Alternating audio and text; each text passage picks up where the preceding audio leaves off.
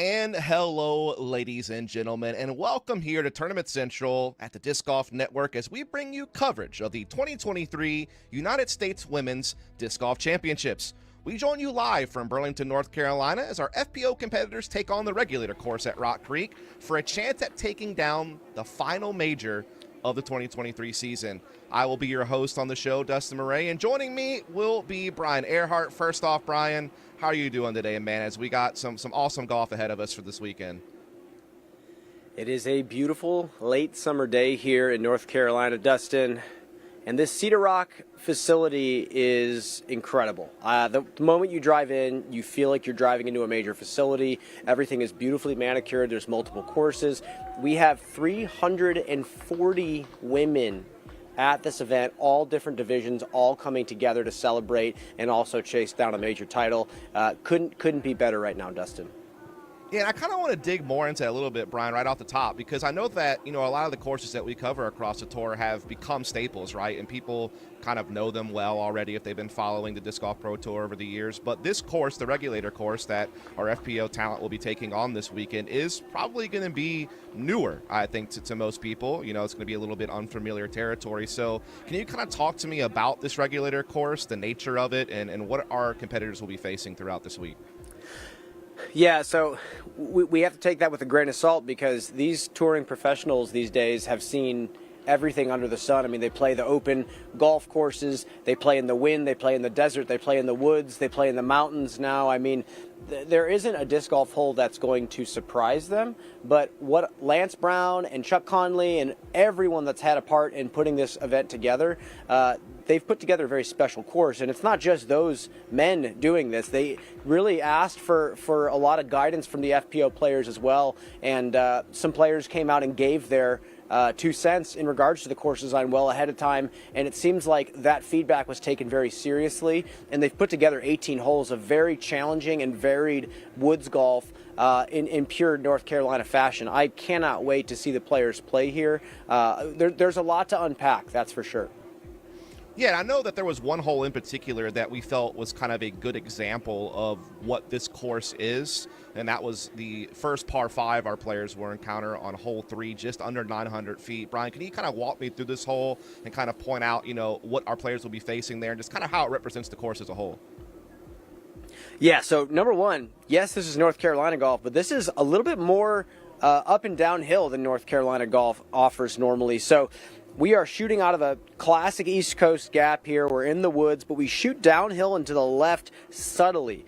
The challenge on this tee shot is depth perception. Yes, you need to get the disc moving left, but you can't throw too stable of a disc or you're going to crash out short left. You're not going to have enough distance down the fairway to get a comfortable birdie. If you push it too far into the tree line, there is a creek running along the entire right side that is out of bounds. So the opening tee shot gives you some options. Do you want to throw that kind of touchy hyzer flip that rides forward as it finishes, or do you go with a forehand that flips late and drags over, giving you a little bit of extra distance? That is the theme of this course. Depth perception is challenged around every corner, and also where there's a nice hyzer flip backhand, there's also the option for dragging that long flex line with a forehand. So players are going to get to play to their own individual styles out here. And even in certain points, there are some specific lines that are forced, which, in my opinion, the balance of a course that says, hey, you have to throw this line, or hey, here are some options to choose what you'd like, is wonderful. I think balance is everything, and this course kind of embodies the word balance.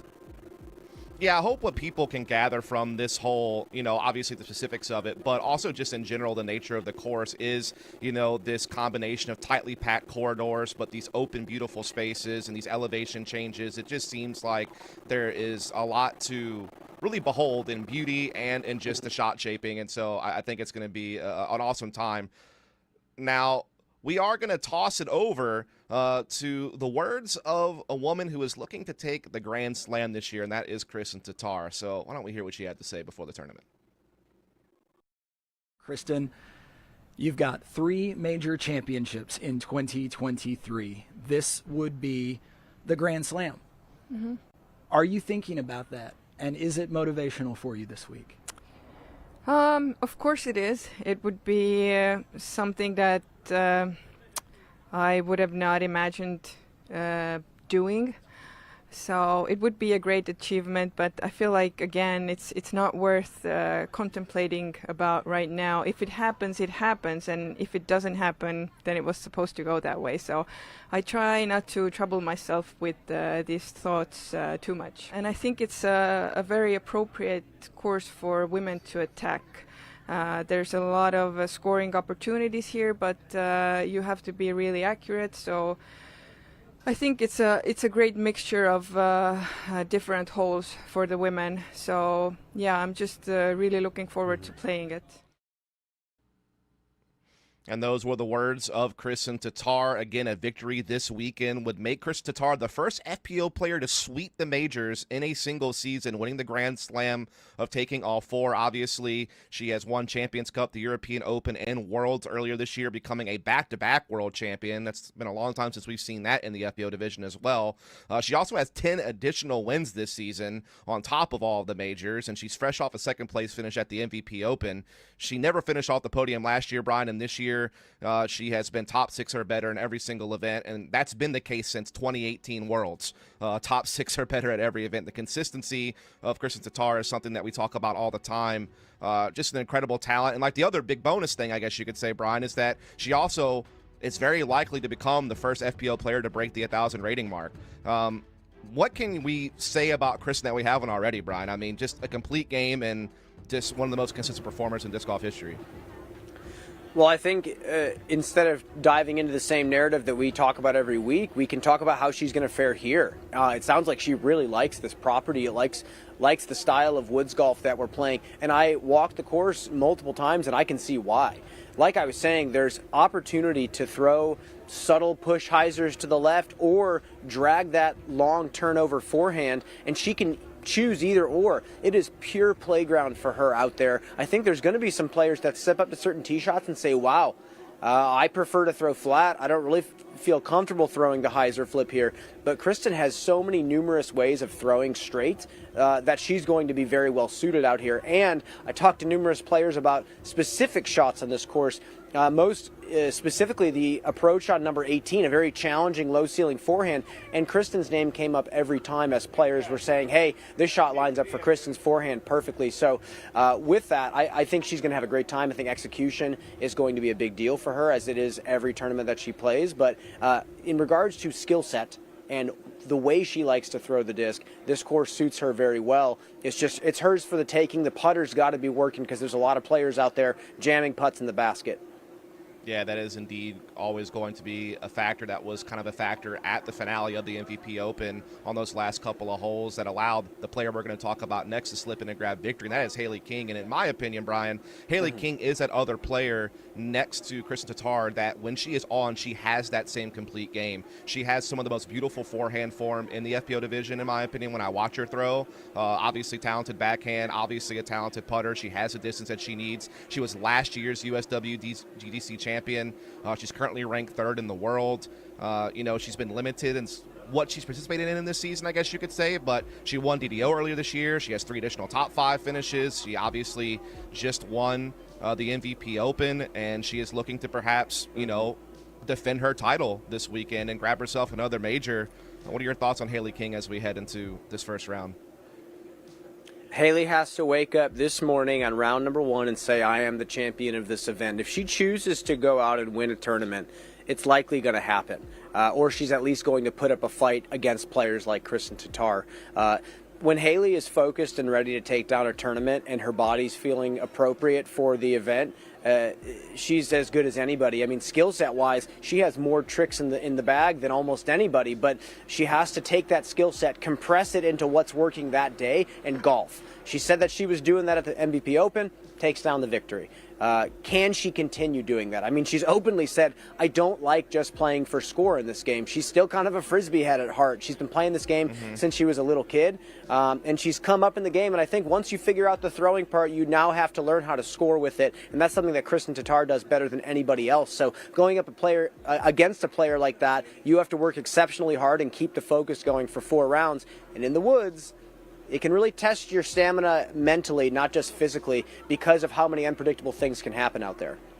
Yeah, I mean, I couldn't agree with you more, Brian. I do think she has the diverse skill set to match Tattar, and it seemed like from the MVP Open, based on the things that she was saying in interviews, that now she is kind of starting to work on the game planning side of the game and making sure that she has the right strategy to keep herself out of trouble. And, you know, maybe it's quote-unquote boring golf, but it's the golf that gets you the W, and that's what matters most at the end of the day, and it helped her get that win at the MVP Open, and I can't wait to see her play. Now, another player that I can't wait to see to play is Owens Scoggins, and that's because she has obviously been phenomenal this year. She's ranked second in the world. She got her first win on the Pro Tour at the Mid-America Open. Then, shortly after that, she secured her first elite win at D-Glow, but then injury took her out of Worlds, and I think a lot of us started to get concerned, you know, about her. She was very, you know, visually shaken. She had to pull out of the tournament, something that she's never really had to do before in her career. But the bounce back that she has had since then has been phenomenal. You know, she's been able to bounce back. She's come first or second in her last 5 events in a row outside of Worlds where she pulled out. That includes the MVP Open recently, so she seems to at least be somewhat back in shape. And we were able to catch up with her before the tournament to see what she had to say. Oh man, you know, especially near the end of the year is more, the more mental build up, the more your body just so tired and saggy, you know, whatever. It's just, you know, I feel like everybody feel the same, just like me, like just tired, you know, just cannot wait for the season to finish. But of course, you just, whatever you're tired, whatever, so much in your mental, you have to keep it together if you want to go through and then play a good tournament. Of course, it's way better than World. But like I said, it's still like a 60% back. I still get pain in my elbow every time I throw. Now, even before, like 3-4 days ago, my sidearm was not, when I throw, it was not that hurt. But now it starts to get more hurt because I use them so much. I just try to be survival. Only one thing I need to, if I want to get better, is it just need to be not play for a month. But unfortunately, it's not the case. You know, just think positive and take a lot of ibuprofen and hope for the best. And that is the words of a warrior who is looking to push through to finish this season. Again, she has 2 wins and 9 additional podium finishes, including at our first major of the year at Champions Cup, a wooded major, just like this one. And, of course, she came second at the MVP Open, despite still dealing with this injury, Brian. I mean, I am so impressed by what Owen has been doing, and I imagine that you share in that. I do.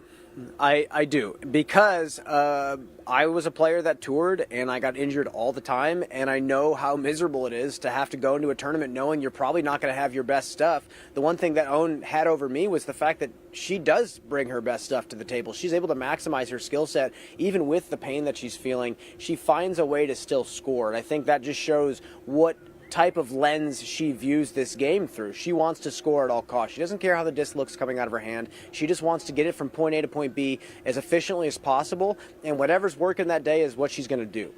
You know, there's rounds that she'll shoot a 1,000-meter round throwing 3 discs, and it's a special thing to be able to do that. And I think for her, hopefully this elbow brace that she's wearing isn't too much of a burden. Hopefully it helps her play with a little bit more confidence. I know it takes a little bit of getting used to, being someone playing with a shoulder brace at one point myself.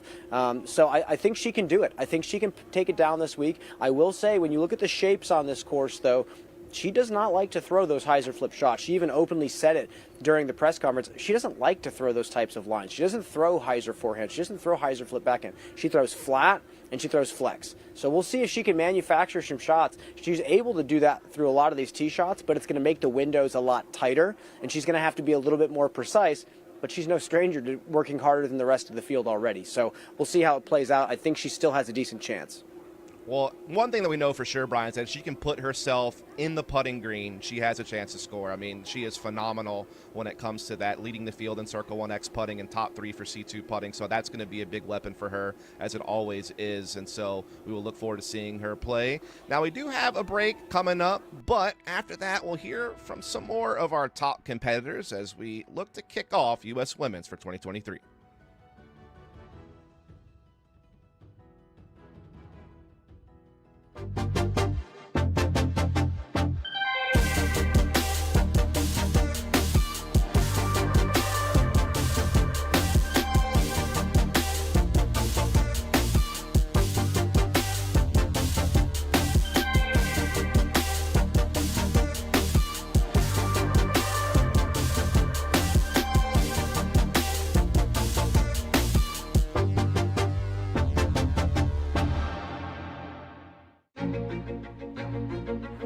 Tattar looking confident early. That is now 8 straight birdies. Kristin has nothing to lose. Tattar from the circle's edge for birdie. The punctuation mark on a dominant week in Emporia. Kristin Tattar, for the first time since 2004, a European champion at the Worlds.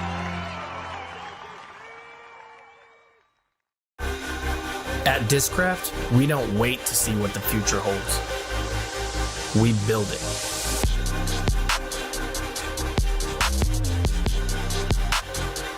The future is in your hands.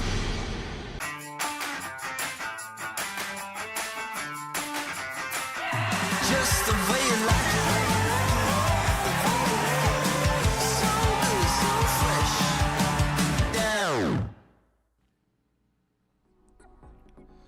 Well, folks, you can watch the United States Women's Disc Golf Championship and more upcoming DGPT events live on the Disc Golf Network. Use code USW DGC Live, all one word, at checkout for 20% off your first month. You can scan the QR code on your screen or hit the link in the description to subscribe today.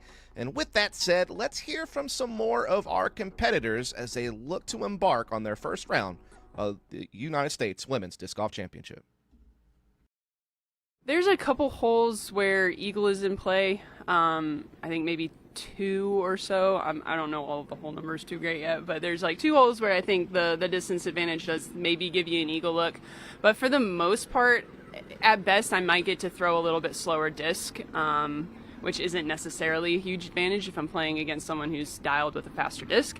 It's more about hitting the landing zones, getting your angles right, hitting your gaps. Last week at MVP, by your own standards, a little bit of a slip-up, finishing 13th. How do you bounce back as a professional from those inevitable weeks where things just aren't working? How do you get ready for the next week anyway? I think I just look at the bigger picture. I had a bad finish, but I still maintained my second place in the Pro Tour standings. So that just speaks to the fact that I'm one of the most consistent players on tour, and one event isn't going to shake me. It's on to the next one. Honestly, I've forgotten about it already. I just feel like I'm an aggressive player, so no matter what, I'd rather go for it than lay up, because MVP, hole 18, I played the safe shot and took an 8. Obviously, it's my bad, my doing. I could have just went aggressive like I normally would do, and I think I would have saved myself a lot of strokes. So in the end, I think I'm going to be very aggressive, and I'm not going to really put a number on how many birdies I should get. I just want to see what I'm capable of getting. If you are a little bit off the fairway, you can get like so big number from there. But if you hit the gaps, then you need to play like 8 under, 10 under. But yeah, I feel like you just need to hit the gaps. Well, Brian, we got to hear from several of our competitors who are currently ranked in the top 10 in the world rankings, and one of them was, of course, Holland Hanley, currently number 6. She has 6 podium finishes this year, including the World Championships, and has 7 additional top 5 finishes and multiple top 10s to go along with it. She has been knocking on the door of a potential victory so many times this season, and we have seen the upward trajectory of her game. What are your thoughts about Holland as we enter the regulator course today? Well, what's interesting about this course is it rewards power in a very unique way. So hole number 13, for example, uphill par 4, she's able to throw 360 to 400 feet uphill, and that gives her a landing on flat ground. She can actually see the basket. If you don't throw that far off the tee, you are throwing a blind approach shot to the basket, and she gets a huge advantage being able to throw power up to the top there and hit those nice landing zones. Also, there's certain par 4s where there's really tight late gaps that look unreasonable when you walk up the fairway to kind of study the hole, but you realize if you do get aggressive off the tee, those gaps are much more manageable, and it feels like if you are not biting off a lot off the tee pads on some of these holes, the gaps are unreasonably tight. So I think it's kind of encouraging the players to get a little aggressive, and I think someone like Holland is going to have a great time. And she said there's even some eagles up there if you can stretch some of these fairways a little bit. So her scoring that she has to get done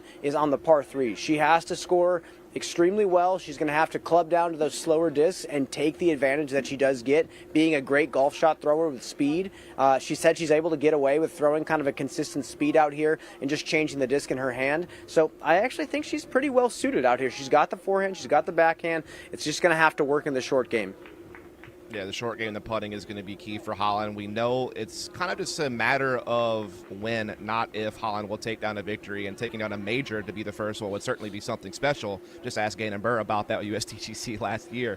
Now, with Missy Gannon coming into this is another very top competitor in the FPO division this year, currently ranked 4th in the world rankings. She obviously is now a back-to-back Ledgestone champion, and she has 7 additional podium finishes this season, including at the European Open and Worlds. So we know that she can bring the game to the majors. She has been in the top 5 or better in her last 8 events in a row before the MVP Open, and has only placed outside the top 10 3 times this season, Brian. I mean, she has been incredibly consistent and is looking sharper than ever.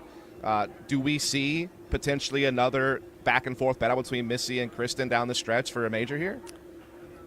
Totally. Absolutely out here. Again, I think certain woods courses suit certain players better than others, and that's just the nature of how these courses play. But the thing that I have to say is Missy has added so many different shots to her backhand and so many different discs to shape to where she's well suited on almost any wooded track now. She's not just throwing the mini flexes with the thrashers anymore. She's going to do that as much as she can. That's her bread and butter shot. But now she has some automatic shots with a few different discs now on a few different types of angles. So I'm very interested to see how she scores out here. She doesn't have the forehand, and there are some pretty tough left to right shots off the tee. So we'll just have to see what she pulls out there. But I've watched her play recently, and it's gotten pretty entertaining. She's gotten even more technical than she was before. Yeah, absolutely. I mean, we've seen her turnover game really improve, and she did mention in the press conference that she might go to a couple of forehands, and it'll be interesting to see how that plays out throughout the course of the tournament. As again, that's something that she has been working on. Now, another player that we need to focus on is going to be Valerie Mandujano, currently ranked number 11 in the world rankings. She obviously made waves last year, Brian, when she won Waco, the Portland Open, and the Beaver State Fling, and she was also runners-up in last year's U.S. Women's Disc Golf Championship. She had, of course, a late start to this season due to injury, but she's quickly become, a consistent top 10 finisher throughout the summer stretch. She obviously won Idlewild back in August, and she's continued to float around the top 10 ever since. She finished 8th in last weekend's MVP Open. What are your expectations for Valerie Mandujano as we, look to kick off this first round? Well, let's take a look at the tournaments that she's won. She's very good in the trees. I mean, she wins at Waco, she wins at Idlewild, and then she wins on some of the more hybrid courses like Milo McIver, which gives you some of those more start out in the open, go into a wooded section style par 4s and vice versa. All of that is found here at Cedar Rock Park. So Val is very much home here. She likes this course. She says there's some late trees that are a little, she doesn't call them unfair. She said that she's going to have to be very mindful of them. And I think really, like I was saying earlier, she might just have to get a little bit more aggressive off the tee, stretch a bit more distance, and make those gaps a little bit more reasonable on some of those par 4s. I think she's extremely well suited this week. I think if she can just hit some longer putts and keep the putter hot, it's going to be a very tight battle with her and all the rest of the players that are gunning for this title. Yeah, another one of those top 10 players gunning for the titles, of course, Henna Blomroos. She was our Worlds runner-up last year and recently took 4th at Worlds this year. She's, had several other top 5 and top 10 finishes throughout the season. This includes Champions Cup, a major out in the woods. This includes the European Open and the MVP Open, some very high-level tournaments that she's been able to place very well at. I hate to kind of bring up the same old story, but she is one of the best throwers of the disc. It's just going to come down to the putting green, it feels like, a lot of the time. What is your take on Blomroos as someone who has proven in the past that she can be right up there on the podium?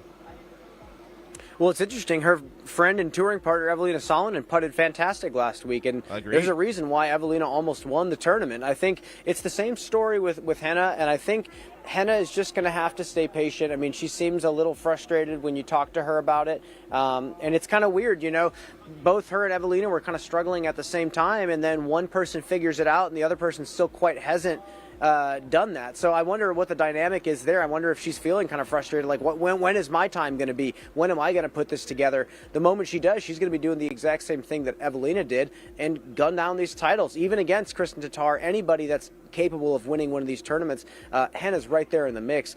the thing with Henna is she throws the hyzer extremely well. She throws mids extremely well. She's going to be able to club down to something very comfortable on this course and just kind of ease into those bread and butter hyzer flips that she's so well known for. She's not going to probably have to throw a distance driver maybe one or two times out here. So it's going to be a very solid week for her, at least in theory. She's going to have to show up and execute. And like you said, on the putting green, if she can just clean it up by 10 or 20%, it's going to be very, very solid chances for her.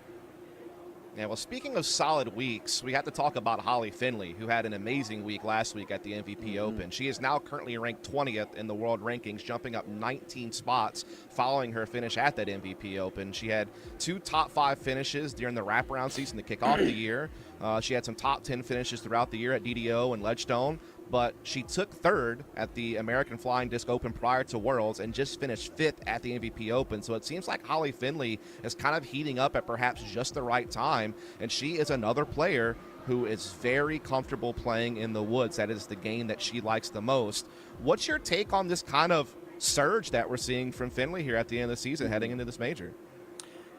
You talk to her and you kind of just tell that she's on a mission right now. She caught that second win that some players get during the late stretch of the season. Some are so burnt out they want to go home, and they wanted to go home 3 weeks ago. Some players kind of hit a stretch where they're like, wow, I'm here to stay. My opportunity to keep going with this as a career path and maybe even go farther than I ever thought is right in front of me, and Holly's doing that right now.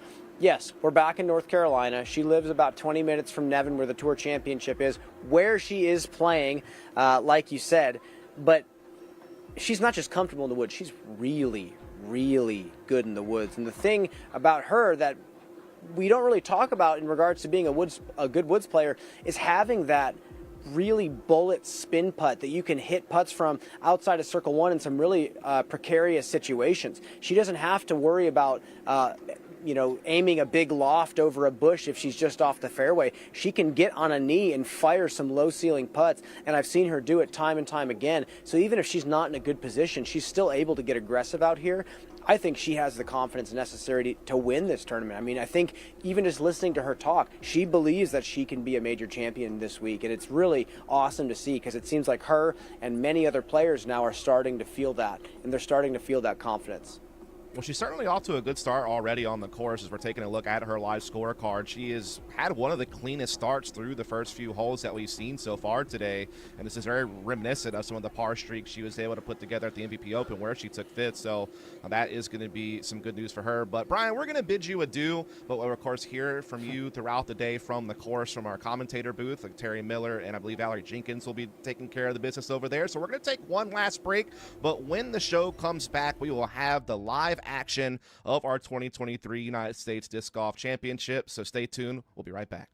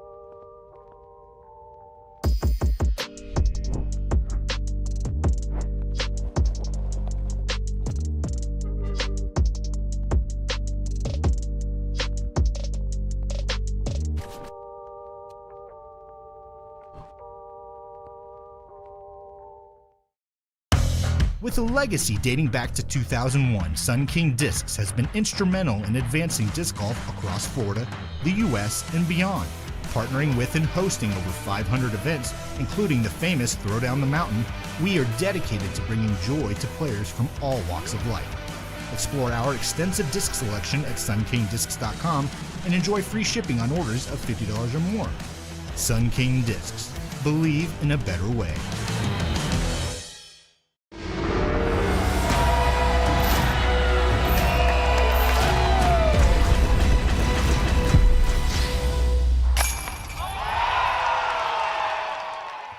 not my goal to like break records. Kristin Tattar, your 2023 Champions Cup winner. It's just my passion to be out here, play well. Kristin Tattar wins 3 in a row, a 16-shot victory. We are all witnesses. Tattar, 2-time. Doesn't matter what it is, follow your heart and just be fearless and brave, and amazing things will happen. Tattar calling it one of the greatest tournaments she's ever played. It's certainly hard to argue with that. It would be a great achievement, but I feel like, again, it's not worth contemplating about right now. If it happens, it happens.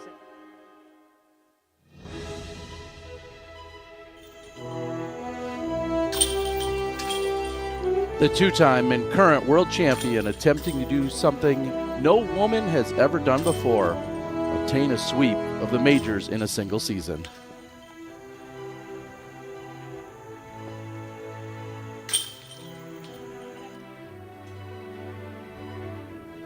We're at the Regulator, the brand new course in Burlington, North Carolina for the 2023 United States Women's Disc Golf Championships.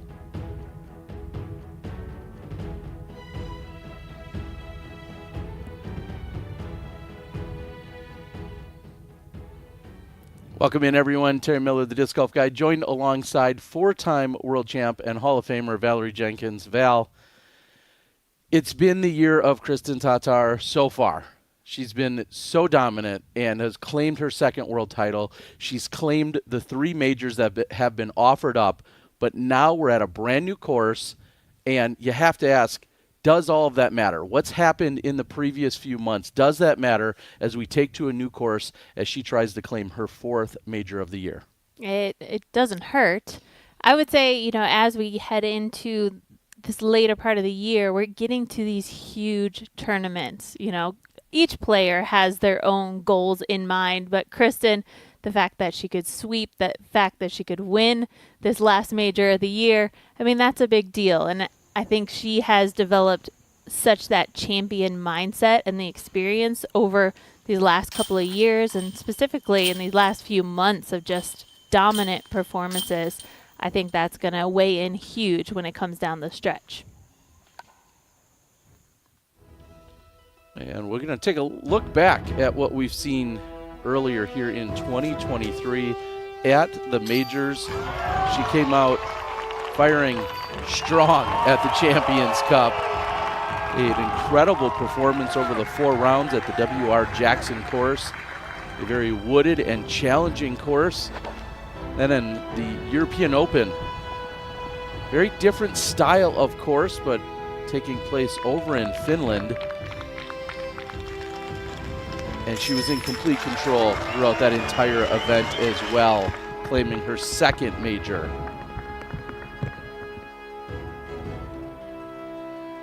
And then just a few weeks ago at the World Championships, trying to defend the title she picked up in 2022, and she would do just that at Smuggler's Notch. Kristin, a 2-time world champion. And as we take a look at various seasons that we've seen since 2003 for Elite Series and Majors, so many of our top, and in fact, some would argue our GOATs of the disc golf history and careers that we've seen out of the likes of Pierce, yourself. Let's start with Pierce in the most wins in 2017. Had 13 wins in the Elite Series or Majors. Kristin this year with 8. Dominant. Val, right there, 83% win rate in 2008, also including a world championship in that year. Largest margin on average, 11.5 strokes by the 3-time world champ, Des Redding, back in 2005. Highest rated, which I know is a big topic of conversation at the moment, but Paige Pierce in 2020 averaged 995.2 during her Elite Series and Majors. And then last year, Kristin, in 2022, more than $103,000. She's currently just shy of $80,000. But like you said, We have a ton of big tournaments coming up. This weekend's paycheck, along with the Throw Pink and, of course, the Tour Championship, likely will break her own record that she set just a year ago.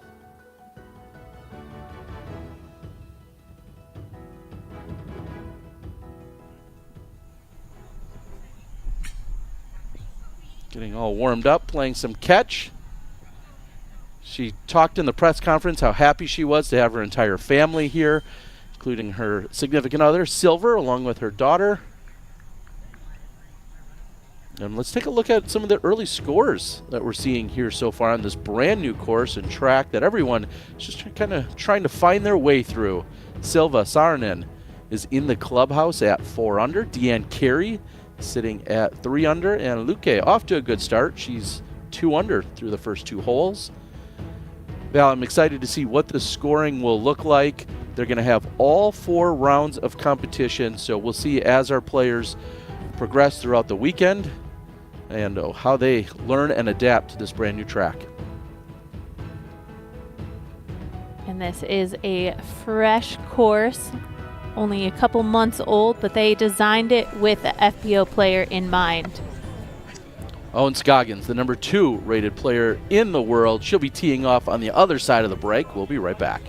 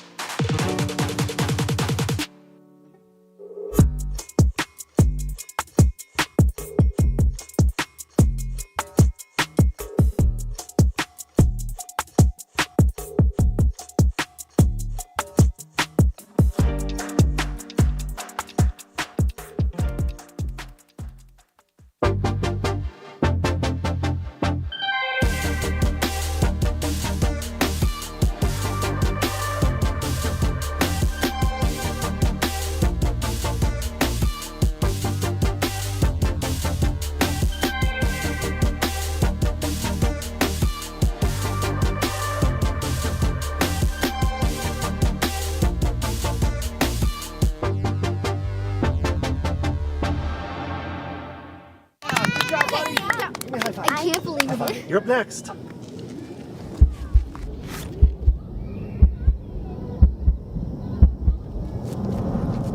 Stay turning. Uh-oh. Oh, no. Wow. Alan, inbounds. That's exactly. Unbelievable.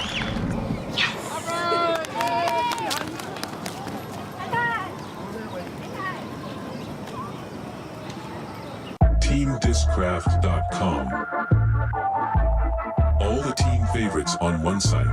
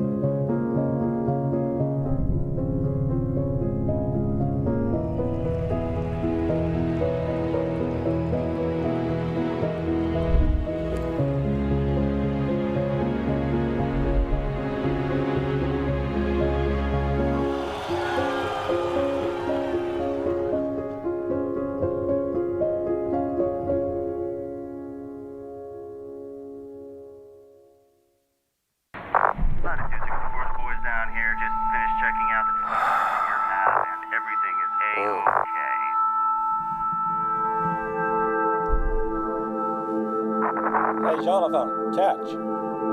Huh?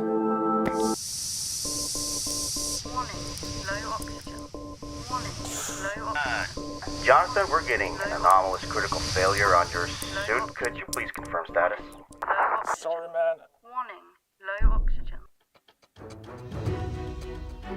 Welcome back as we take a look at Owens Scoggins, who's had an incredible year, including getting her first ever Elite Series victory at the Great Lakes Open. And Owen came out to this course, as an underdog, I would say. She doesn't have the biggest distance, but she was able to strategically attack the course and take down a first big FPO victory, and of course, filling the pitcher up. Yeah, if you can't celebrate with a beverage from your trophy, then I'm not sure it's the right trophy. It's nice work there for Owens Scoggins. Never short of having a good time, that's for sure. And the number 2 player in the world, according to our UDisc World Rankings, is also perfect when playing in age-protected majors this year. And here she is in the FPO division trying to go after yet another major title.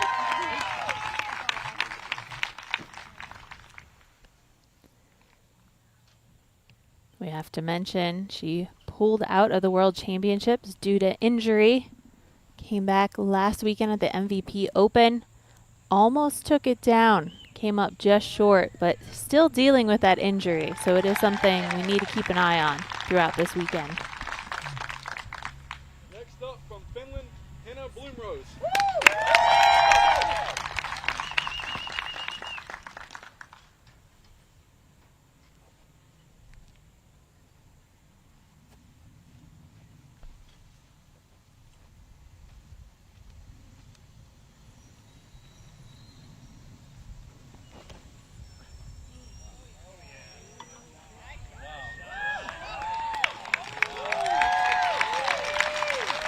Low line drive coming from Henna.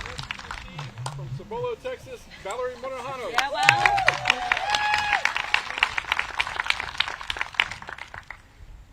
Speaking of injuries, it's great to have Valerie Mandujano back on the scene. Of course, took down the Idlewild Open. But she is likely going to have to pitch out from there.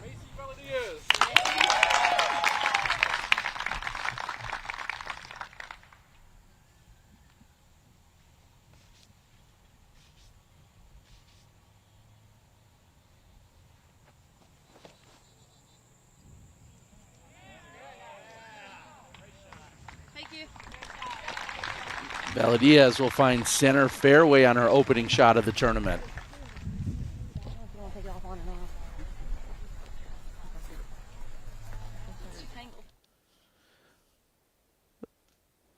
The third leg of our broadcast booth is Brian Earhart. He's out on the ground all weekend long, and he's with the PDGA's own Rebecca Duffy. Let's hear from him now.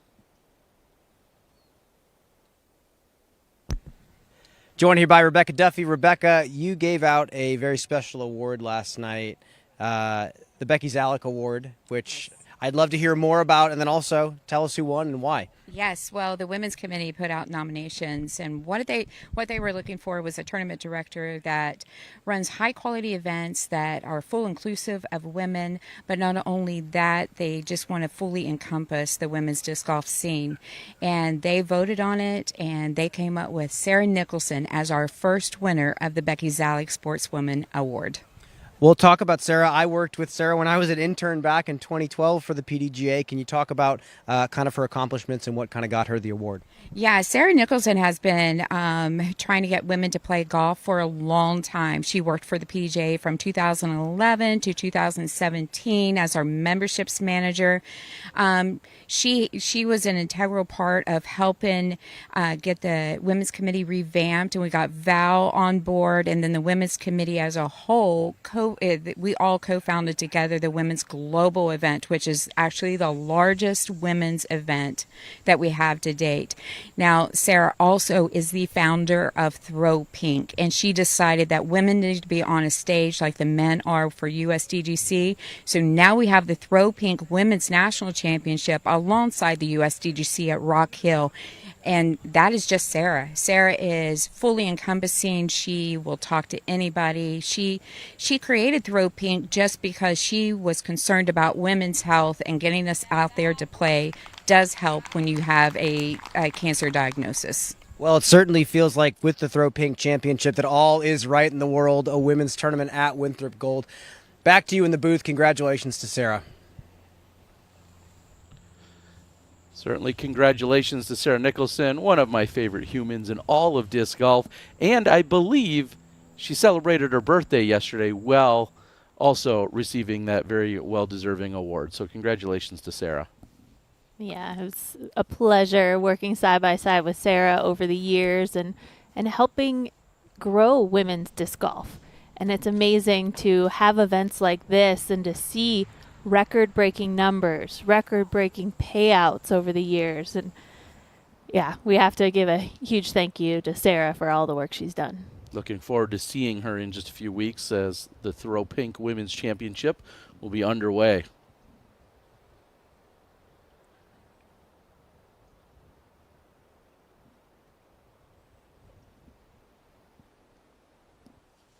So this course starts out with a par 4, 559 feet, wide open with the drives, but then it narrows into the woods toward the basket.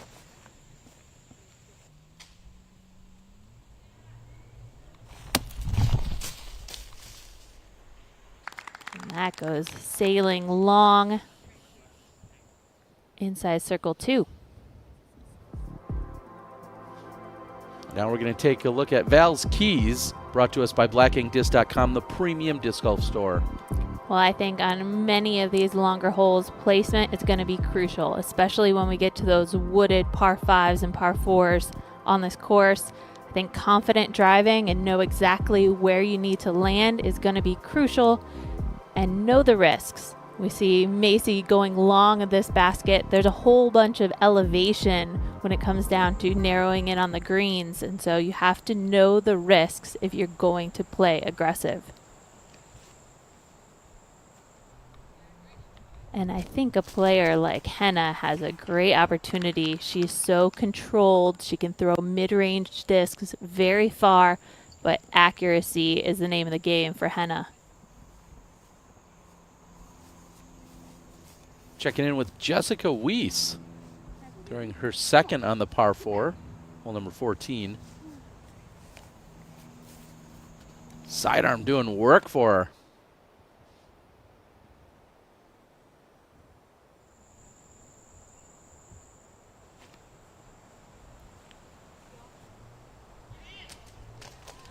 Looks like great pacing for Mandujano.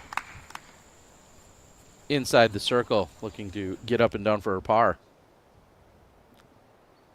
And I'm thinking how smart, the play was from Valerie, being off the fairway, laying up to the perfect landing zone, and just kind of surrendering to what the hole laid out for her after that drive. And it's going to be my first looks on this course this year, and it really reminds me of so many courses we see out on tour. You can see Charlotte, those tight wooded shots.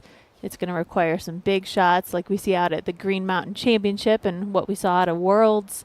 So really, I think this suits well for an end of the season tournament when these players have developed all these different skill sets throughout the year. As we saw Silva Sarnen, our early leader, sitting at 4 under. She birdied 4 of the last 5 holes. As you kind of take a look at the U-Disc overview and see that the back 9 appears to play a little easier than the front currently. We'll see how that shakes out for our final 2 feature cards. Just wishing everybody good luck, good skill, have fun out there all week. Our starter, Jacob will hit a starter right on time. Before that happens, we're going to listen to Logan, who's going to tell us a little bit about the U-Disc procedures. Logan? Appreciate it. Hey guys, I'm Logan. I'll be handling U-Disc for you guys this afternoon. Bill Newman, our PDGA Marshal, giving a final few instructions to our last feature card of the day. They'll be teeing off shortly. Now we're with Missy.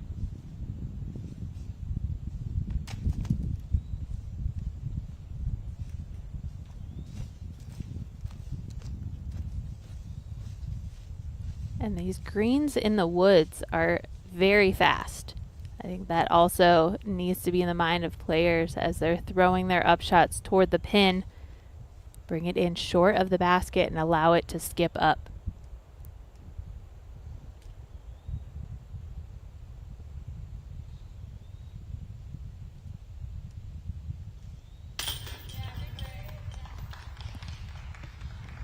Just squeaking it in left side for Henna.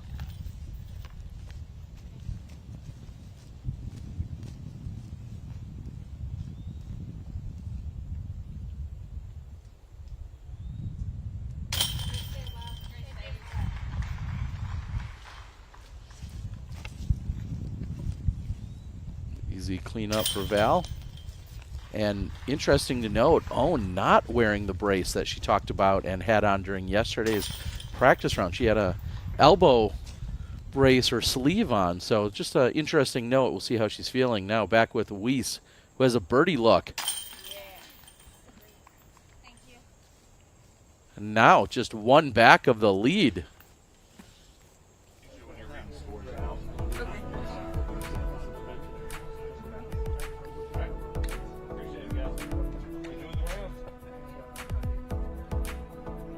After the break, Kristin Tattar tees off.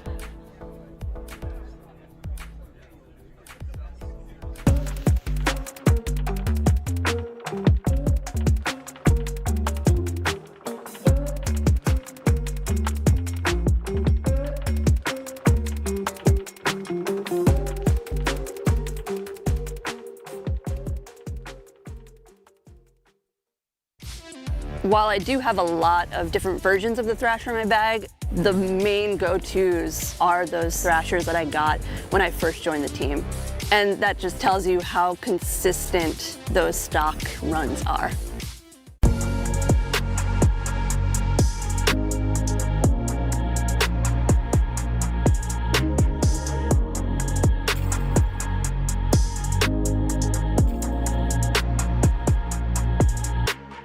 PDGA Event Support Helpline. Hey, I was wondering if I could add some rules to my tournament to make it a little unique. Sure. You just need a waiver from the Director of Event Support.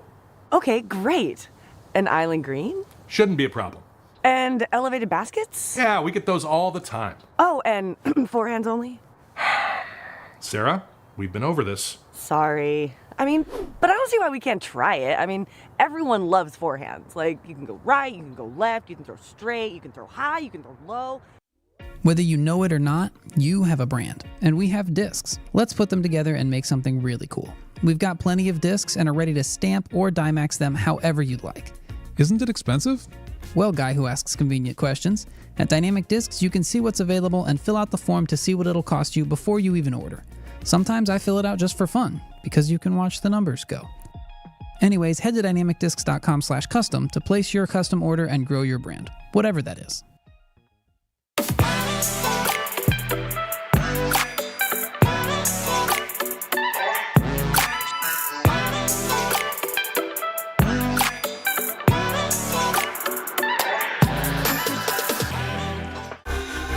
At Discraft, we don't wait to see what the future holds. We build it.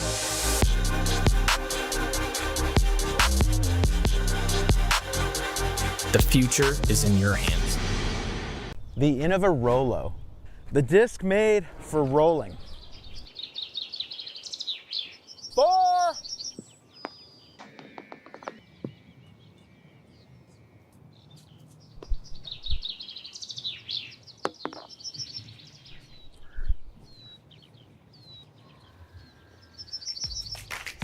The Rolo, making rollers fun.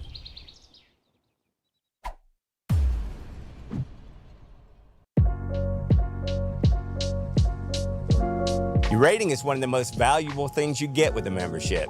This gives you accurate numbers to track how well you've been doing and your overall improvement in the game. You also get a member number when you register with the PDGA. Your PDGA number is a stamp for when you got involved in the sport. It's a badge of pride for players and a part of your disc golf identity. Get your number today. Visit pdga.com/join.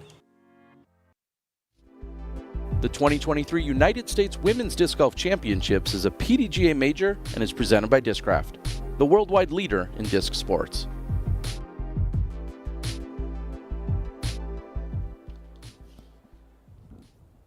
Welcome back. We have Emily Beach on the tee of 15.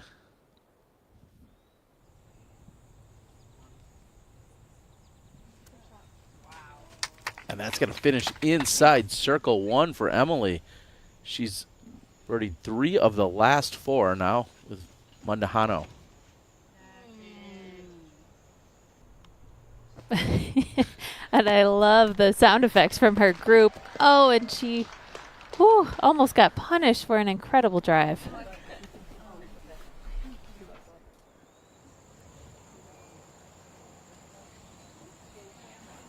Welcome everybody to the United States Women's Disc Golf Championship presented by Discraft. This is your lead card. First up, your 2019 champion from Estonia, Kristin Tattar.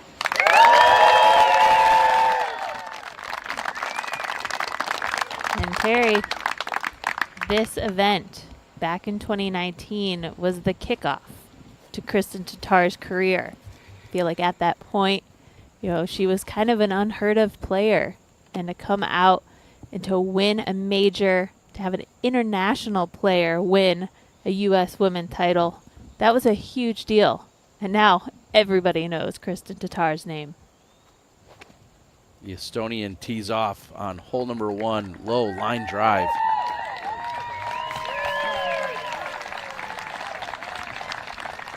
And nearly perfect for Kristin to get started.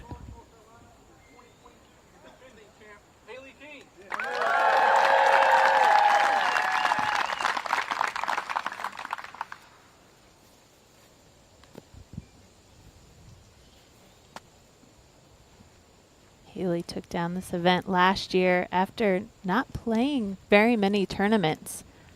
Now her game looks the best it ever has. And of course, our champion from last weekend at the MVP Open. And an even bigger bomb coming from our reigning champ, Haley King.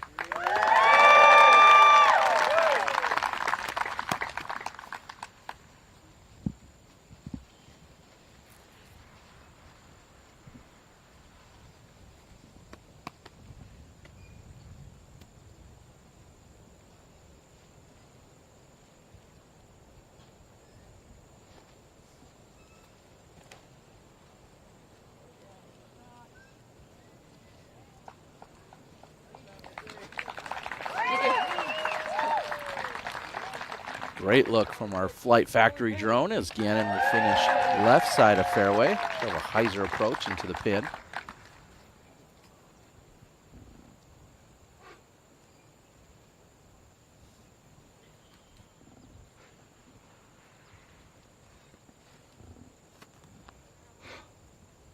Powerful and technical player, Holland Hanley.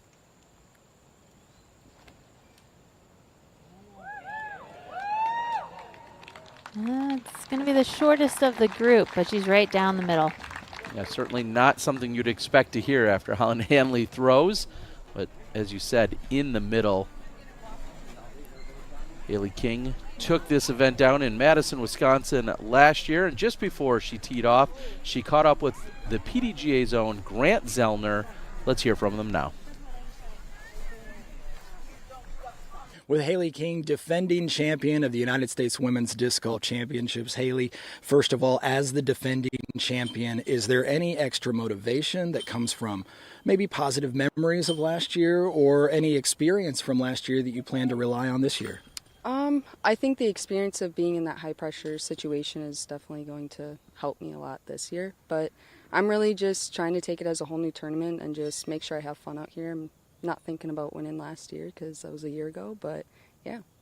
Take us behind the curtain for those of us that may never get the experience of being a high-level professional athlete. What did you do starting from your wake-up call this morning to prepare for this first day's action? Well, woke up nice and early. We got some smoothies, and then my stepmom cooked me breakfast, so that was pretty nice. It was like being back at home again. And then just kind of chilled out, make sure I was loose, and yeah. You're here so many minutes before your tee-off time. What will your routine be once you're done talking to me and get out here on the practice? What routine do you like to go through to prepare yourself? I'm going to stretch out some more, and then I will putt a few shots, throw in the net, putt a few shots, throw in the net, and then I'll be good to go. Do you choose to throw in the net instead of throwing out in open space for a reason, or is it just the convenience of not having to walk and pick up your disc? I really don't need to walk and go get my disc. Are there any things about the course today that you're looking forward to in particular where you think you may have, say, an advantage over some of your competitors? I think having a good forehand is a huge advantage out here. So I'm just excited to get out there, get in some pinch spots, and see what I can do from there. Feeling healthy, physical, and mentally ready to go? Mentally, yes. Physically, still a little sore, but we're just going to keep trucking. It's that time of year. Everybody trucking, everybody vying for this chance at a PDGA Major Championship. Haley King, defending champion. Best of luck this year. Thank you. Haley King ready to go. And I'm starting to wonder, though, does Haley have some special pull? Last year we were in her home state of what was then her home state, essentially, where she grew up in Wisconsin. And now this year we're in North Carolina. Is the USWDGC just going to follow Haley King around? It seems to be working in her favor so far. She's 1 for 1. That is some next level strategizing, is to always be ahead of where the USWDGC is going to be the next year. I like it. It was interesting to hear how Haley said a sidearm or forehand is going to be really crucial out here to manipulate these shots. And we've seen the skill set of all of our top players, backhand, forehands, relying on all skills to get you through a course. Not the best upshot from Kristin. And now we're joining Hannah Wynn, who has a birdie look on 15, just at circle's edge. Count it. You just know when you release a putt like that, it was right on the perfect path. Had some early struggles, but trying to clean it up in the back. Looks to be a routine approach here for King. Yeah, this sure simplifies this shot into the woods.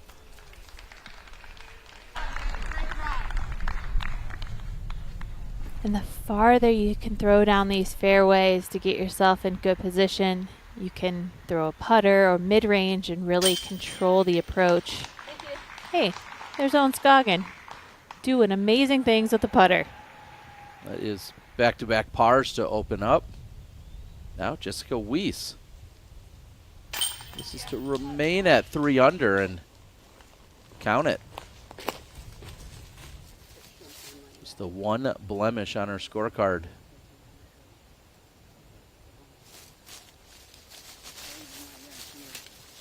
Yesterday in the press conference, Holland talked about getting off to a better start overall for her tournament. She feels as if she's kind of had a slow start to some events and then ramps up as the tournament goes on. And so she said it will be key for her to get off to a much better start, especially over a 4-round event this weekend.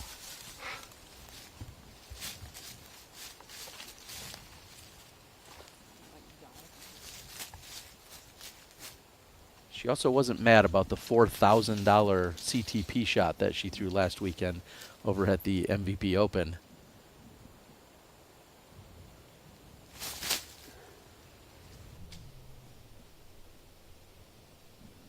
And that's considerably short and somewhat obstructed yet for Hanley.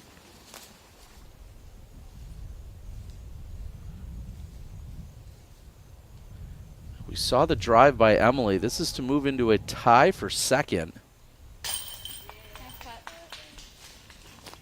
And Emily Beach doing work, picking up 5 in the last 7 holes. Henna on hole number 3.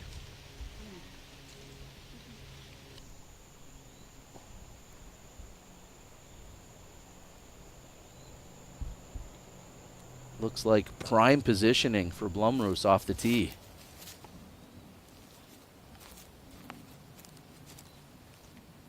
I was so surprised to see how soft the upshot came out of Holland's hand. And now look at the putt she has left. These trees are directly in the flight, sloping away from the basket.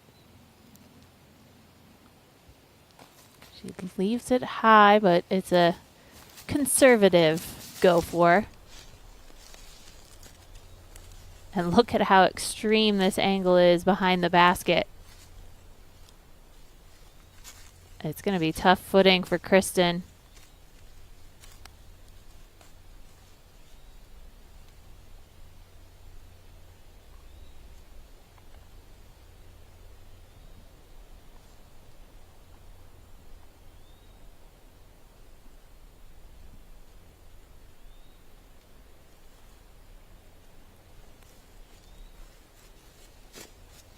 And Kristin will start her USWDGC run with a par here on hole number 1.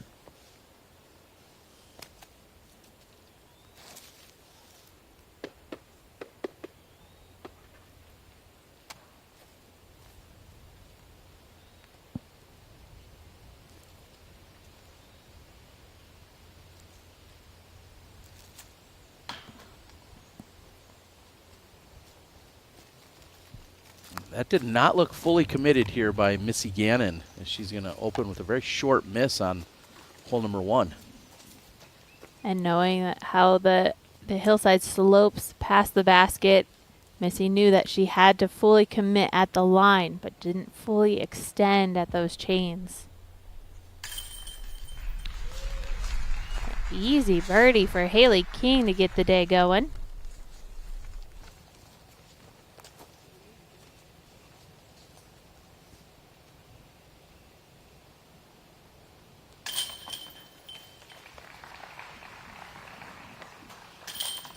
Hanley in for bogey as Gannon and Kristin will both pick up pars. Immediately seeing some separation on the very first hole of the tournament.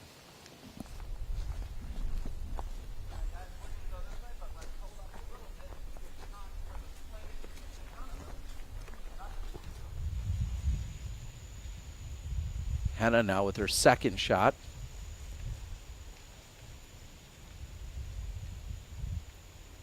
So starts off with a hyzer approach. Henna threw it perfectly. Now at the end of this flight, it needs to continue to bend to the right. So far, so good.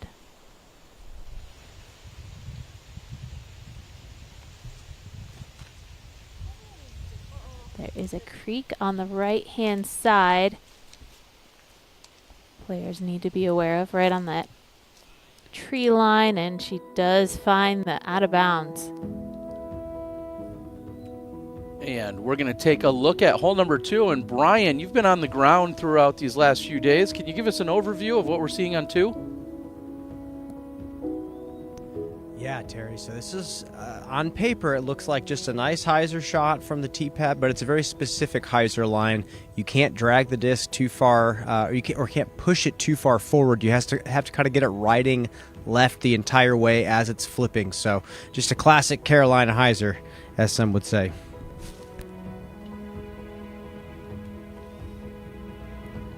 And if you're used to playing disc golf in North Carolina, this might seem like a wide open fairway. And Haley King knows how to throw these lines. Oh, and just that very last tree, that was looking right on track.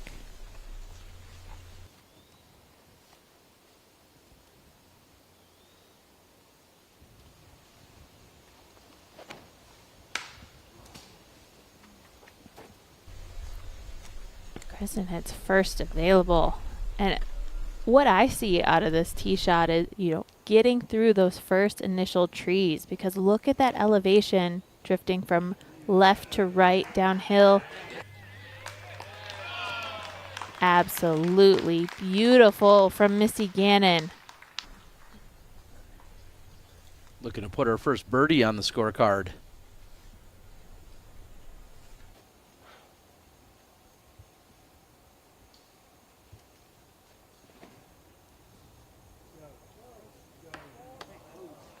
And That tree is a magnet. That's the one to miss once you hit that first initial gap. If you can get just to the left of that large tree, you're going to be inside the circle.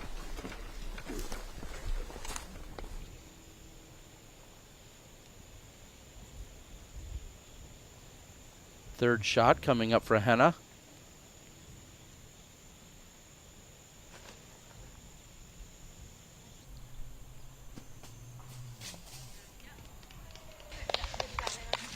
Short range, still some obstruction, but a look for birdie coming up for Henna.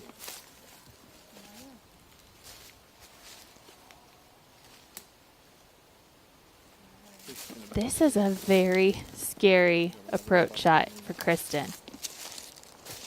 It is so guarded on this left-hand side. She's going to try and get back to fly through the fairway. She needs this to continue to the left so it doesn't drift down the hill to the right.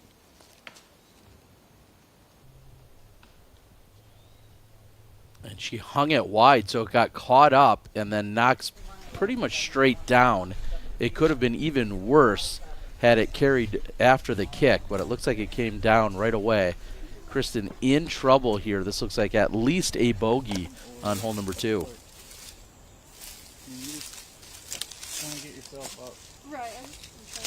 150 would be great. And this is Emily Beach. About to go ambidextrous. She's now going to the right hand. Every previous shot you've seen was left-handed so far today. She's in trouble, though. This is her 4th on 16. And looks like that birdie streak will definitely come to an end. Now Kristin trying to somehow get near the pin and get out of here with just a bogey. And that's short as well.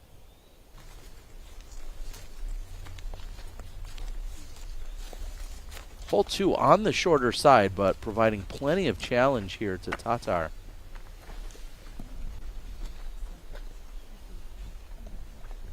Proving how important the tee shots can be on these wooded holes. And Missy Gannon just waiting until she can tap in that shorter birdie putt.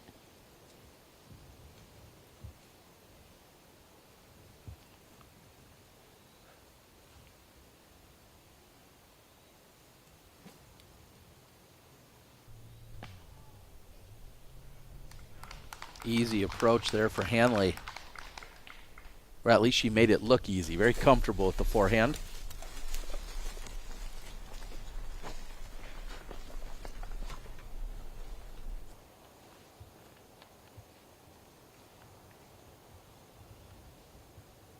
King from about 85 feet.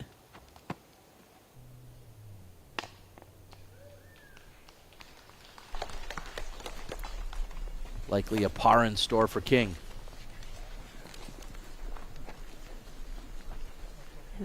Thinking back on last weekend at the MVP Open, and that Haley took it down because of upshots like that. I feel like she was out of position so many times, forcing herself to lay up, and she scored very well because of it. Didn't play as aggressive as we've seen. So either the players have good memories from last weekend, or the nightmare of last weekend can come back and haunt you. This course is very similar with the elevation and the rollaways that can happen.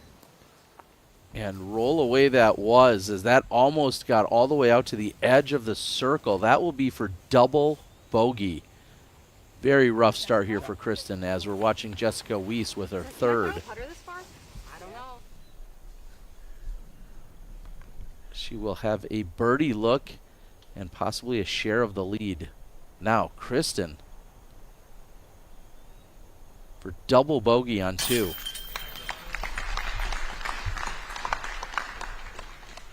And a very rough start. Really just tough positioning, all because of that short drive. Missy Gannon. Another chance at birdie. Cashes that one. Good adjustment there, and those are the putts you want to hit to start off your round to keep the momentum going. Hole 2 plays as the 5th easiest hole on the course. So to watch Kristin take the double bogey, she's certainly giving up strokes to many of the players out there. Saw 16 or 17% of the field picking up birdies and 66% of the field taking pars. So Kristin digging herself a hole there. Here's Scoggins, and that is her bogey putt. And it eventually finds the ground. Scoggins looking at adding a bogey during the par 5. Here's Emily Beach. This is for double bogey. Wow. On the elevated basket from distance. What a save. We saw the approach by Henna. This is her look for birdie. And from 2 knees, no problem for Henna. 2 down through the first 3.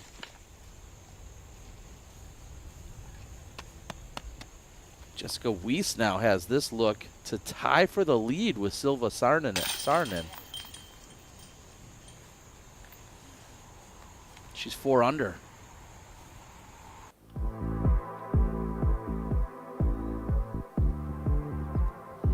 Silva is in the clubhouse with that 4 under. Jessica, few holes left to play.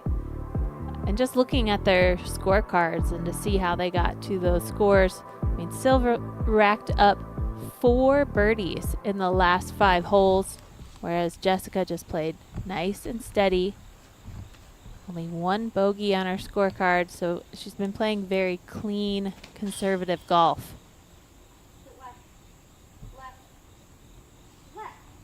Does it miss all the trees? No, it connects with the biggest one in the fairway there, but that will be a putt to take the outright lead for Weiss. Also saw Luque Lorenzen up there. She has had the hottest start of all competitors through the first 6 holes. She's sitting 3 under, bogey free.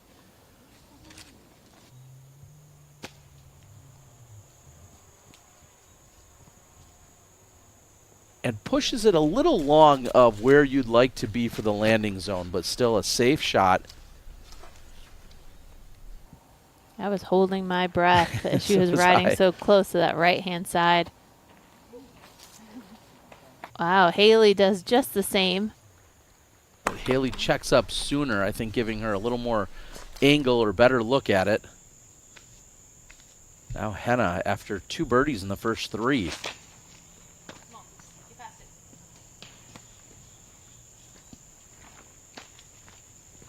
And off the mark, kicking to the left side of fairway. Hanley does pull this one too far right. Gets a great second kick that almost keeps her in the fairway.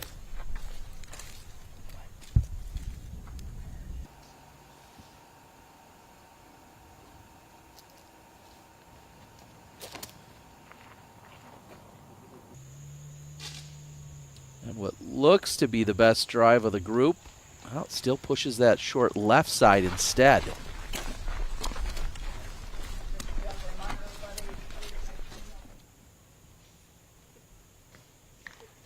Henna's second.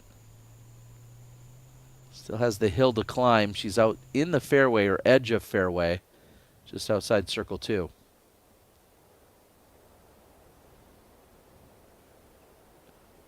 Brian, talk to us a little bit about what we're seeing here in North Carolina in terms of the weather on opening day.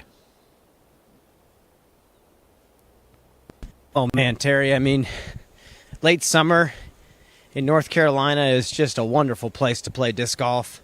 Humidity is down. It's right around room temperature, high 60s, low 70s. And obviously in this part of the country, in this part of nice change pace from what they saw last week at Maple Hill.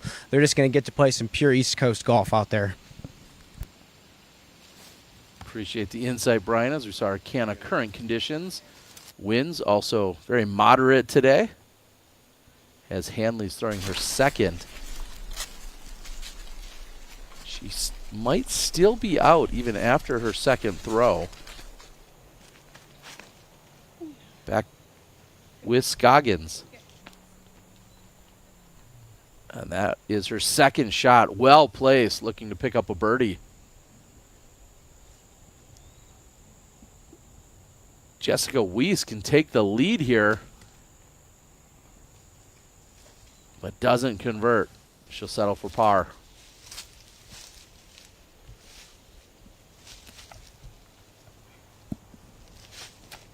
Henna's going to need to get flexible on this one. The tree was right in her arm swing. This is challenging, knowing that she's going down to the ground but having to throw uphill. She needs to make sure she releases it with the appropriate height.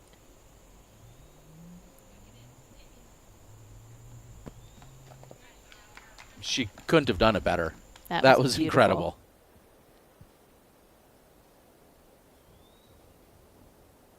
So this will be fun to see how each of the players attack the next shot. Again, we have the creek on the right-hand side. So you can't get too greedy around the corner. Haley plays this nice and wide. And really, that's all you need. You need to get to the corner. If you get around the corner, it's a bonus. But you're going to be able to still play this hole from birdie with those first two shots in the fairway. Henna Wynn on 17th green. And getting the putter going here. She's closing out her round. That'll bring her back to 2 over. Now that is some determination. It looked like a very rough start. But she kept her mind in it, and now she's picking up some birdies to help erase those previous bogeys.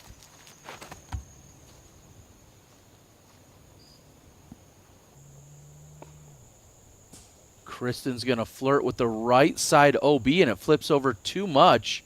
And she's going to get the red flag. Tattar out of bounds on her second shot. That spotter has been using that red flag so much it looked like it broke. But I'm shocked to see Kristin go with the backhand and to leave it so far on the right-hand side. This is the safe play here for Holland. See the little head nod. She wants that to skip up and to the right, and that she still will have a swing in there. It looks like she has some room, but Holland left side fairway. And hole number 3 is playing as the 4th most difficult, averaging 5.63. And this just gets up, turns over, and continues to ride. Almost saved by a stake there, but that's going to be out of bounds for Kristin. And her release point needed to be another 50 feet to the left with that type of shot.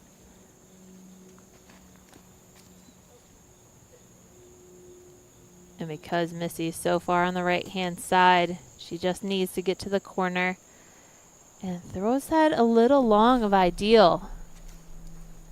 She's going to have low ceiling and possibly an obstructed throw to the basket. And as we get closer to the basket here, that creek gets so close to the green, it creeps inside the circle on the right-hand side. So controlling the distance and the power is going to be crucial. And for a little bit more of a course close-up, we thank our friends at UDisc, seeing the Regulator at Rock Creek in Burlington, North Carolina. Officially opened just last month. One of 3 courses that you can find out here at this park. Receives a 4.8 in terms of shot variety and design. Playing a par 69, 8,750 feet. The longest USW DGC layout of UDisc Live era, so since 2016. And what to watch? Well, we're on hole 3. First of 3 par 5s out here on the course. As we said, already averaging 5.63. Go out to your favorite app store and download UDisc, the app for disc golfers. And I know it was a huge topic of conversation, maybe in the last few years, of these shorter courses being used for the Women's Disc Golf Championship. And now we get out to a course with a handful of par 5s, so many par 4s in the woods. This truly tests an FPO player's strategic game. This is the game of golf where you see them laying up to perfect positioning, you know, going for big, risky shots. I think it's really fun to highlight the skill set of these amazing players. And they've done a great job for the course being so brand new.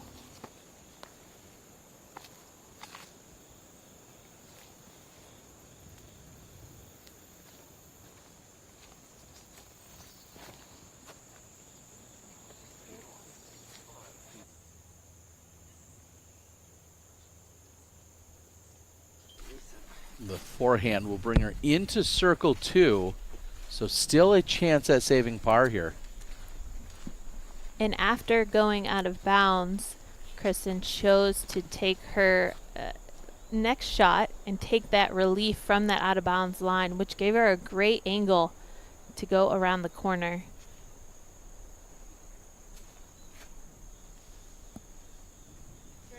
It's an important thing to know the rules. It could really play to your advantage.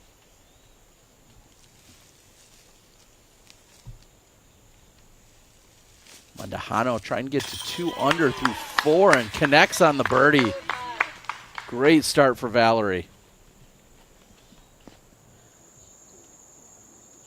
And Valerie said something very similar to what Holland Hanley said in the presser. She also said, I feel like I've kind of gotten off to a few slow starts and then picked it up as the season has rolled on, or as a tournament has rolled on. And she just needs to get off to a better, hotter start at some of her events. And so far, 2 under through 4, looking great here in round 1.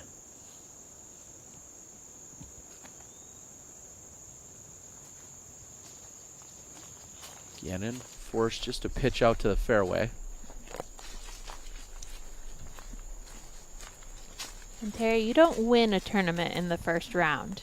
And these longer events, these 4-round events, you need to make sure you're still in the conversation when it comes down to that final day. Playing steady golf, that consistent golf, that will get you right where you need to be. And hopefully you can pop off one of those hot rounds to keep you into the lead. But it's the errors that can pile up in the beginning of your tournament and really sour the taste in your mouth when it comes down to the last day.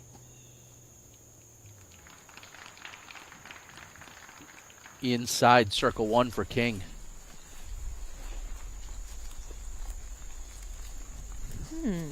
Haley mentioned she was sore. Now I'm seeing her holding her arm and, of course, having that arm brace on. She's dealing with something.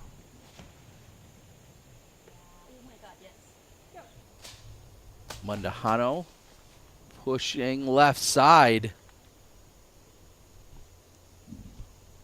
She'll have a birdie look to the elevated pin. Back with Weiss. She is co-leader at the moment, heading into her final hole of the opening round.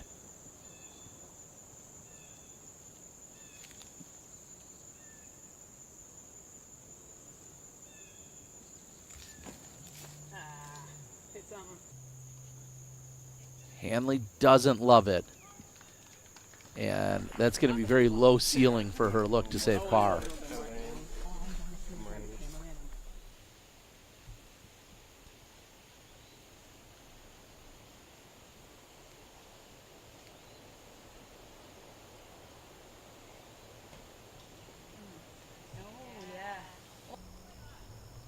Henna tracking right toward the basket. Near bullseye hit for Henna.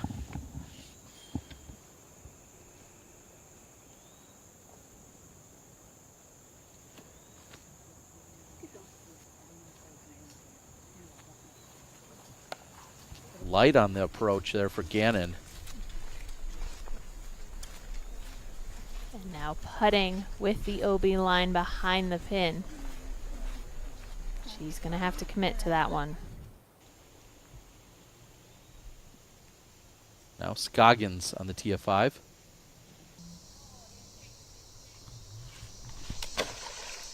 Oh, and just deep as it goes past the basket. Almost an ace run, but that's what ace runs can get you. Elevated pin, OB directly behind. She'll have a shorter putt for par. Weiss is second on hole 18, and she's trying to close out again. Co-leader, and Kristin with low ceiling is going to pitch up next to the pin and will be adding a bogey to her scorecard.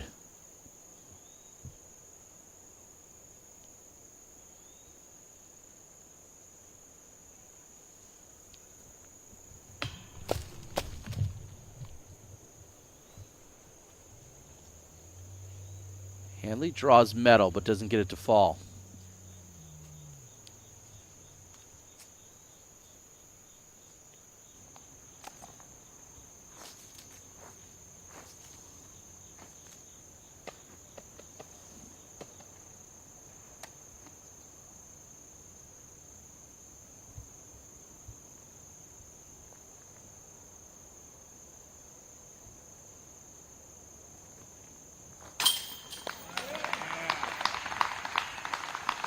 Any question about Gannon's putting stroke, I think, has been answered in the last couple attempts.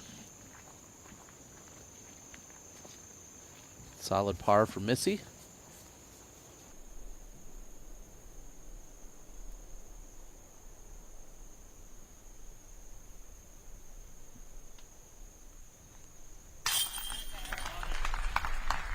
Smooth and confident for Haley King as she picks up the birdie. Just looks so effortless when Haley King steps up to a circle's edge putt. It's 14% of our field with birdies here.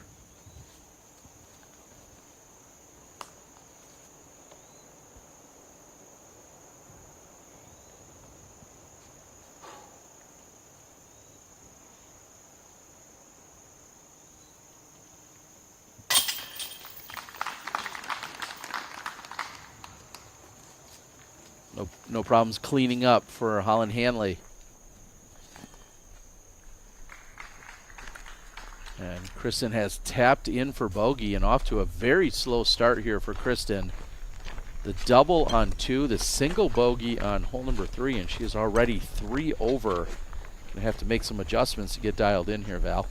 Yeah, just something she needs to kind of dust off her shoulders. Keep stepping up to each tee pad with that fresh, positive mindset. And from the drop zone on hole number 5, Scoggins saves par. And that's not going to be easy to retrieve. That was middle of the creek. Oh, I thought you meant out of the tall basket for Owen. That too. Good call. Where's her husband, Justin, when she needs him? And Weiss trying to close out, remain co-leader, but now here's Valerie Mandujano, who connects and off to a great start. 3 under through the first 5. I mentioned earlier Luque was 3 under through 6 with a clean scorecard. Val, look better on that.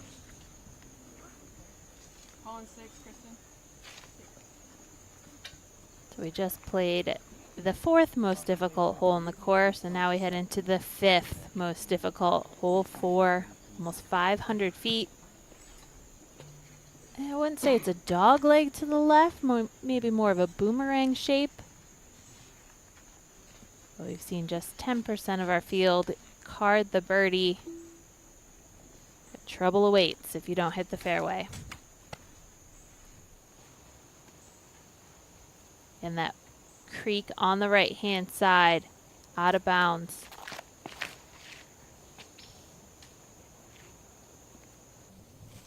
This is a little lofty for Haley. Finds the left side.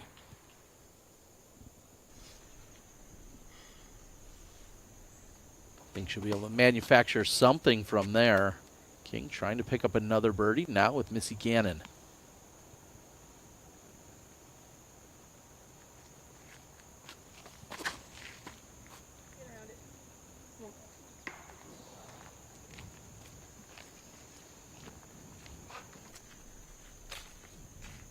The last tree to beat before she was able to get around the corner. Noticing again just a moment ago, Haley King holding her arm. Now Hanley.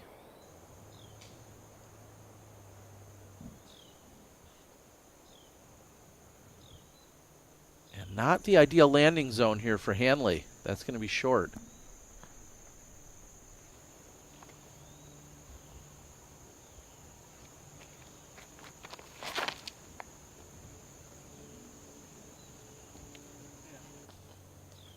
And Kristin making it past the trees, not quite as far up the fairway as what we saw from King, but we'll see if she can get on track. She's still trying to collect her first birdie of the round.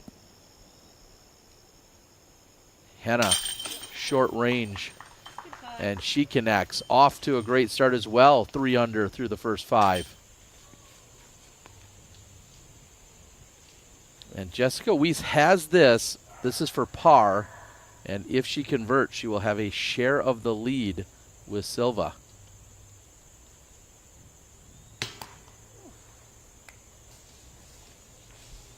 Just short for Weiss. She'll finish with a bogey. And thankfully hits the basket and drops and lands next to the pin. That is a very fast green on 18. And look at the tie for second. The battle is on. 3 under, a very popular score at the moment. And one of those 3 unders is currently Mandujano. Safe though. Safe. And that will be challenged. Early tree hit for Mandujano on the long par 5. Missy forced to pitch up just to the gap.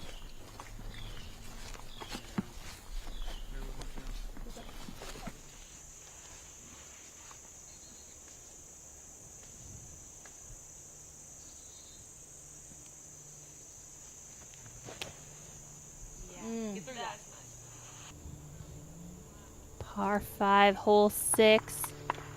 Great drive from Henna. Big drives can give you the opportunity to eagle this hole. We've seen 2 today.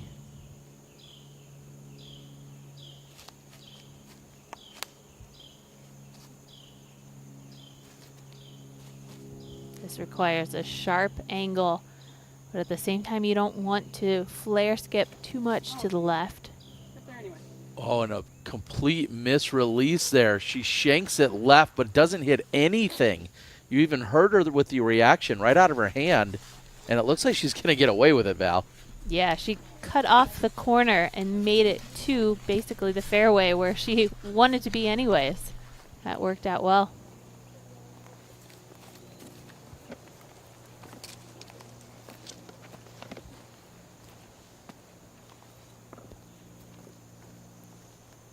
Another extreme angle to the basket.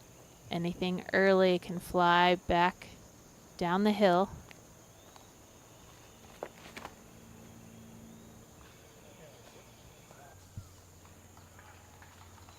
Good forward skip. So Kristin will have a look at birdie.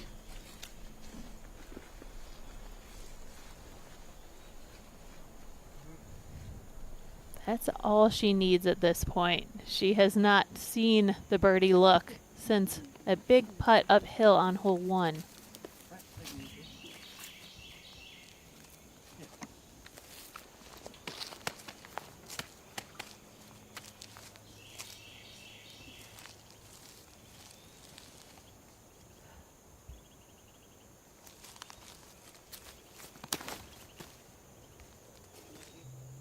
Gannon looking for par positioning, and she should find it. She's inside the circle with a look to save the 4.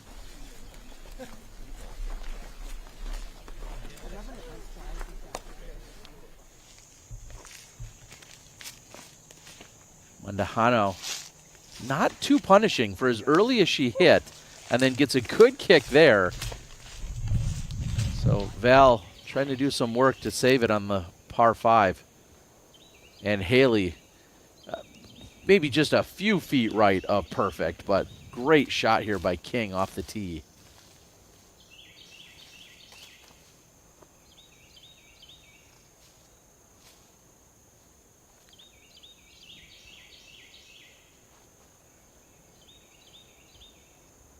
Again, had her disc landed maybe where her right foot is right now, it would be considered perfect. King. Simple approach. She makes it look simple, inside the circle, looking to pick up another birdie.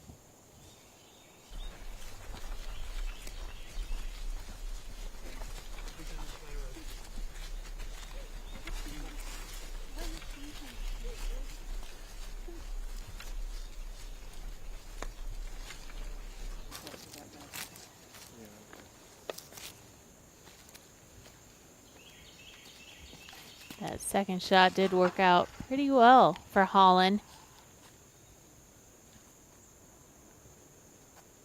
Another 100 feet to get to the basket.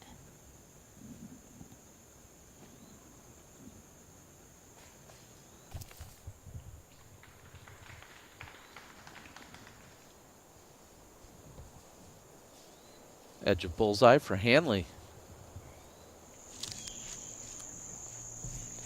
Now Mandujano with her third on the par 5. Nice shot. Nice shot. It's so funny to hear her talk about Mason, her husband, as her caddy. Said, we'll see how that goes. He has a very different game than I do, and we have very different opinions. So we'll see how him on the bag works out for us. It's kind of a funny moment during the press conference yesterday as Kristin assessing what her options are. She's in circle 2 and obstructed as she's reaching out to the left side. What a confidence boost this could be if Kristin could somehow find birdie. Trying to reset on her round, and instead she'll be right next to the pin. That'll be a tap-in par coming up for Kristin.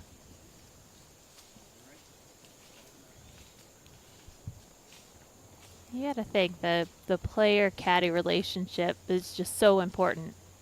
And an event like this where it's focused on the women, we do see a lot of our MPO players coming out, caddying for their significant others. King with a birdie look to move to 3 under. And left side chain brings it in. Haley King off to a great start in round 1.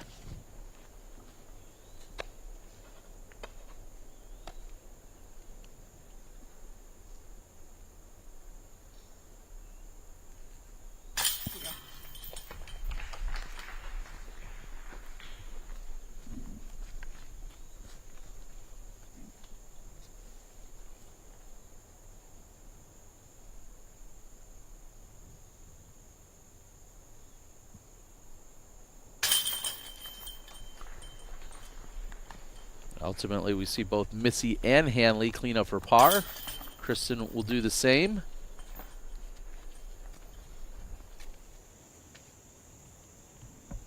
Now, heading back to Henna.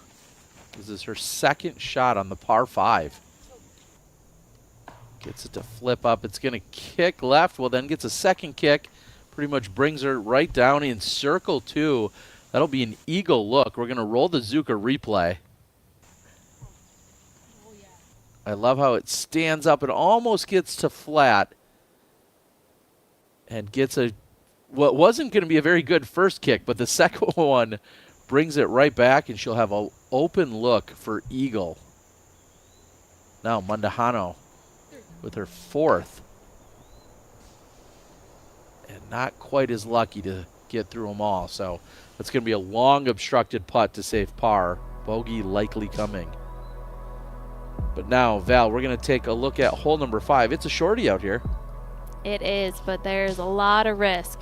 First off, you got to hit the gap, and look at how narrow this fairway is. It's just 250 feet from tee to basket. The pin is up and elevated, and it's very tempting to go for that ace run at this distance, but you have the OB Creek immediately behind the pin. If you do find the OB, you head to the drop zone. It's right there on the left side of our screen. We saw Owens Scoggins save her par from there, but it's a risky putt. Look at how close that OB line is. And Brian, this is on the shorter side, just 248 feet. What are your thoughts about this hole number 5? Yeah, this feels like a very scoreable hole. This almost feels like one of those holes that a par feels kind of like a bogey, but really you can get aggressive. You can honestly run this basket for ace if you want. The drop zone's only maybe 25 feet away from the basket, so I think it's a hole we could see some people get aggressive on. It sounds like Alexis Mandujano was just about 3 inches low of acing, so sounds like we already have some players doing that. And a big shout out. I believe it's Alexis's birthday today, so that would be pretty cool. Card a ace. And now Alexis's sister, Valerie, trying to get up and down after that brutal initial tee shot. Looks like she's going to escape with a bogey as we head back over now to Henna. This is an eagle putt. They're calling for it, but she'll have to settle for birdie. Oh, and this is pulled way right. That was offline immediately out of her hands, and after a second kick, she'll be in good position to still get up and down and save par. But a tee shot very much off the mark there for King. Let's see if Gannon keeps it nice and low, just getting it to flip up, turns over, and hits late tree. You have to fully commit to this tee shot.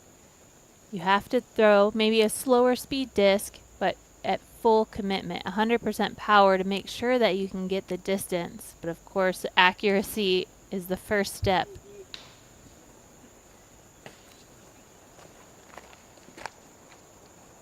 Not on the mark there for Holland Hanley. We'll see if Kristin can get it dialed in. Stand still forehand off the tee. This has more height. It's going to track off to the right side, and it'll give her a look for birdie at circle's edge. We'll see if Kristin can get something finally going here.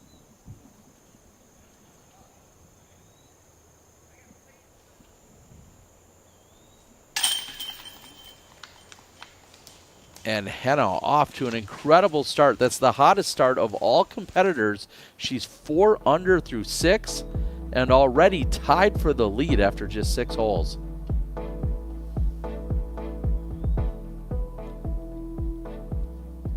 We're seeing how quickly the scores are adjusting. Stacey Ronsley 5 under through 10.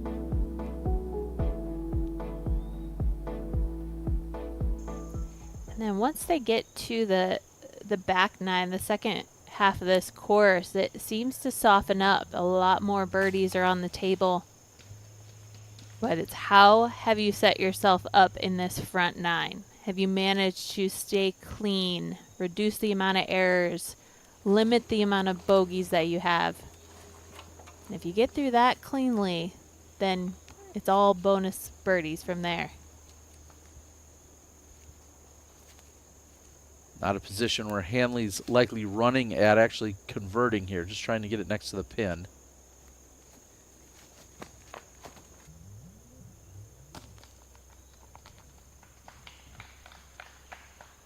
Successful for Hanley.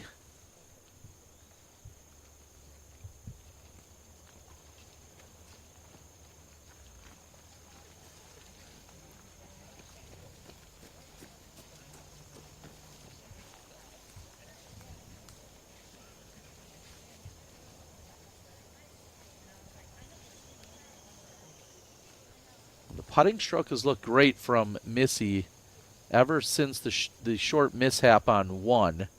We'll see how aggressive she's looking here.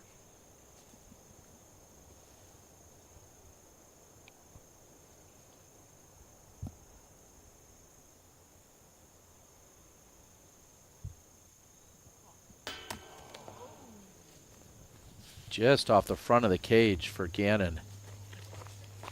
There's no layup there for Missy. Just an inch short from making it in the chains.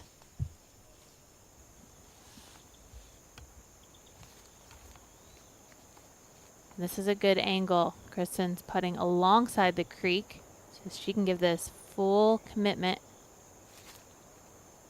Trying to get her first birdie, and she knew it. About 2/3 of the way there, Kristin knew she made the putt.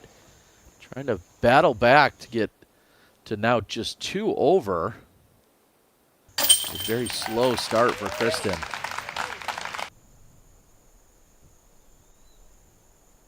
Haley from what almost appears to be the drop zone, but misses high right. So King and Kristin will have a 2-stroke swing between them.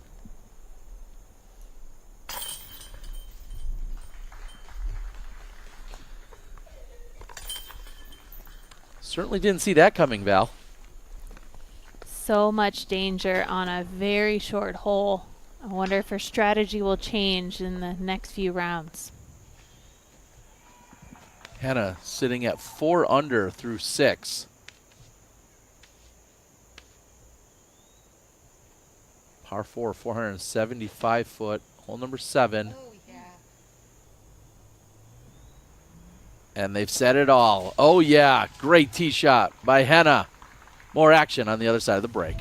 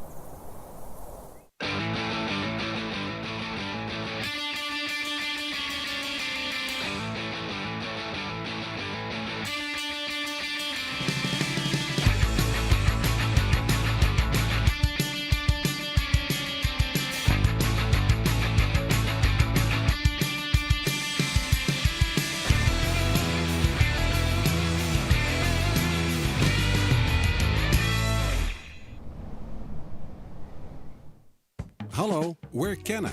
We're a Dutch growing company. We love plants and we want to tell you some cool things about them. Just like humans, plants can communicate. They can sense when another plant is close. Plants look out for each other too. They warn neighbors about nearby threats by secreting substances. And studies have shown that plants love a good tune. We love and understand plants. Let our passion excite you too.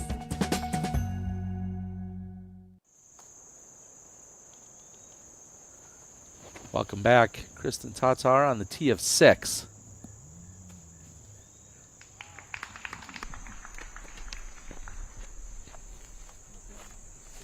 Clean tee shot, pushing left side.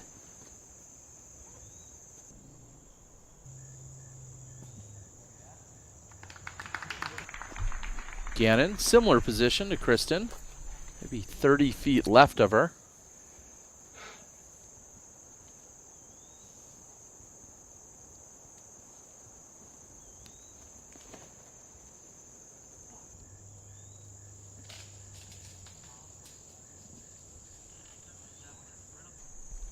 Holland off to the right. Looks very thick. She's likely just gonna hopefully have a pitch out.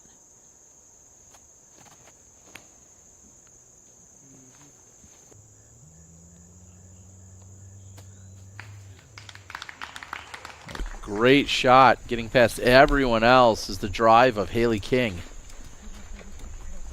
And we're seeing this par 5. I'd like to talk to Brian. Break it down for us as we're looking at it for the first time here, Brian. Yeah, Terry. Well, there's a couple options off the tee, and I actually just spoke to Brian Schweberger, who's really interested in this hole. You can play kind of a safe sawed-off hyzer on that left side if you want to play for the birdie. Kind of cuts off your angle to attack the mouth of this next fairway. If you do want the eagle, you have to intentionally hit the gap with power and drift it off to the right side, hitting that straight gap. That'll give you a much more straight look to actually throw a driver or something big up the next gap. So you kind of have to choose eagle or birdie off the tee, and looks like we already saw that.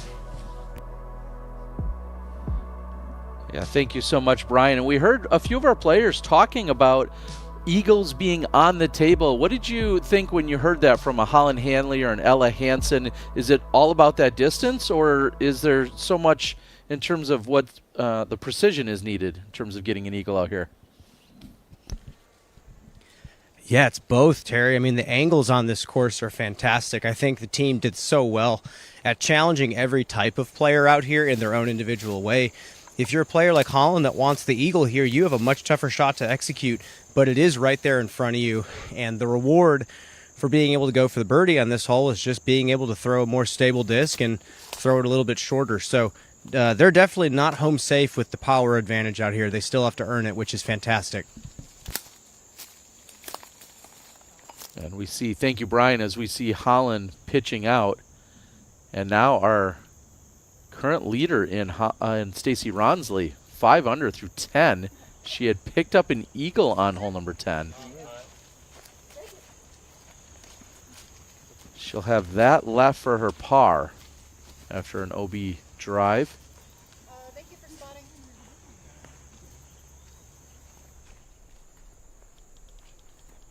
Of course, big thanks to all the spotters and volunteers.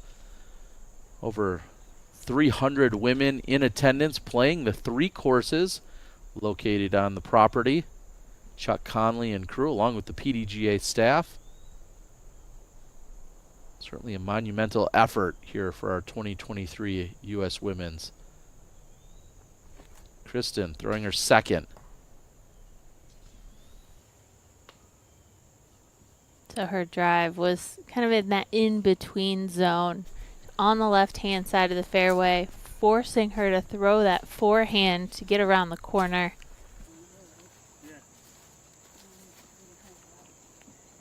Missy's going to have a very similar shot as well.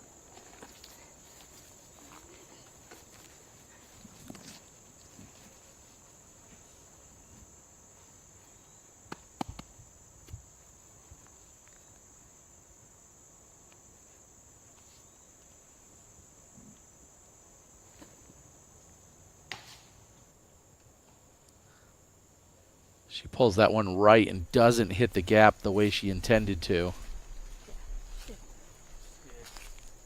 Excuse me, it looks like she pulled that over to the left, but either way, trouble for Gannon. And the challenge of the second shot from the left-hand side is hitting the gap, of course, but then can you get the disc to land in the middle of the fairway? And we see what happened with Missy hitting early. Holland hangs that out to the right. So no eagle for Holland today and no birdie.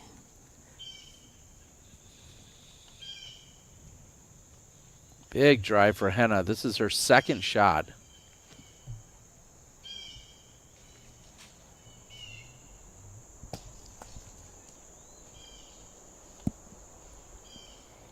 Difficult uphill look, but still, it will be for birdie. Ronsley trying to save par.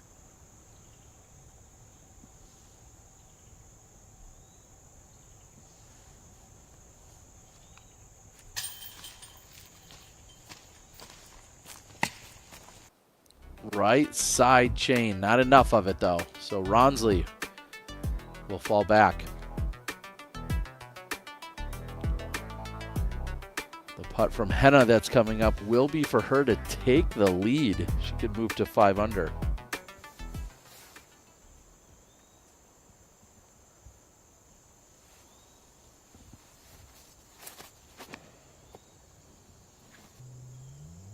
Haley couldn't have placed it in a better spot and attacks the pin. Wow. Goes long, and she'll have that left for an eagle. Blasting past it. You have to start thinking, could we see an albatross out here this weekend? As that was over the basket on line. And these longer holes, they do set up for the opportunity to score really low, and it's the distance. This is just over 600 feet. So it's very reachable from our entire field if you land in the perfect spot off your drive.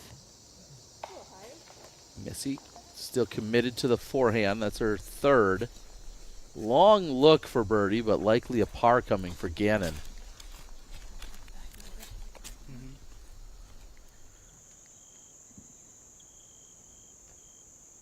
Henna looking to take the outright lead here and move to 5 under.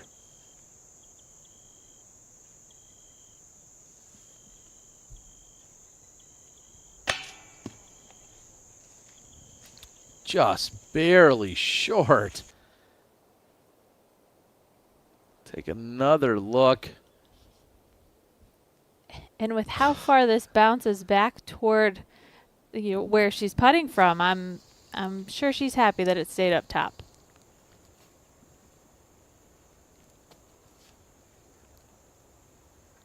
Kristin with her third.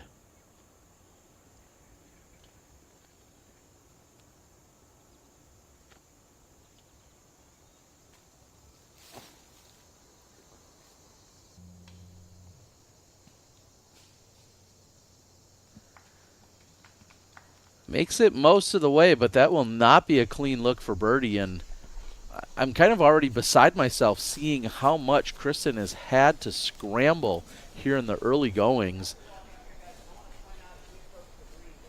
Not quite on line when she's getting off the tee or sometimes during her approaches. And you have to set yourself up for at least a birdie look here on this par 5, Val.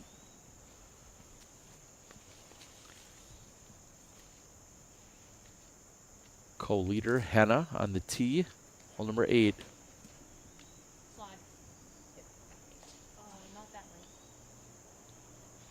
Look at the elevation that they're dealing with and the way that Henna's disc hit the hillside. It caught edge and rolled down to the left. It'll be interesting to see what she's left with. One of the shorter holes, just under 300 feet.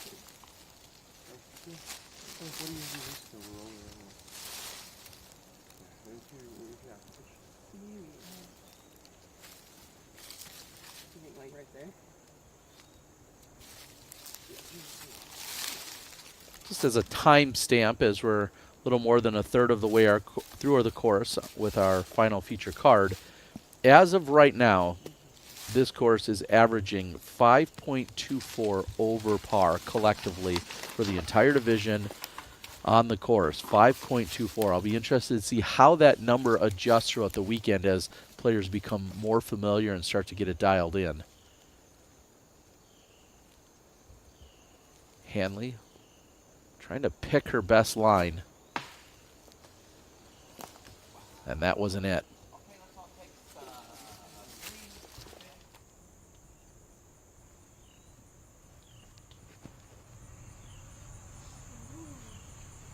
Ronsley looks to be on point, just going tee to basket. A little short on the 12th, but still a good shot.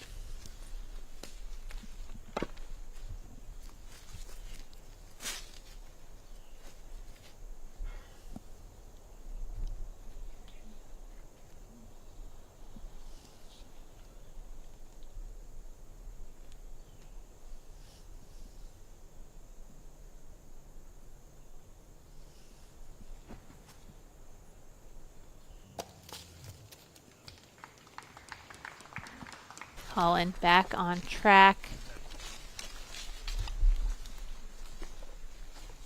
I can't help to think of that stat you gave us. So 5 over par and how difficult this whole course can be. We've got our players tied for 14th under par, but then it really dramatically drops off from there, and many of our players way over par, and you can see how quickly that can happen. Just being off the fairway just a bit. As Gannon throws her approach, in the background you see Haley King again grabbing her right arm. And with that, you know, Brian, we saw in the press conference, Owen had a brace on and said she wasn't sure about it, and now we see Haley wearing one, but Owen not. Do you have any kind of injury updates, or did you have any conversations with them regarding how they're feeling? Yeah, I mean, Owen is not doing well, and the brace that Owen was wearing was much more restrictive than the one that Haley's wearing. I think Haley's just wearing a compression sleeve, and we see, you know, players like Simon wear it and have a lot of success with it. And it's not that big of a deal. I think for her it's more of a preventative thing. Yeah, it seems like she's a little bit sore right now, but I don't think she has any like serious injury going on. I think she's just been really working hard to prepare for these tournaments, and it definitely happens towards the end of the year. I appreciate the insight, Brian, as fatigue and a long season certainly has started to set in, and we're closing out on such big events over the next few weeks. For Eagle, never a doubt, Haley King with an easy Eagle. There's such that fine balance for these players. You know, do they still have that mental strength? Is their game on point? And Haley, right now, that putter looks unstoppable. When she releases the putter on line, there is not a doubt. She becomes the third woman in the field to pick up an eagle. Evelina Salonen did it earlier with a Circle 2 connection, and Silva Saarinen also picked up the eagle.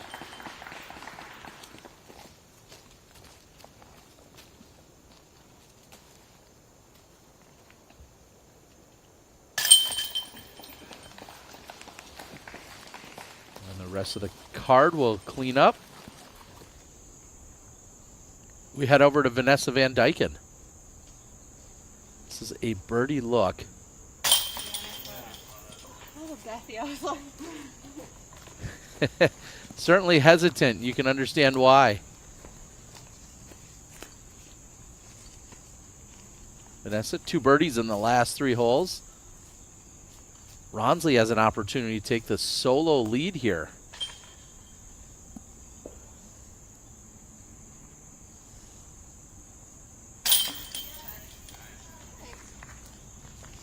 And what a great bounce back after the bogey on the 11th. Ronsley 5 under.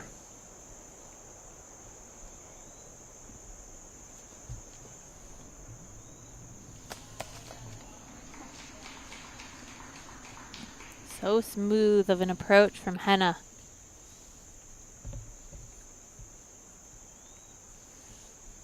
And this is when scrambling is so key. Not in the fairway, but finds bullseye. I call that a spicy approach there by Henna Blomroos. Doing work. Getting that great combo, just like you can when you visit the hall, guys. Their #1 dish is the combo platter. She's doing it backhands, forehands, a little bit of patent pending. It doesn't matter. Check out thehalalguys.com for a location near you. And what a kick off the tree here. Keeping it moving forward. Haley King, big drive on the 7th. Let's take another look.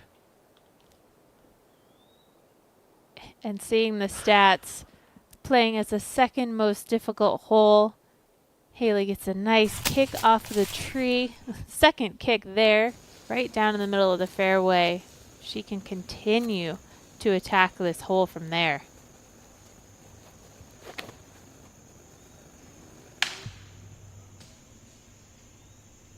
Another tree hit for Kristin. Just not dialed in off the tee. And as we're seeing, it continues to punish her. When you're off the mark here, you're likely adding a stroke or two either just to find the fairway or fighting to get to the basket. Kristin struggling on 7.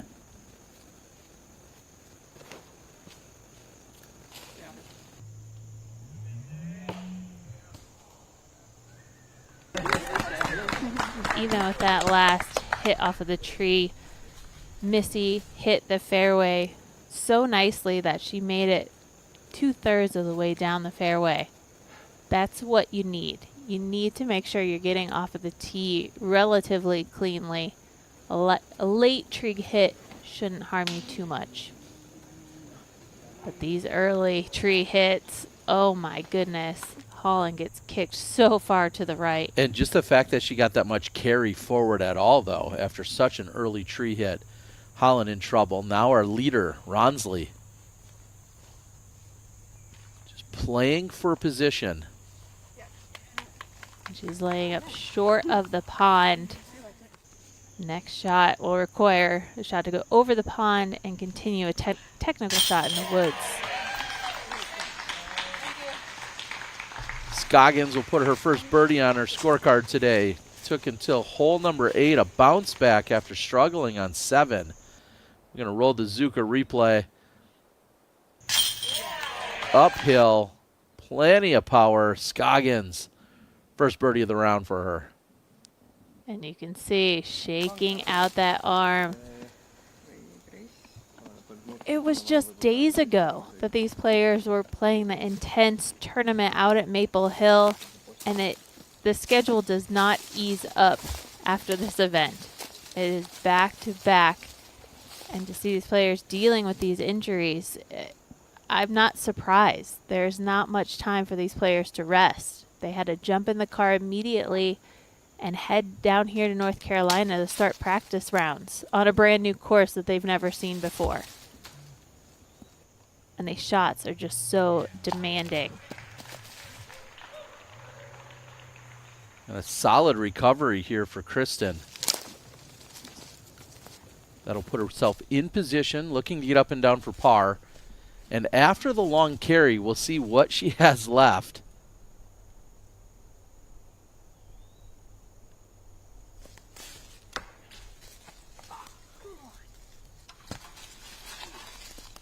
You hear the frustration coming from Hanley. One of the first trees directly in front of her, and this one doesn't go very far at all. Knowing from experience, frustration doesn't help when you're trying to throw those accurate shots.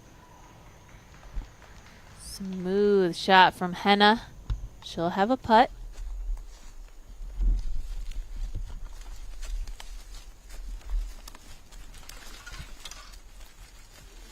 And I feel like, as that frustration builds, it kind of forces a player to force things to happen. You're getting a little bit greedy, where maybe taking a deep breath and just playing the hole as it is, pitching out to the middle of the fairway, take your medicine.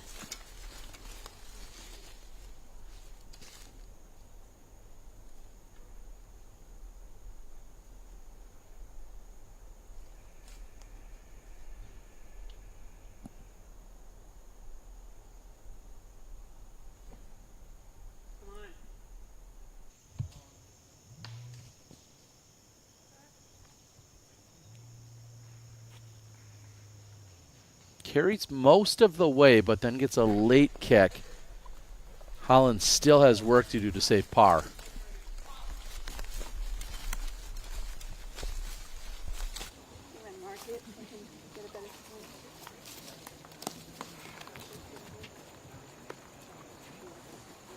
Yeah.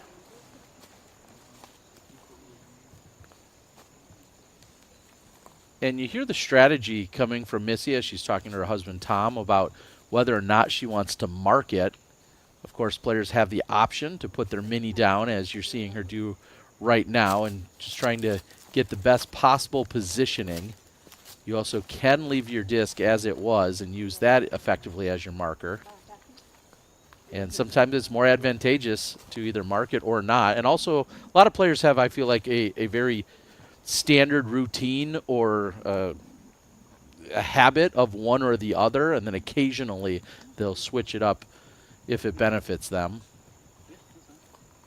And Missy's explored all of her different options.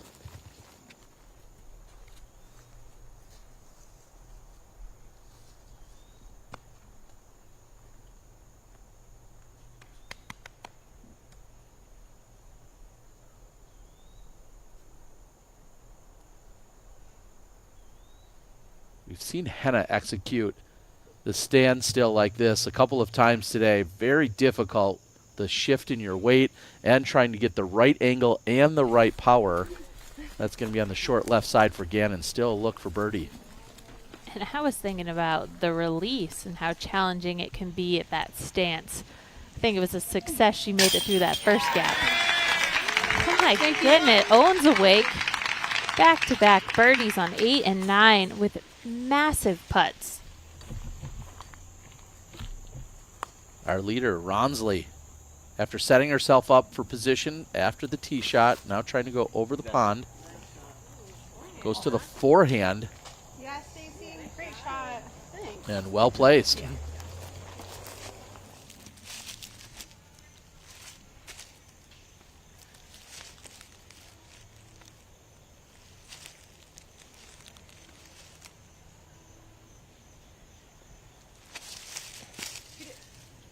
Henna's long birdie look. Next to the pin, she'll settle for par. And now we've finally made it to Haley's drive.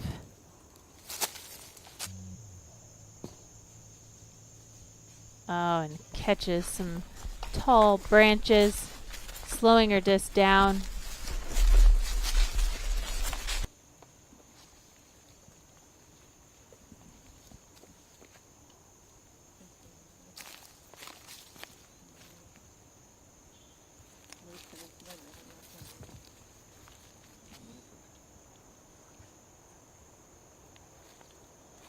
Kristin exploring all options, but doesn't necessarily love any of them, it appears. She's around 90 feet from the pin. She needs to control the speed. Got the hillside sloping down to the pin. Oh, and it's tracking just over the top. So now she'll have a circle 2 look coming back up the hill. And you called it, Val, just too much speed on that. Yeah, and all she really needed to do was just throw just over those down logs. She leaves it so high, heading right for the pin, but there's that steep drop off behind the basket. And so you should be planning to lay up at least 10 feet short, maybe 20 feet short, and just skip to the basket. And you can see she's regretting that decision she made. It's going to be a big comeback putt.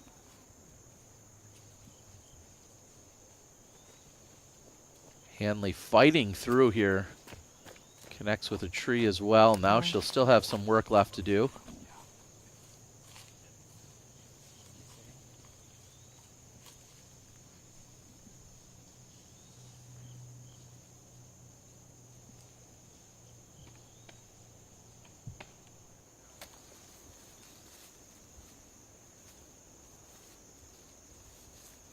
We can call it a birdie look. I'm not sure she's necessarily trying to cash it in. I think she's just playing this one for position, trying to get it next to the pin, escape with a par.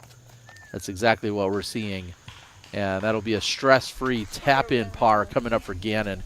Gannon has just one birdie on the round. The rest have been pars, trying to keep her stress levels lower than some of the other shots we've seen by her card mates.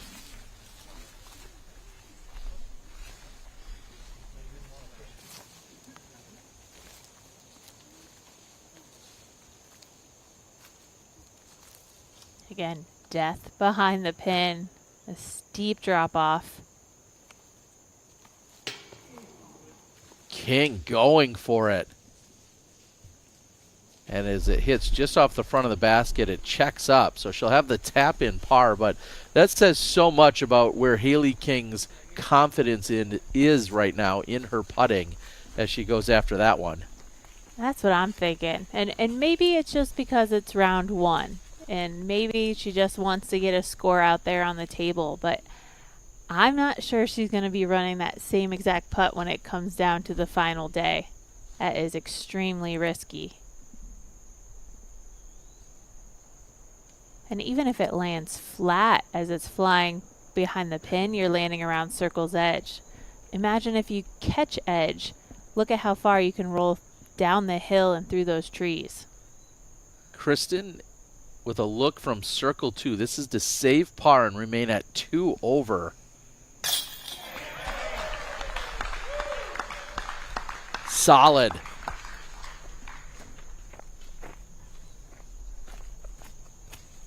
And that just might build a little confidence in Kristin. Yes, I understand it's still for par, but after the mistake on the approach, she's not punished because she collects the par from circle 2. Yeah, you got to get scrappy if you want to maintain. Holland that has a scary putt for bogey.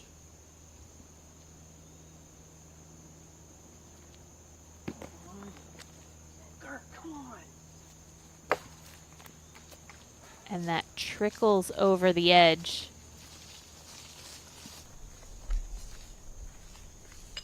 Oh, and it stays. I think she should be thankful for that one. Probably not too many positive thoughts going through her mind right now. That's a double bogey for Holland.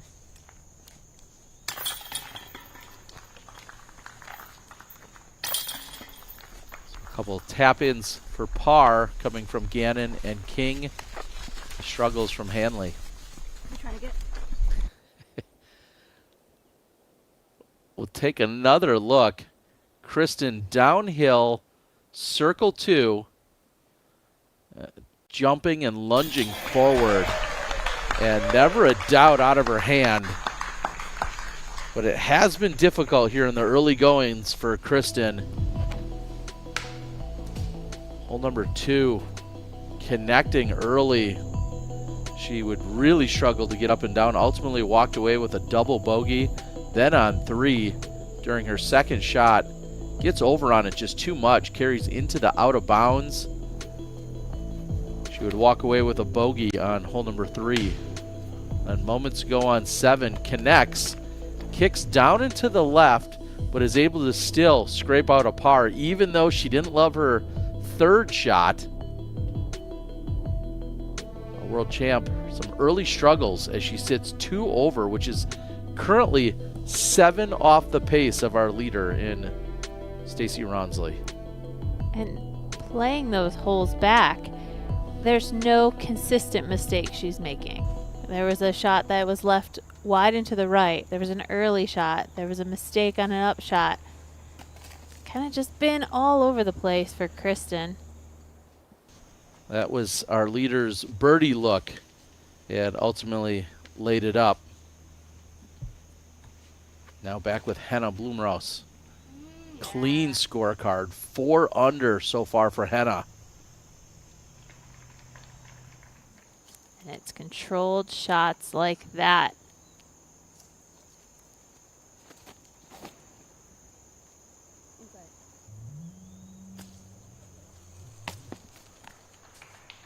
I was holding my breath. I did. As I saw that skip up, I thought this is going to just find itself in the bottom of the basket. A great tee shot for Haley King. Trying to tack another birdie onto her scorecard. Can Kristin follow it up? And yes, Kristin also coming in right at the pin. Checks up even closer. Parked for Tattar.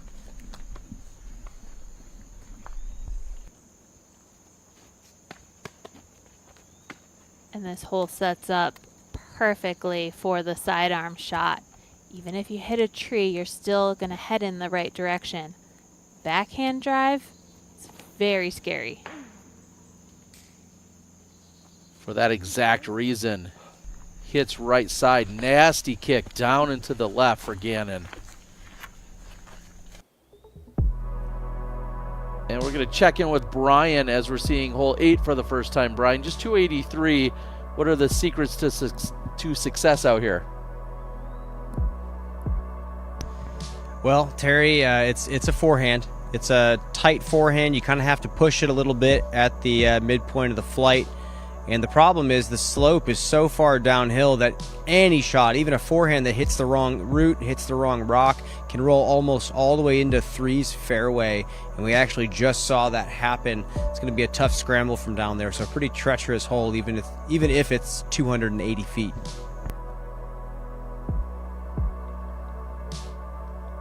Currently, we're seeing it play as the 7th hardest hole on the course, averaging almost a full third stroke over par, 3.31.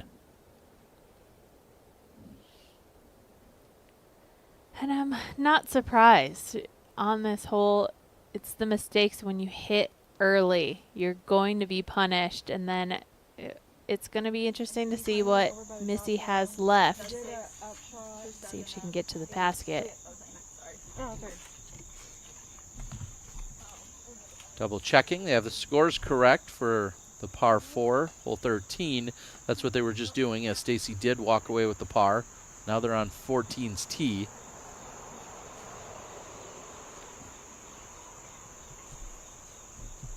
So they're playing out the gap, slightly uphill.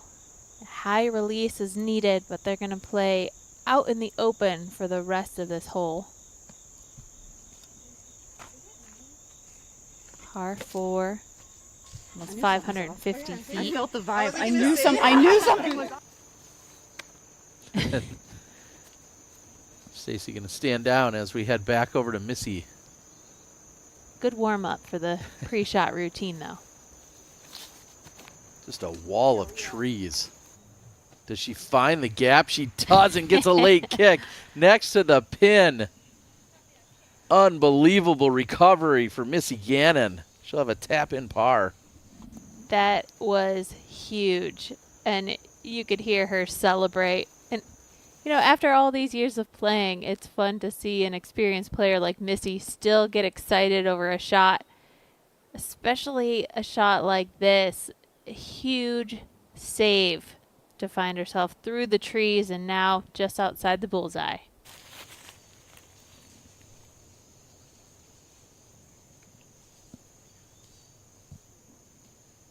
Here's Hanley trying to set up for her par look.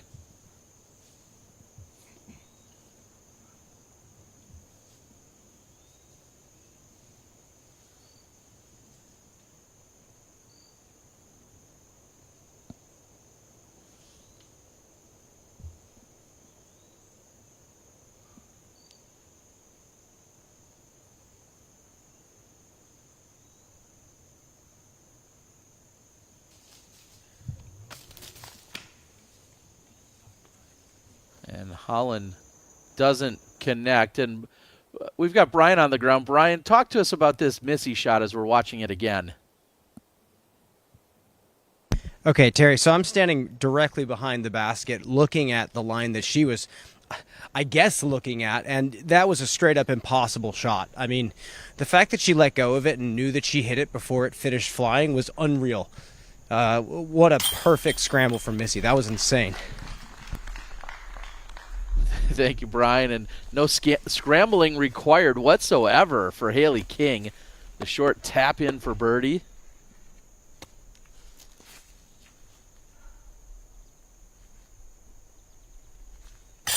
Gannon to escape with the par, and she'll do just that. Letting us know, yes, Missy, Brian said it, and we saw it multiple times, and we believe you. What a shot for Gannon to get up and down and save the par. Hanley in for bogey.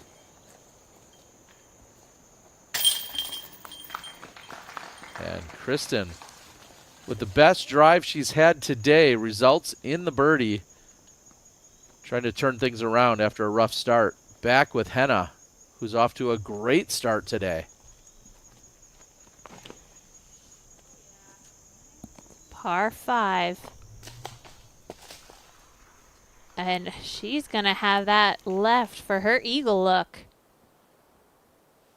Take another look. Henna and Macy Veladiaz, the only two women to have blemish-free scorecards so far. And as you called it, Val, that is a look for eagle for Henna. Stacey Ronsley was able to get the eagle over there on hole 10.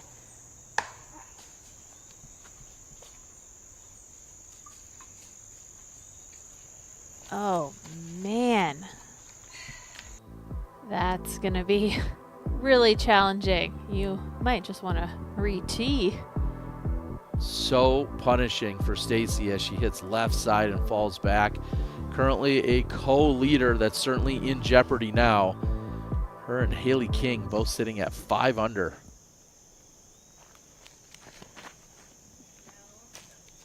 Second shot from Scoggins coming on the 10th. Oh, and gets the roll next to the pole. Kuzi doesn't quite hit it, but stops just outside of the bullseye. Scoggins on the dance floor. So Stacy approached to here and is now throwing her third. She's got Robert Burridge on the bag for her this weekend.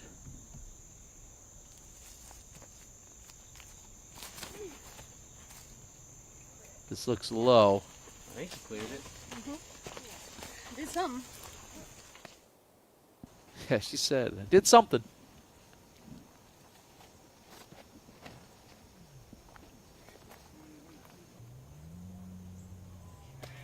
Beautiful turnover coming from Haley King, and that's going to be inside the circle, trying to push to 6 under. Currently on a pace we haven't seen anyone else match through the first 8 holes. She's already 5 under, and that's with a bogey. Kristin opts for the forehand, almost the same exact result.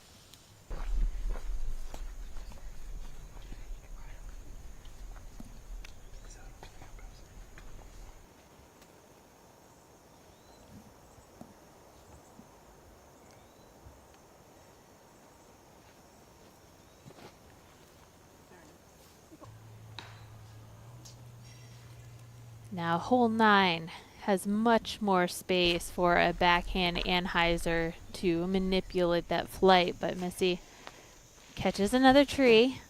We'll see if she has a birdie look. Henna has a look for eagle here.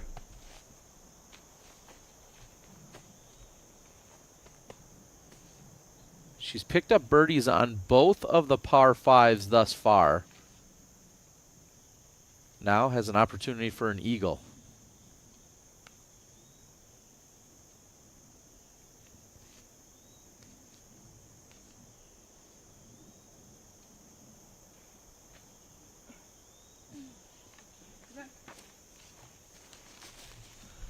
Well, may have to just settle for a birdie.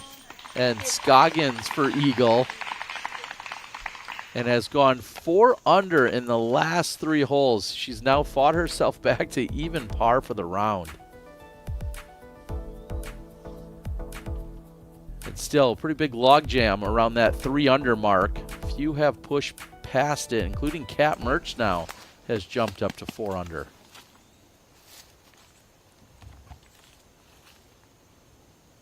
And Missy, no birdie look from here unless she's able to throw this in from distance.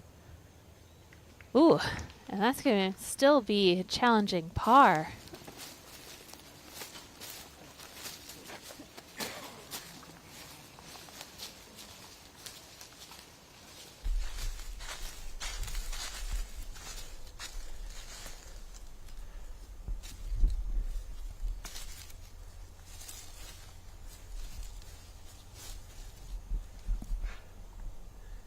Slightly uphill. Circle 2 putt for Holland Hanley for birdie. She could really use this right now.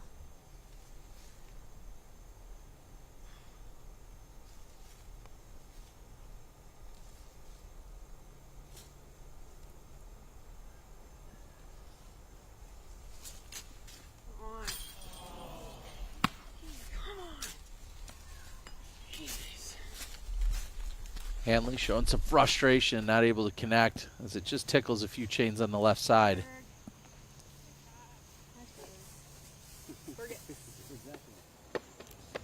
Well, struggling on that hole, but after how it started, she still has a positive outlook, it seems to be, as she approaches the pin. Gannon has work to do from circle 2 to just to save the par.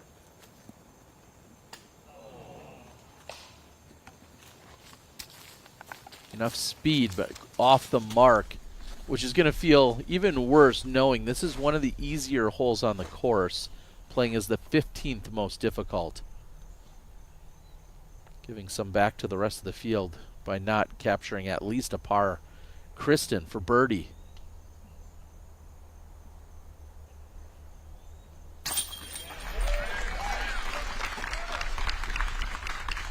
Dead center.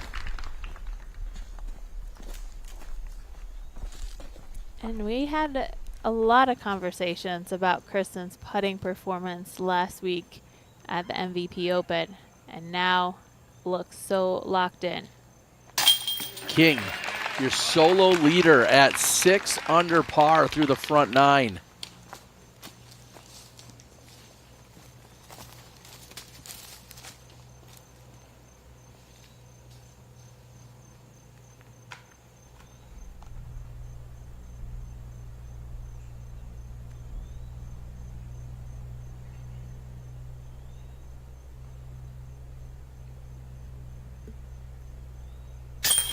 Gannon for bogey. She'll fall back to even through the front 9. That's 6 off of our leader in Haley King.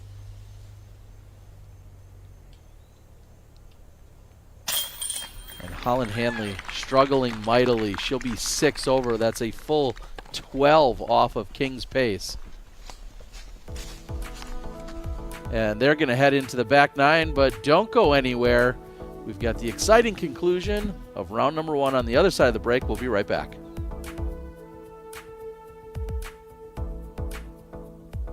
What people are going to notice when they pick up the Supreme Series is superior grip, superior durability. The plastic feels great, and it's going to be something you're always going to want to reach for. With a legacy dating back to 2001, Sun King Discs has been instrumental in advancing disc golf across Florida, the U.S., and beyond, partnering with and hosting over 500 events, including the famous Throw Down the Mountain. We are dedicated to bringing joy to players from all walks of life. Explore our extensive disc selection at sunkingdiscs.com and enjoy free shipping on orders of $50 or more. Sun King Discs. Believe in a better way.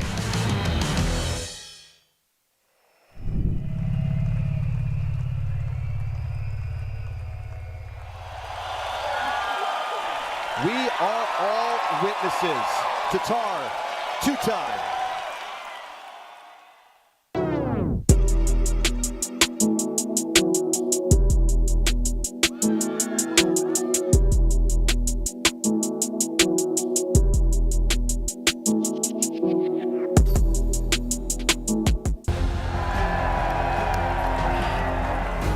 It just feels incredible. 2 majors in a year. I didn't think it was possible. I didn't think it was going to happen. But yeah, here we are. I think this golfing can improve our community in many ways. It brings people together. That maybe some of these kids who feel a little bit lost could find something like disc golf, find friends, find people to come together and play the sport. Encouraging people to work together, kids to know one another, love one another. A way for these kids to have a really fun thing to do together. I think that's what we need in the world, love one another and do life together. Get ready for an electrifying fusion of disc golf and art. Disc Golf Strokes, a Uplay fundraiser that will creatively blow your mind, featuring some of the biggest names in professional disc golf. Each 6-foot canvas is up for auction along with the artist's smocks, disc brushes, and other exclusive disc golf items. Every dollar helps fund Uplay's educational events, and we're currently raising money for our trip to Uganda and Kenya, Africa this October. Disc Golf Strokes, where the thrill of the game meets the power of art to benefit the world. TeamDiscCraft.com. All the team favorites on one site.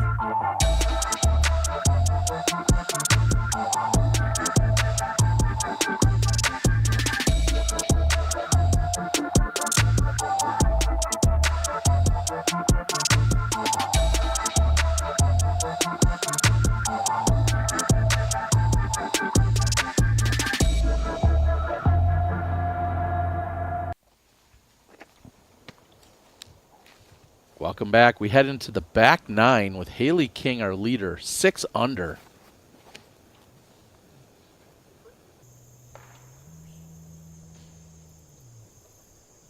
Hard kick to the left side for King. Finding the OB on the left-hand side. Scoggins with her second shot.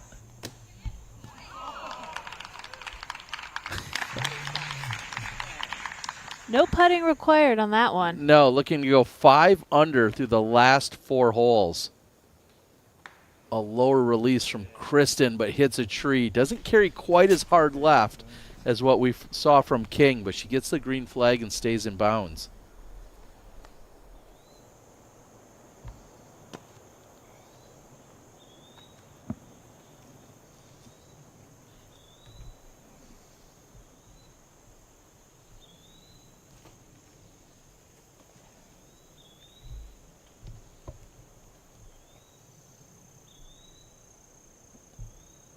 Henna on hole 11 with her second.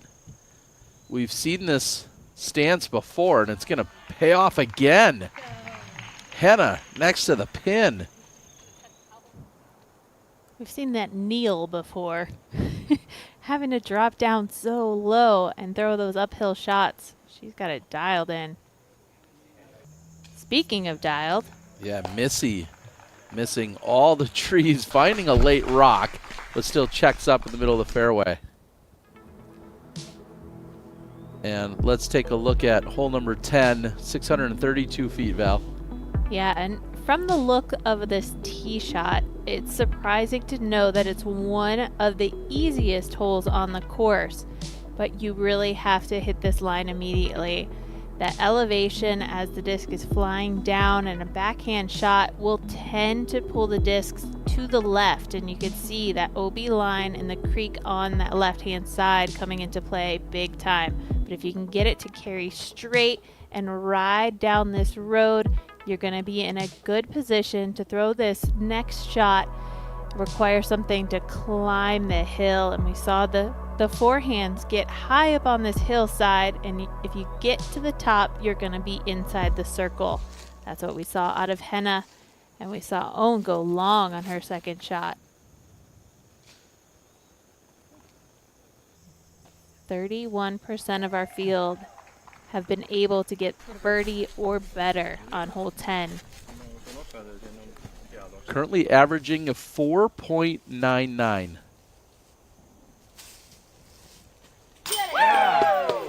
And Margaret Shumate making her DGN debut with that putt. And it is awesome to look at. In our top 10, we're seeing some new names creep up into the mix. And that's what makes U.S. Women's so incredibly fun. Women travel from all over the country to come to this event, represent their state or represent their home course, and hopefully get an awesome shot on DGN.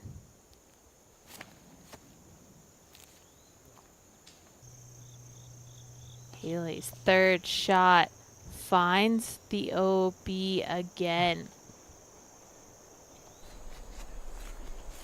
I'm not sure how much distance she'll get from where she just threw. Yeah, I'm not sure she'll get to move up too much. We'll confirm, Brian, where will we see a spot for Haley King after going OB there? Yeah, she's going to have a bit of an obstructed lie. She's still maybe about 150 to 175 feet away from the pin. It's going to be a tough shot.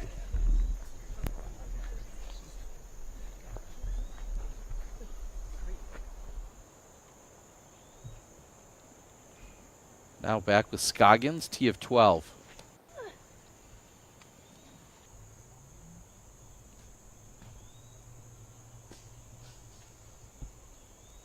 Owen will have a long look uphill on 12.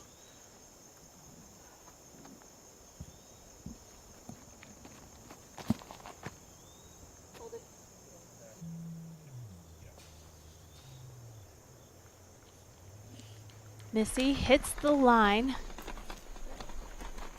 It'll have to be a big throw in if she wants to run at the eagle. And really without a sidearm, it is hard to get inside the circle. Henna, tee of hole number 12. She's sitting 6 under and trying to add to it. Henna looking for her 7th birdie.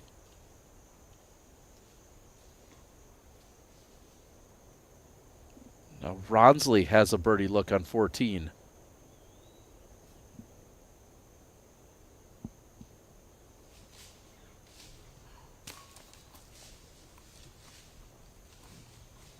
And correction, that's actually hole number 15. And she would go on to make par from there.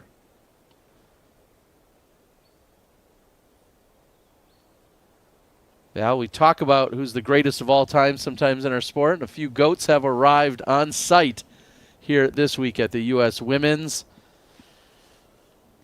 Well, Terry, you don't want to be another sheep in the herd. You want to stand out. Great views of the wildlife out here on the course. You know we always have to track down whatever animals are out on the course. Well, Owens Scoggins, animal-like, usually on the green in terms of going after it. This one's going to come up short from out in circle 2, but Scoggins has really turned her around here today. Very impressive. And now King looks a light on the approach, and that still has work to do.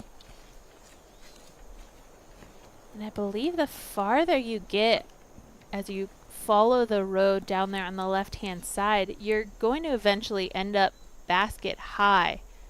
So Haley might have a putt.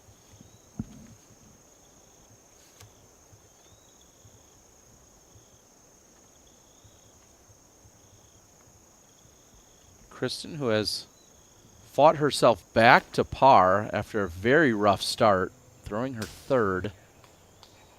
And she'll have a look for birdie.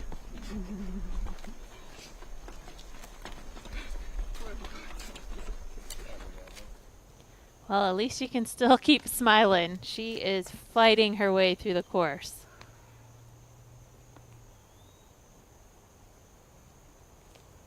This is for birdie. Rebecca Cox, left side of the basket.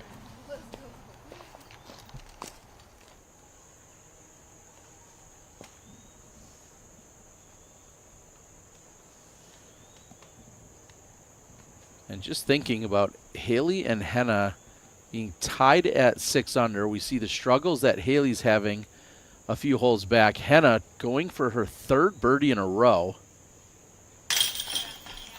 And she gets it. So with that, Henna moves to 7 under, bogey free. And she's your outright leader at the moment at 7 under.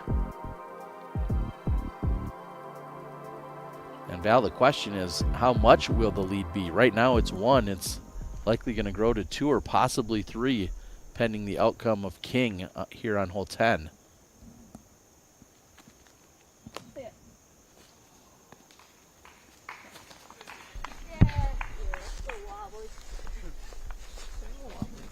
And I can't help but to think of, how Haley's playing this course. Of course, struggling on this hole. But then her card mates. I mean, Missy Gannon's down there and way down the mix. Kristin Tattar's tied for 21st. Holland Hanley's down in 60th place.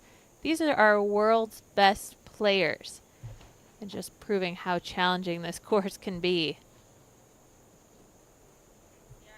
Henna playing for position on 13. And I think really this appears to be the tale of 2 nines. The front 9 certainly overall plays more difficult for our players. A lot of scoring has been happening on the back. Silva Saarinen had picked up 4 birdies to close out her round.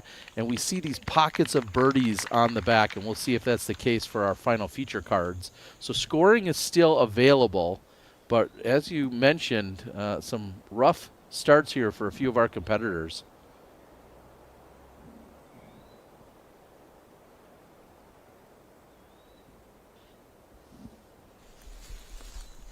when you have a difficult start, can you keep your mind in it to finish out strong, knowing that you have these birdieable holes ahead?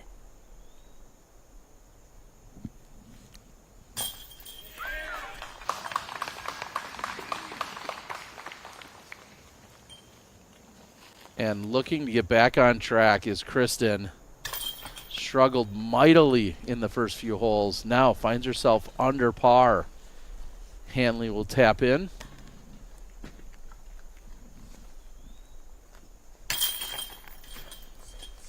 And double bogey for Hailey King, who moments ago was tied for the lead, now sits 3 back of Henna.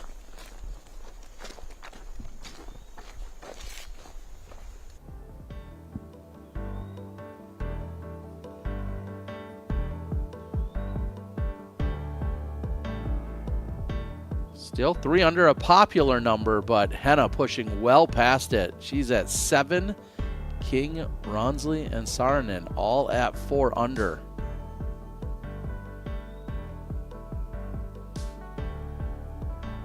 Macy Veladiaz keeping things clean as well. She's 3 under.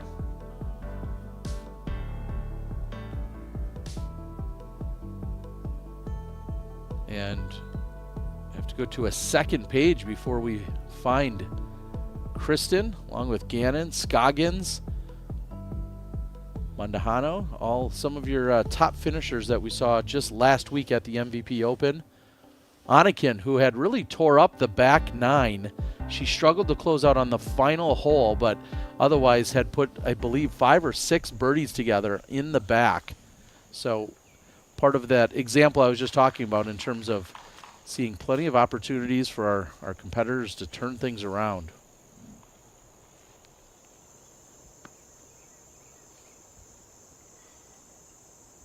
We head to the 11th. Kristin with the honors.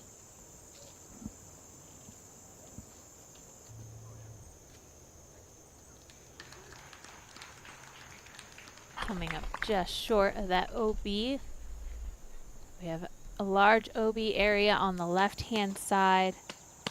And if you do shank it off to the right or turn it over too much, you can find OB on the right as well.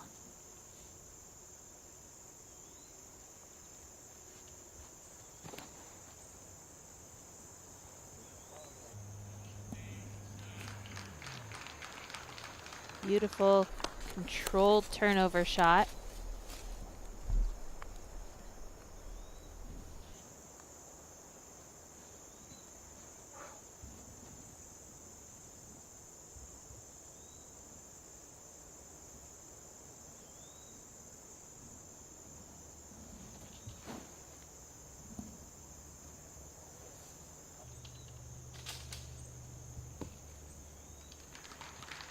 So that shows me that Holland's just going for the layup.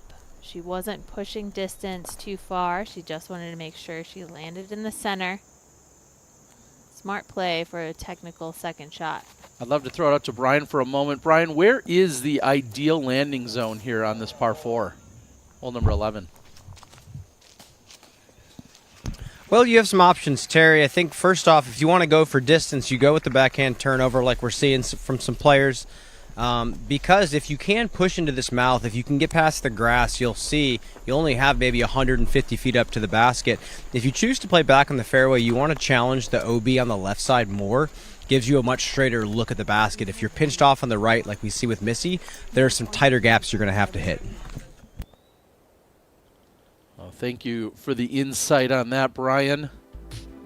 Again, everyone's still learning what they need to do out here on the course. And hole number 11 brought to us by the Birdie Zone, which is in stock now, where you can build your player, use your skills at the right time, get a little karma, and hit the winning putt. Get your copy of the best-selling disc golf board game in the world. That's Birdie Pro. We see Hailey King pushing way past everyone else on that left side of the fairway.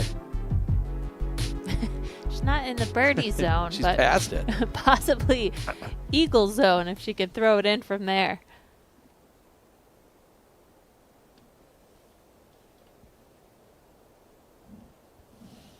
But the challenge is the fact that Haley went for that big shot. Now she's bringing trees into play. These more landing zone type of drives that we see here from Kristin. She's controlling her destiny. She knows that she's going to have a more open second shot, but more distance. And that looks beautiful.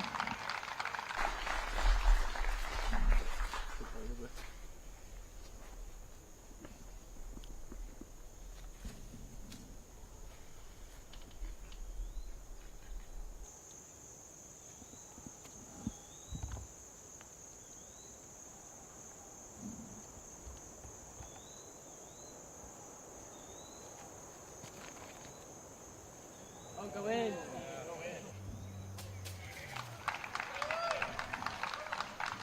On point for Missy Gannon. That's going to be an easy tap-in birdie.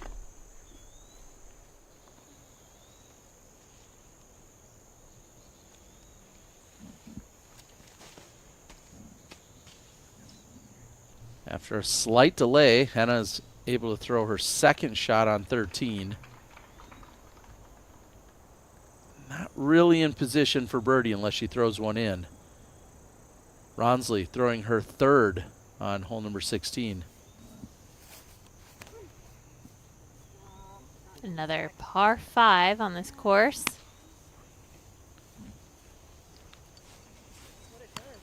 And you can see the basket. She was way off her mark. And big thanks to our friends at Flight Factory, flightfactorydisc.com, helping us out with our drone overview shots throughout the entire weekend.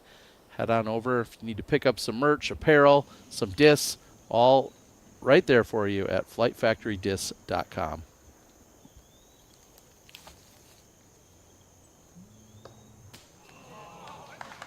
And almost playing the bank shot to put it in is Haley King. And she'll have an easy tap-in birdie. Maybe more importantly, a great bounce back after the struggles on the previous hole.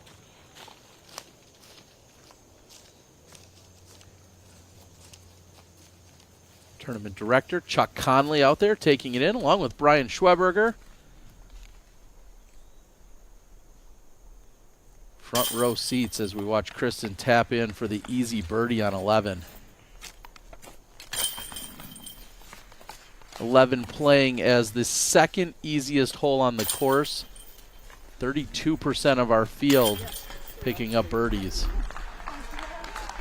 Strike that, 33% once Haley taps in.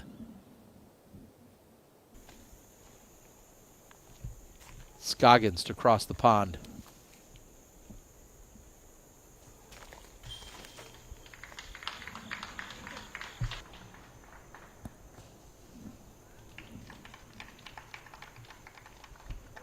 Up and over the pond. She's safe, but outside the circle.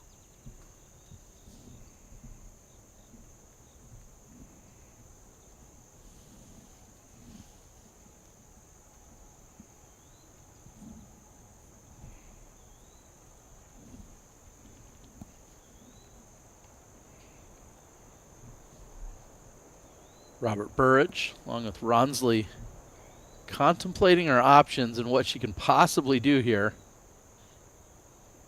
Throwing her fourth.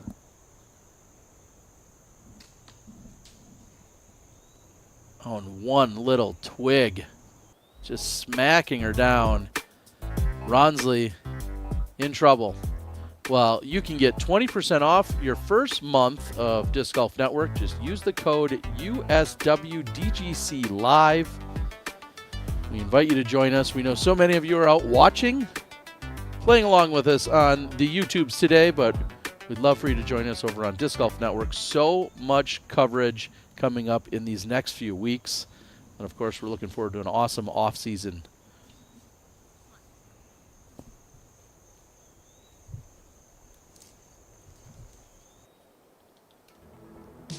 And now we're going to take a look at hole number 12 and what they're trying to accomplish here, Val, is it's looks also a little bit on the easy side, easier side. Yeah, let's not take anything for granted today. Just over 300 feet. An incredible chance to get back on the birdie train. Well within reach for all of our players. It's just a matter of which disc selection they're going to throw. What can you throw that lands just short of the pin to skip on the dirt and allow it to creep next to the basket? Anything that's a little too fast will go flying beyond the pin. Another control shot if you want to get the birdie. You mean like this? Perfect.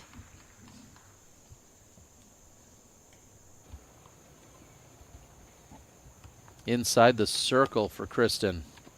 Gannon steps up.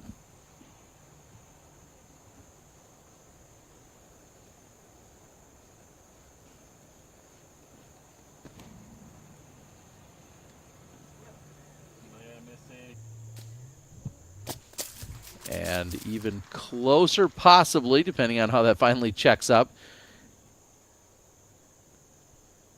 Great looking shot for Gannon.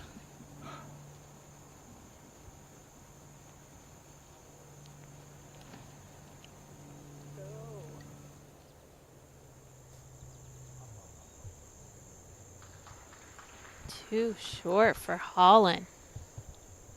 She's deep inside circle 2. It's an open look from there. We'll see how aggressive she wants to be with the jump putt.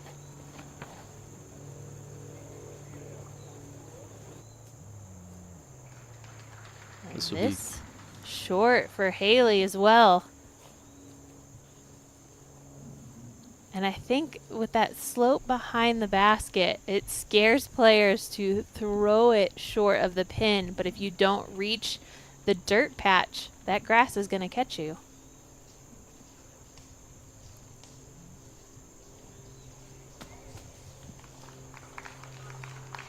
Solid approach from Henna. Ronsley. Short range for bogey. And just sneaks it in.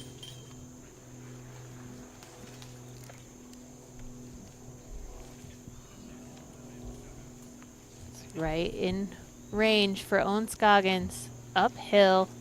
Circle 2. Not enough forward progress.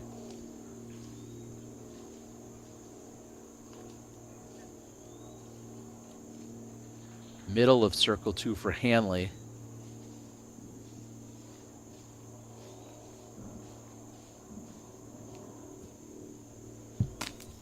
And that's low out of her hand, and then gets a nasty roll.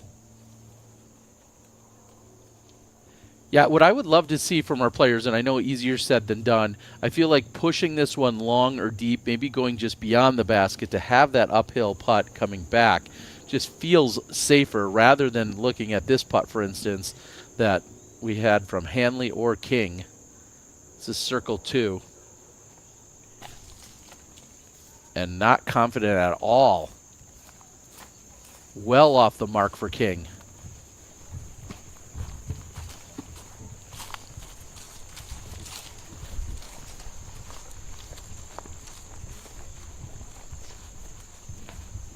To see how those putts landed and catching edge, continuing to roll down the hill.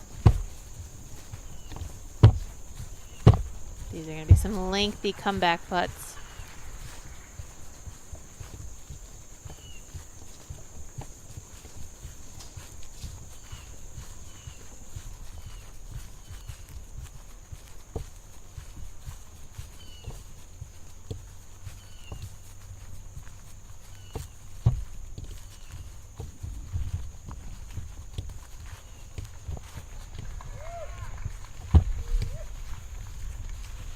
Seeing King unravel here as she doesn't draw any metal on the comeback par putt.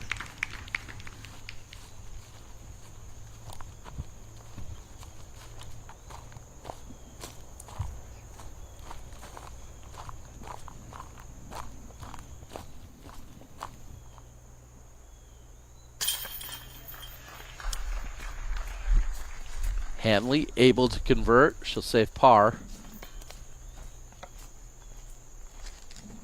Hopefully she takes that as good feelings to save the par with a great putt. You do not expect to be losing strokes to the field on this one, especially for somebody who was just in the lead. That one's on the mark for Haley, but a 3-putt is going to give her the bogey, and she'll fall to 4 under par. Only 10% of our field have carded a bogey on this hole. Seen a majority of the field hit the par, just 20% with their birdies. Here's Missy.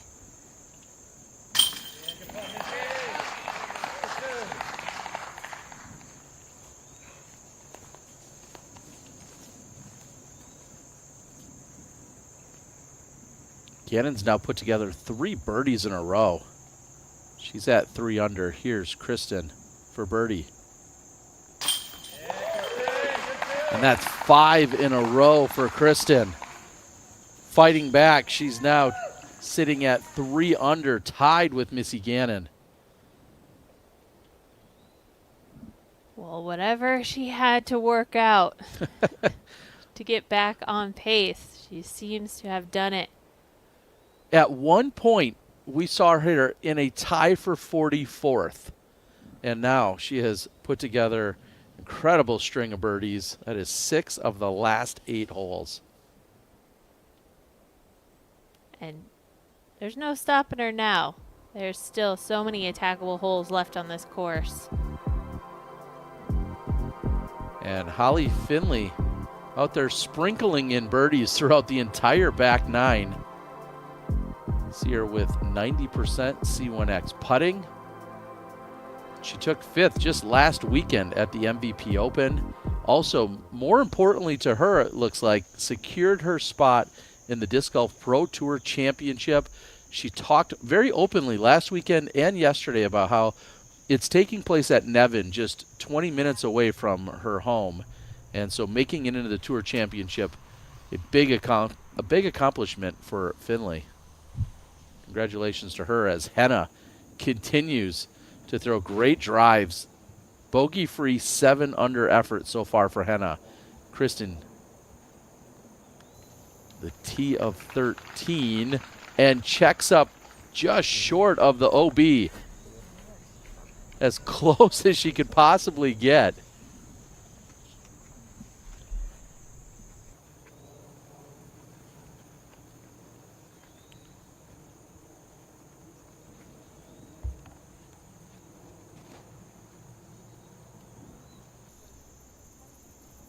We're going to see all of our players going with this layup and trying to get to the edge of that pond as close as they can get, set themselves up for a good second shot.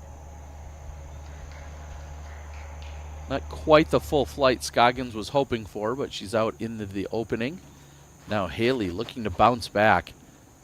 The 3-putt on the previous hole. Trying to get that one to check up and stop. And also just short of the out of bounds. Great positioning, at least in terms of the distance. We'll see how that tree comes into play for her.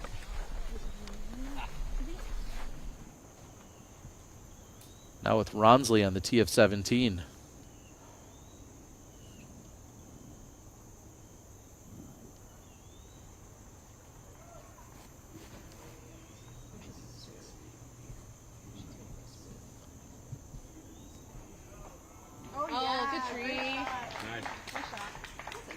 Beautiful drive, going long of the pin, getting a little help from the trees.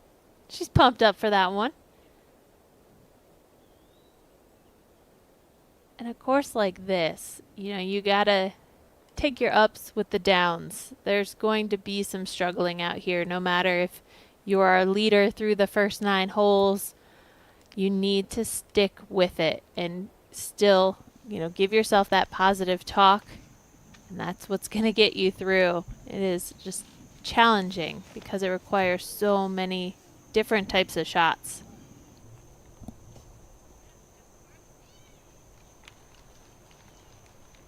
Henna looks to be inside circle 1, trying to pick up another birdie. Stacy Ronsley trying to get back to 4 under par. Just stay right there.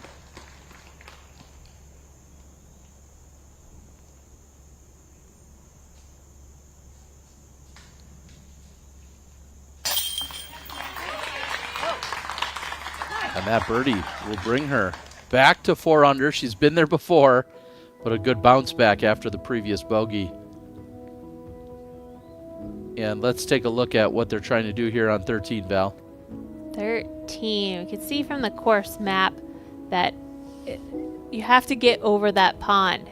Even if you have the biggest distance, it would require a 500 plus foot shot. So all of our competitors are landing short of the pond in this area. You want to make sure that you're giving yourself an open stance, an open arm swing, because you need to throw the accurate second shot over the pond, through the trees, climbing up the hill. Hitting any one of these early trees off either side could send you back into the pond, so you need to make sure you're penetrating forward, that you're throwing the shot that is moving through the trees, and with power you can skip up the hill to give yourself a look at birdie. And so far we've seen just 4 birdies on this hole, and all of them requiring big putts to capitalize. Missy is safe, but on the left-hand side. Not by much, but looks to be safe, as you said, Val. Now Scoggins throwing her second.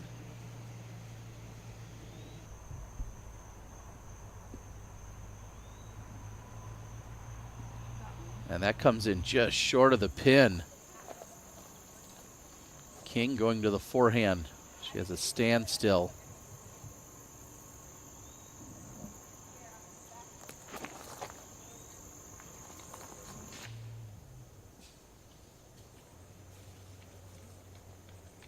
Green flag for King. As you said, 3 of those putts coming from either deep circle 1 or in circle 2 in order to capitalize on the birdie here. So difficult to access. But Kristin really putting this in a near perfect position. We'll see if she has the right angle for it.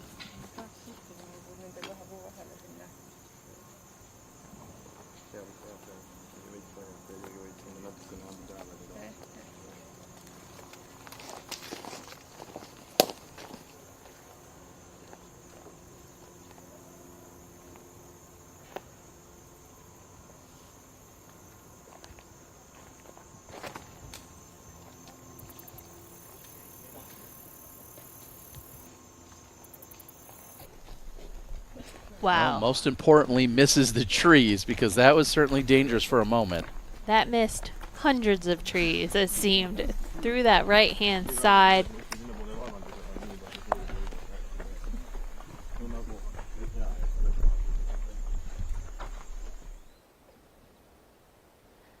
Sometimes you just have to rely on a little bit of luck every now and then. We'll see if Kristin can have a look to join that small grouping of players with the birdie on 13. Long birdie bid for Scoggins. She'll have to settle for a par.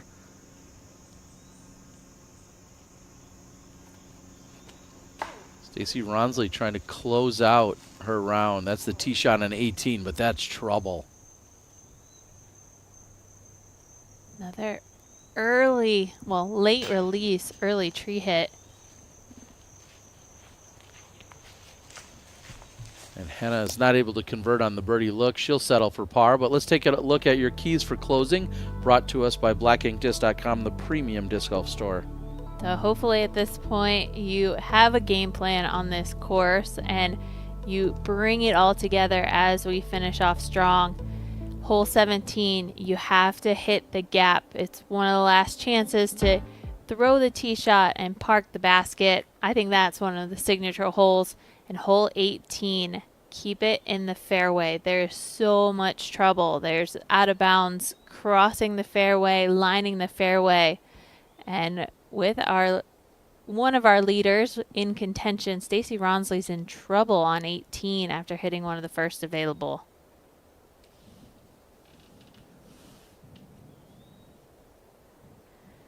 I think the fourth key is just sticking with it. Can you endure this course?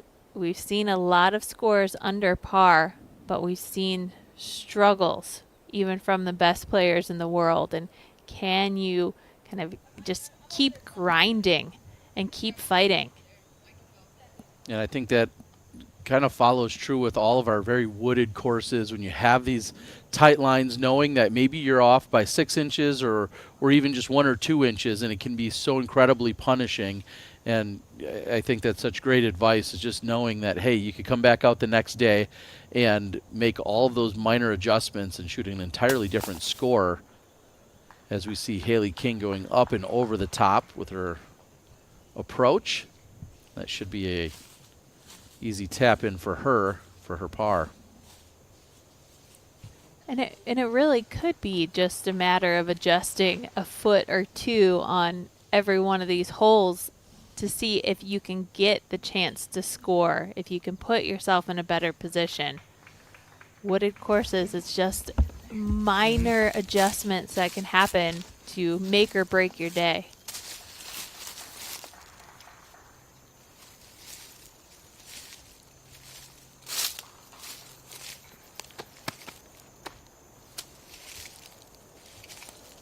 Timing and release need to be just right so that Gannon can put it through the gap here. And she throws a near perfect shot, but then gets somewhat of a roll off the koozie. It checks up for her. That's still well within her short range. I was left speechless. I was just thinking we were just talking about shots and being off by an inch or two and what that can mean. And then you see her throw a shot that is essentially perfection, but then gets a bad reaction off of the koozie. And sometimes that's just how things go out on the course.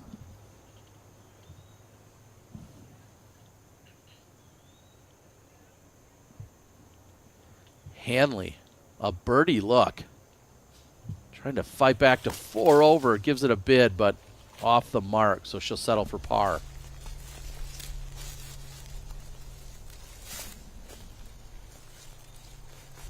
So after the late right side turn there by Kristin, she actually has a look, and it's relatively open, especially compared to the 2 previous approaches we just saw. Kristin from circle 2, birdie look, hole 13.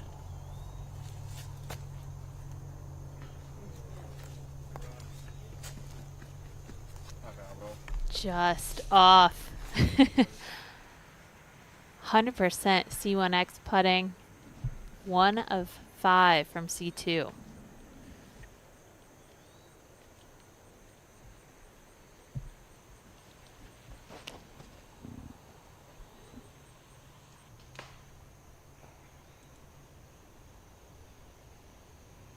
Henna not getting through the gap.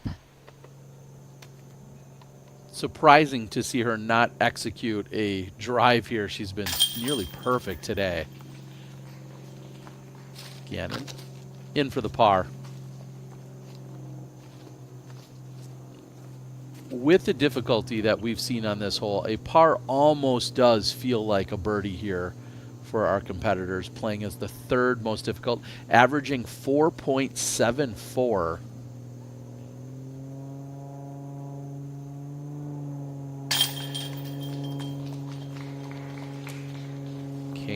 Her first par in 6 holes. Getting a par on this hole, you're not losing strokes to many competitors ahead of you. 4% have gotten the birdie. I don't think any of them would be disappointed if you said, hey, we could offer up to you a par. Nothing better, nothing worse for every time that you play hole number 13 this weekend. I think every competitor would say, yeah, just give me that. Let's mark it on the scorecard and move on. If it were only that easy. Henna's second. She apparently didn't love it, but it was a great approach nonetheless. Yeah, that was a psych out. I haven't seen her do that move before, the look away. It was perfect. Ronsley pitched to this position, so that's actually her third. And Owen has a birdie look. Like a birdie in her pocket. Nice work by Scoggins. She moves to 2 under. Wow, and the only over par stroke she has on her card, it's 2 of them, and they're both double bogeys. So she is fighting her way back. And it's the putter that always keeps Owen in the hunt.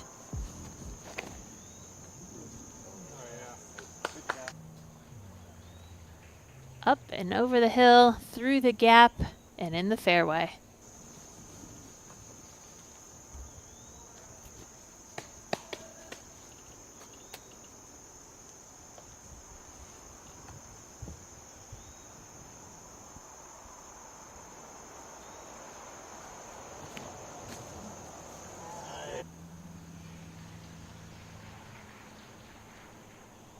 Just a few feet behind where Kristin has landed. Missy Gannon, center of the fairway.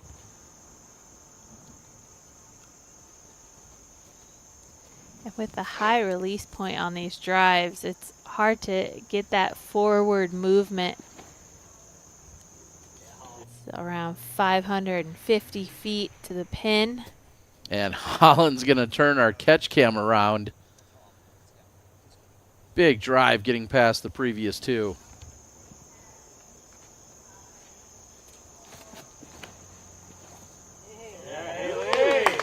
And that's how you do it. Nice direct line, getting past Holland. Another 20, 30 feet. Just when we saw how big the shot was from Holland, Haley King gets past it. And we're going to take a look at some of our round 1 storylines here. Kristin bouncing back after a slow start, trying to be the first FPO player ever to sweep the majors in a single season. Henna, who's been off to a great start as well, shooting a clean 7 under, currently has a 3-shot lead. And this is our first look at the Regulator. New course in North Carolina, playing well for the for the elite FPO field. Every course has seen several birdies. Every hole on this course has seen several birdies. Things are changing left and right. I'm going to get Warren G out here, the official Regulator, as I'm trying to get through these storylines for us. We made it through 14 holes. I thought we were going to make it through the entire round without that one.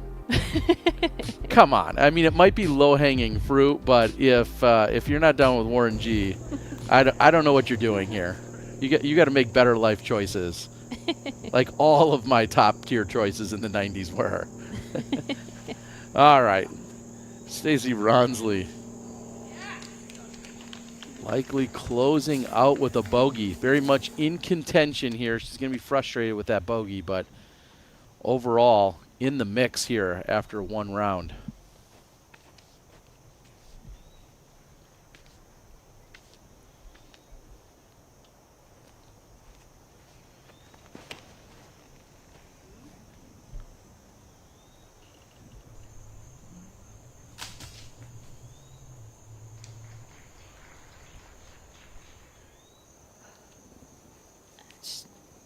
Shouldn't be too bad for Henna.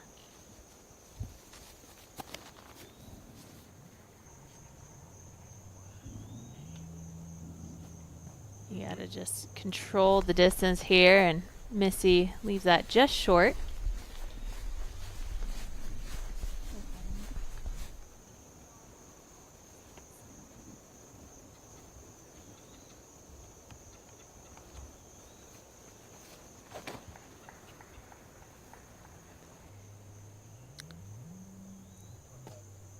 Kristin out to the wide right side, but she'll still have a look for birdie. Brian, we're seeing hole number 14 out here. It looks like they've got a handle on it, but is there any do's or don'ts that we should be thinking about in future rounds? Well, I think this is one of those holes where having a distance advantage is a huge deal. I think if you have the distance like Holland or Haley, I think it's much easier than somebody who has 50 to 100 feet less distance. They're just chipping from where they're at now. Yeah, trying to make light work here as Holland just a standstill forehand into the green. She'll have a look for birdie. Playing as the 15th most difficult, still over par at 4.07 at the moment, but this one is very straightforward for a big arm.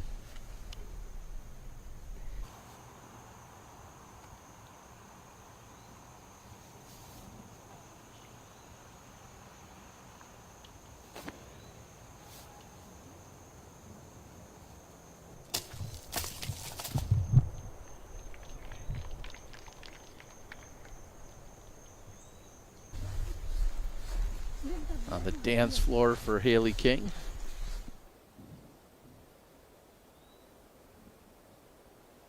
Same approach disc that we saw Haley King put it onto the island green to cement the victory last weekend at the MVP Open. And what a battle that was. Not sparing any of her 9 lives to get up and down and take it away.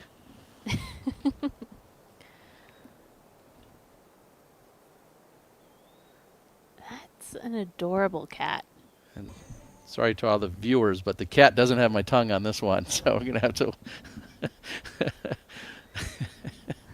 Well, at least you're entertained here. I've said for years, whether you guys are along for the ride or not, as long as I entertain myself, I'm sorry, you guys have to put up with it. As Missy Gannon has a birdie look.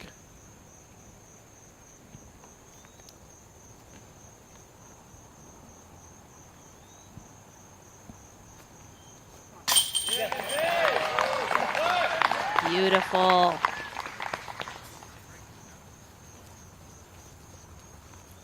Right in the heart of the chains for Missy. Steadily climbing her way back with another birdie.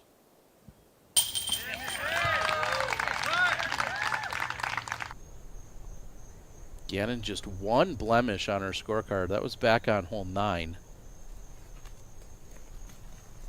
And the extended stretch by Kristin isn't enough. That one little tree, just enough to get her off her mark. So par coming up for Kristin.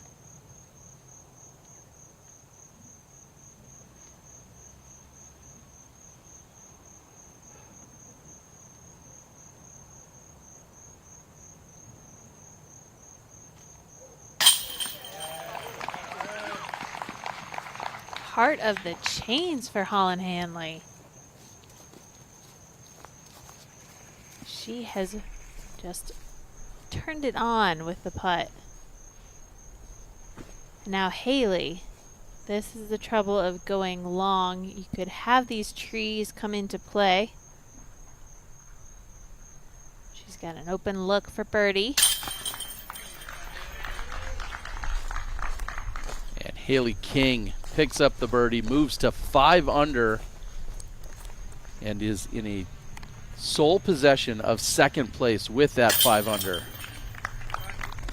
Kristin tied for 6th, sitting at 3 back.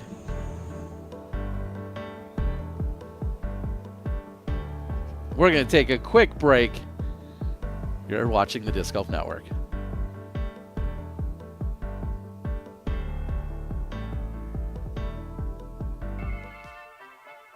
What's up, guys? Welcome to Grow Generation. Today we're in Redding, California at one of our flagship stores. Let's go check it out.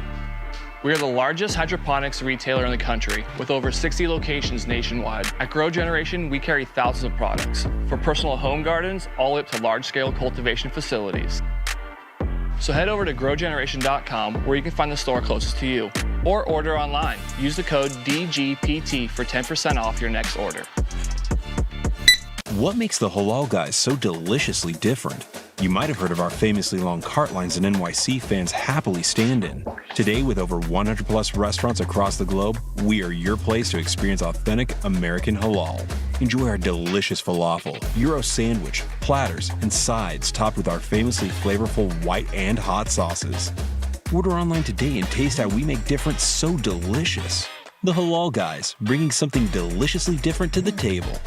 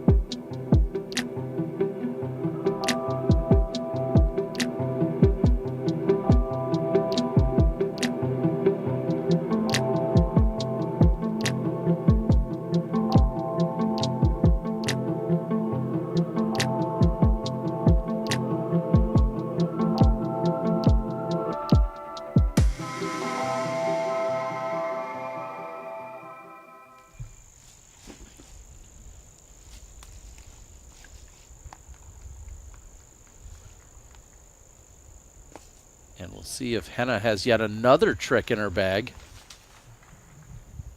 Going to the forehand, trying to fight out from the left side rough. Yeah, much more challenging than I had originally thought. You really need to get through that gap that's way down the fairway. She's going to be out of position again. She's on the fourth and final par 5 that she'll see today, but now we're with Missy Gannon. Par 3, hole 15.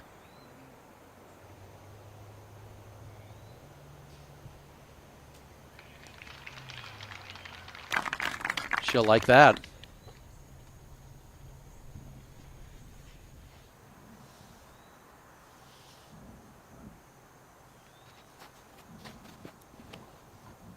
It's hard to see the basket in the darkness of the woods. Haley gives up on this one. She launched that way up in the air, not really giving it a chance, right out of her hand.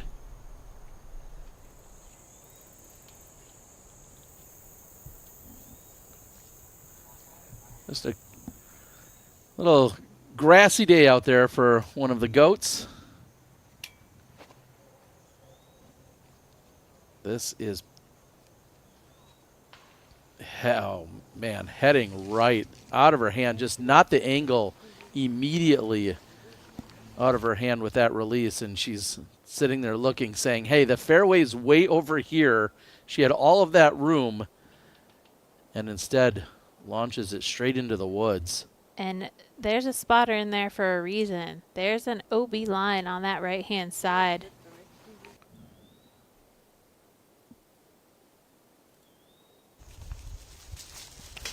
Silver's thinking, I know. I wish you would have thrown it over there into that big wide gap.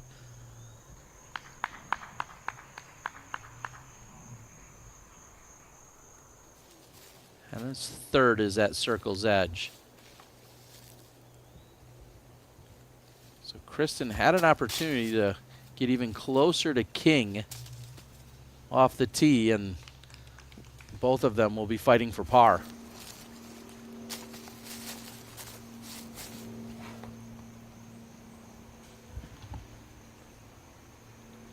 Holland out near the back of circle 2, so this is almost a full 20, maybe 21 meters.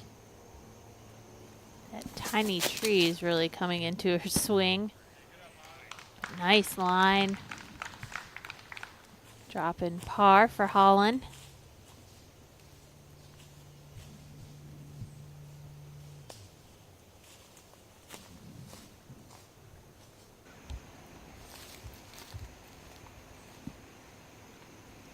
Kristin is safe. Here's her birdie look. Deep inside circle 2.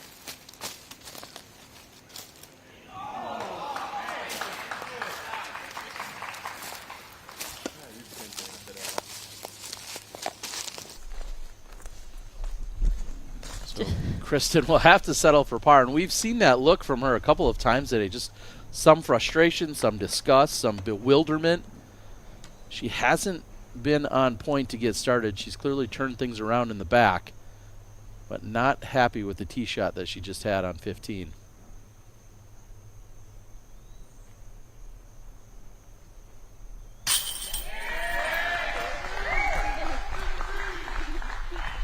Missy Gannon coming alive in the back nine.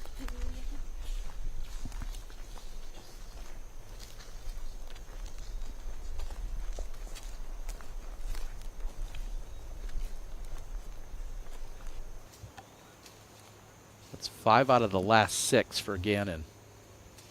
Putting her in at tie for second. Tied up with Haley King.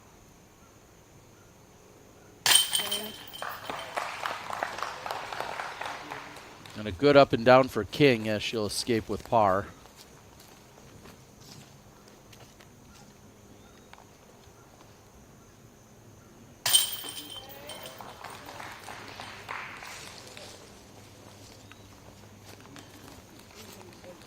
And so the lone birdie comes from Missy Gannon, as you said, moves into a tie for second.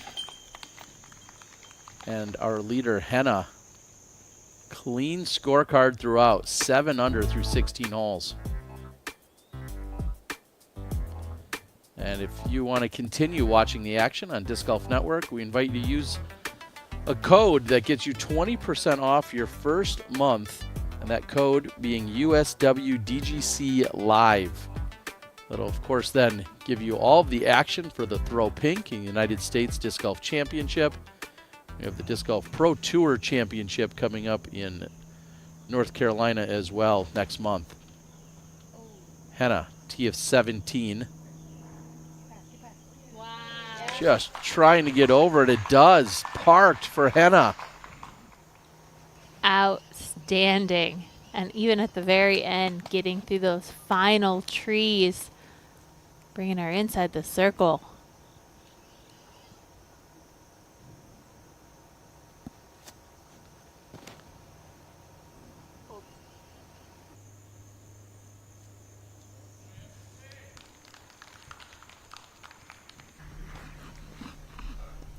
Good start on this par 5 for Missy.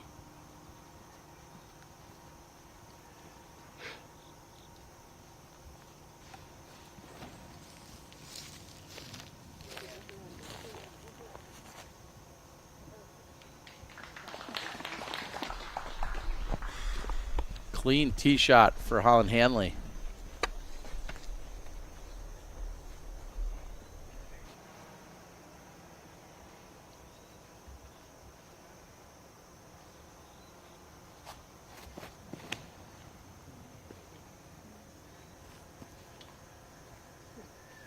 It was that extra power that brought in trouble for Henna, and we see Haley, similar position there. Their distance is perfect for that danger zone on the left side. Either you lay up short or you need another 30 feet on your drive to get through that gap. Oh, and that's pushing right side. And she's going to have some work to do from that right side of the fairway. And here we are on our last par 5 of the day. It's our 4th one in the round. Brian, what are you seeing out here for how they should be attacking the 6th most difficult hole on the course? Well, yeah, the first pinch point's about 340 off the tee, and there's a couple of gaps that you can choose from, but really what I like is how this course has given the FPO players opportunities to take eagles and actually score on these nice wooded courses. If you want to get aggressive, you can try to push a driver through the first pinch point, but you risk kicking hard into the tree line right. So I think it's cool. You know, it gives players an opportunity to play safe first and then try to blast a second shot, take an easy birdie. But yeah, I think we're going to definitely see some threes. Appreciate it, Brian. It's averaging 5.37 at the moment. And we've seen 12 birdies so far, so no eagles as of right now.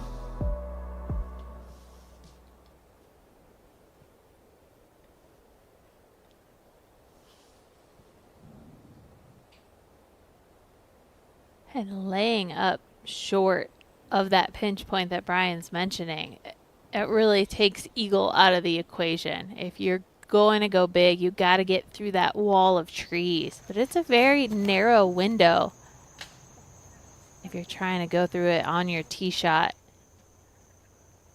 You can see even on your second shot, it's tough to get through clean. Yeah. Kristin, I think they marked you, and I saw somebody running out from up there more.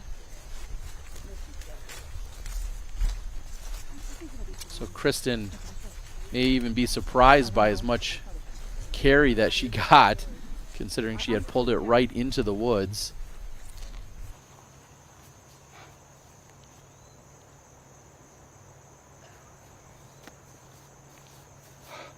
And leaving your drive, this 50 feet short of that opening allows yourself space, even if you didn't land in the ideal spot. But Holland connects with the tree.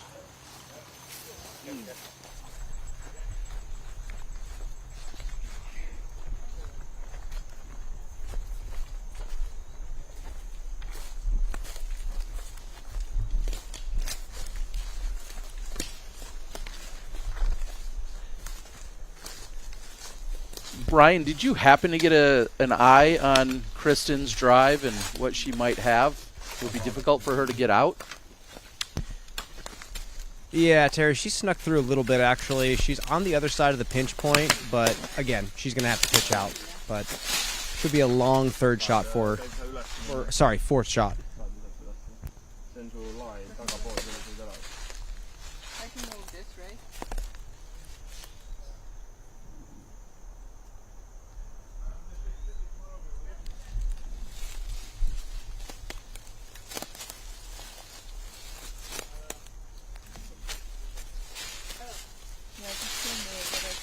The one behind your dip? Yeah, absolutely. It's the right way your foot has to go. Yeah. And that's every body. You have stances right there. Yep. Kristin asking her card mates for clarification as to what can be moved.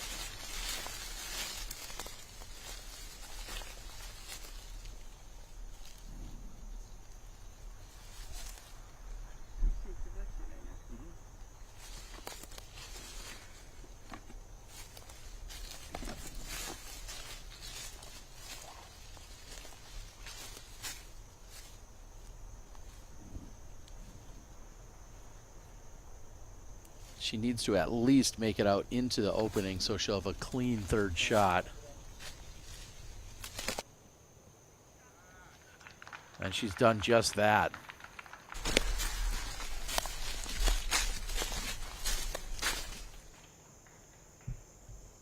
Henna looking to get to 8 under par with this putt, and she's done just that. What an incredible round she's having as she's setting the pace.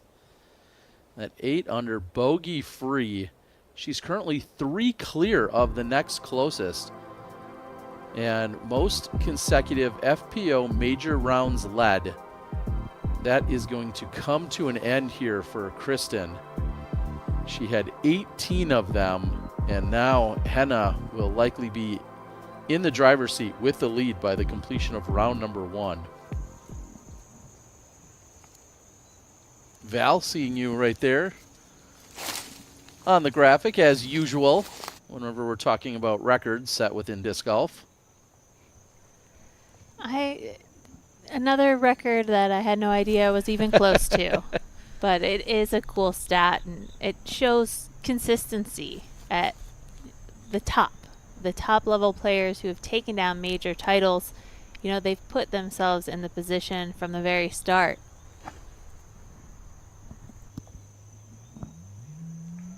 That was a beautiful sidearm from Holland. Such great distance. Big thanks to our friends over at Statmando providing us statistics for things I would never even think about. And then all of a sudden they're popping up and very interesting to see. And I would say at this point, Kristin just even happy the fact that she's going to find herself likely on a lead or chase card, considering the very slow start she got off to today. We saw some of the hot rounds being set early. Silva with that 4 under. Holly Finley also came into the clubhouse just after that with her 4 under. And now Henna, Haley, and Missy all ahead of that pace.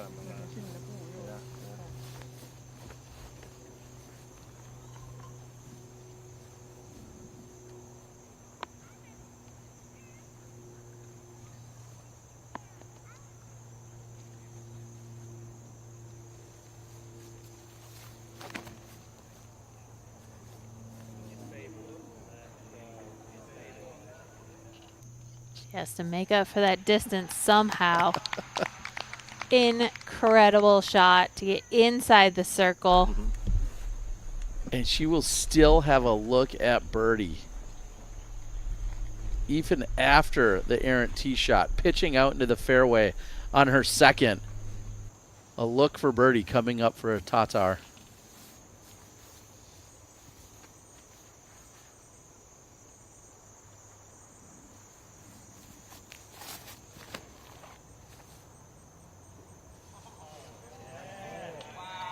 Can King get it closer? This is tracking. And it's gone deep of the pin. She's at circle's edge past the basket with an uphill putt. That was absolutely huge.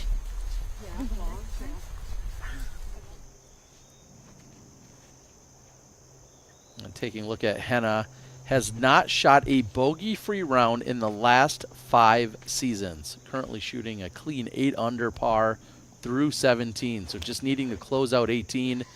We'll see if production has officially iced her. And it's looking difficult. OB. Man, I want to give a bogey to production.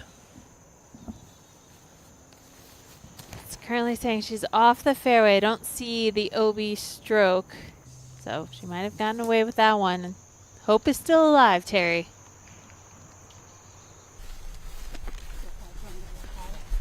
I'm more than happy to give her our producer's number if she wants to talk to him after the round, after she gets done with hole 18. This is Missy Gannon, pushes left side. So short. You can see there's that dry creek bed, orange flags, short and long of it.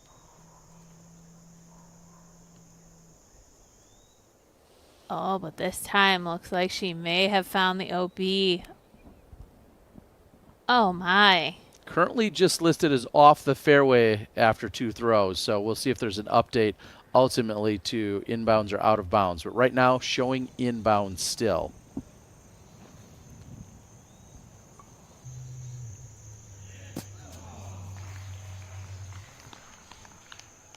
Easy forehand for Holland Hanley.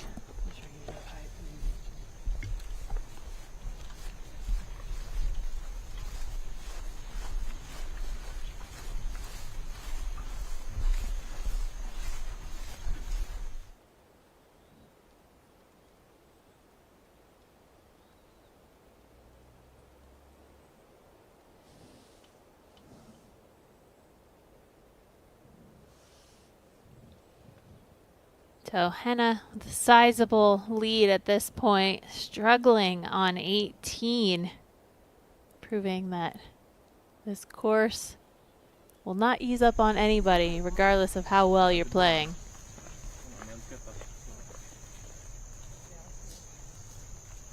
Missy with the layup, and I'm thinking over to Henna and what she'll be faced with. I believe there is essentially like a hazard area or a relief zone in which you're going to be still safe over there.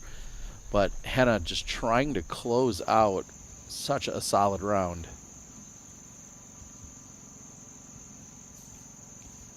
Haley King for birdie to move to 6 under. On the mark the whole way. King, great birdie here on 16. She will pull even closer to the lead, as we know Henna is struggling on 18. And this angle shows a little bit more of that distance that Haley had to overcome. Uphill putt at that on this elevated pin. And never a doubt as well for Kristin.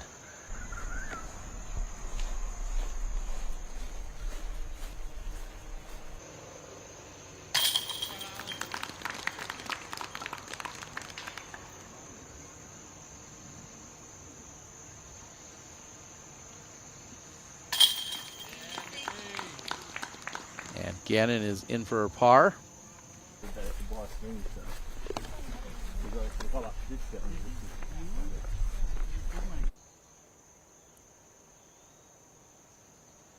And a patented bounce back, we're calling this, for Kristin.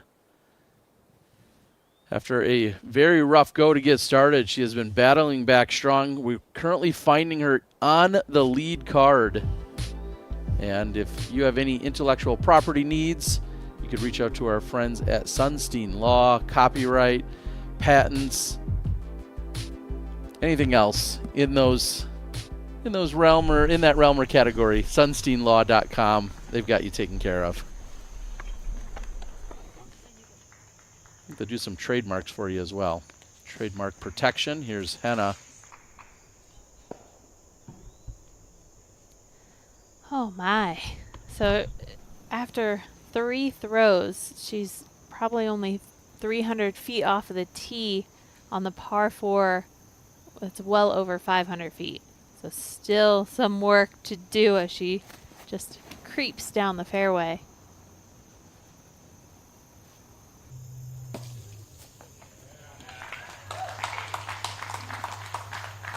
Finding the green easily is Haley King.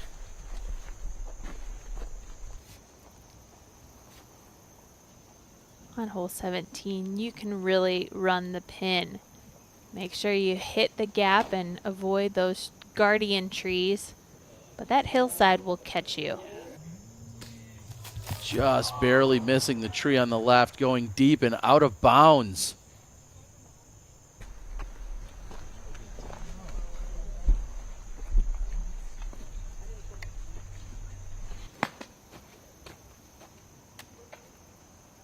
There is a drop zone that Kristin will proceed to.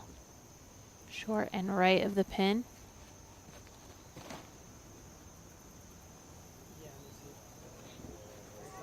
Missy's tracking all the way to the pin.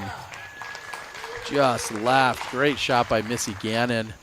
And speaking of great shots, big shout out Jordan Linz out here practicing yesterday. She rang this up for an ace during her practice round. Of course, her sister had to give her a hard time and say that she should have waited for some time during the tournament, as some aces come too early. Well, she's got 3 rounds left. And Henna has that left for bogey. Back with Holland Hanley. This is short left side as well for Hanley. But she'll have a circle's edge putt.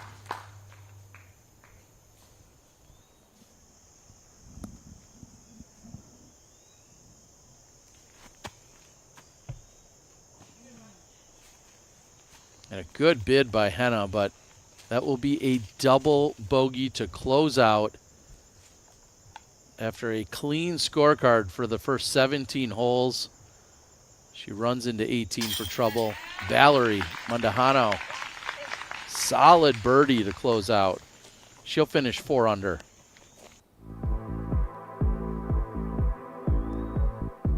And lots of jostling and jockeying around here for what we'll see on our lead and chase card tomorrow. Kristin will have a circle 2 putt to try and save par. Holly, Finley, Valerie, along with Silva, all at 4 under. Sarah Holcomb, Jessica Weiss, and Deanne Carey rounding out our top 8 or 10 spots. And to see the scorecards of these players, everyone attacked this course differently. You know, some players played just clean golf in the front, where others kind of rode that roller coaster, birdies and bogeys, But really, it's all about the back nine and how low can you go. From the drop zone, Kristin for par.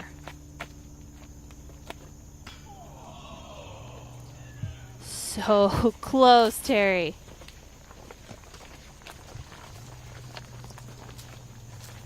Just a couple of inches short. I think Kristin has not seen a over par score since hole 2 and 3. She got the double on 2, a single bogey on 3, and then everything else, and a majority of everything else, have been birdies.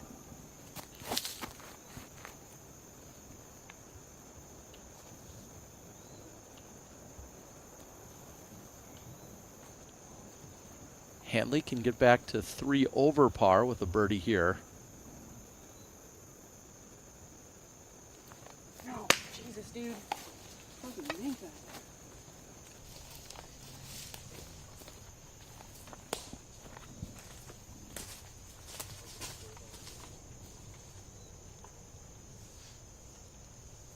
And not connecting with any metal. That's always a tough thing to overcome, especially if you have a sizable comeback putt. See if she can tap it in for bogey. Par, excuse me, as Haley taps in her birdie. So King, with that birdie, becomes your outright leader at 7 under. King's had just 4 pars on today's round. Hanley for par. Dead center.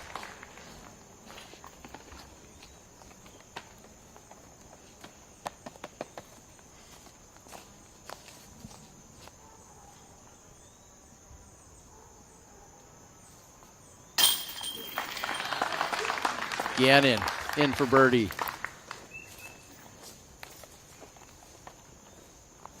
Gannon moves to 6 under, is a tie for second along with Henna. And the bogey from Kristin. She'll fall back to 3 under. We've got just 1 hole left to play in our opening round of the USWDGC. We'll be right back.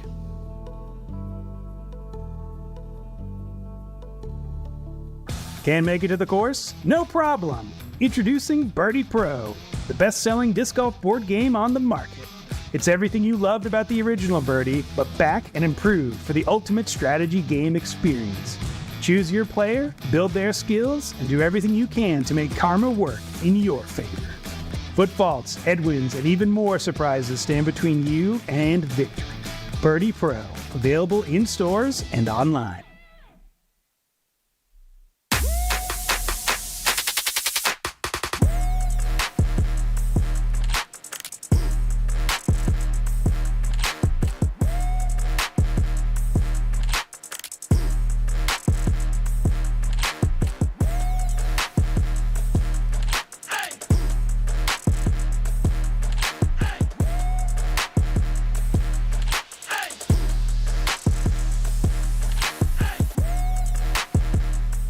I'm asked all the time, why do you play disc golf so much? The best answer I can think about is, there's just something about disc golf. You might think it's just like any other sport, but I can promise you this is not the case. Disc golf is the walking nature, the closing of your computer, the discipline that it requires, that sound of those chains. I don't know what it is. The whole world should have the opportunity to try it. Let's grow the sport.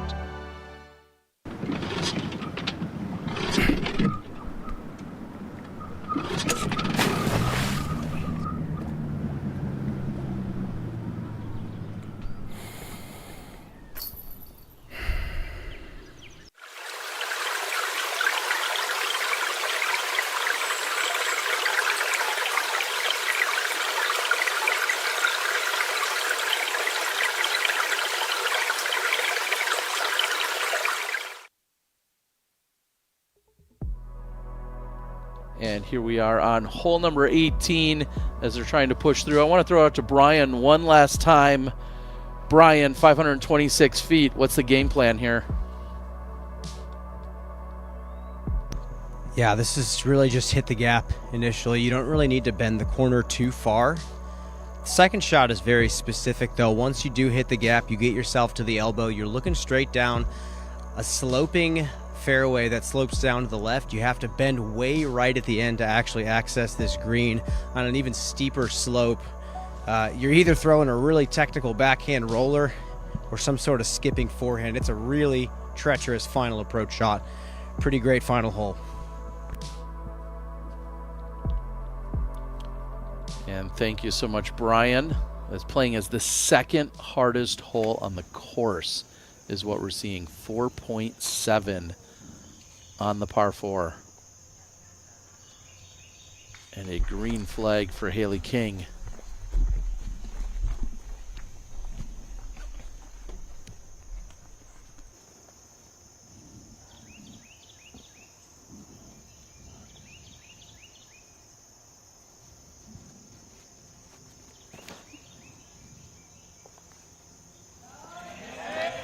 That flips up beautifully. And the best tee shot we've seen today coming from Missy Gannon.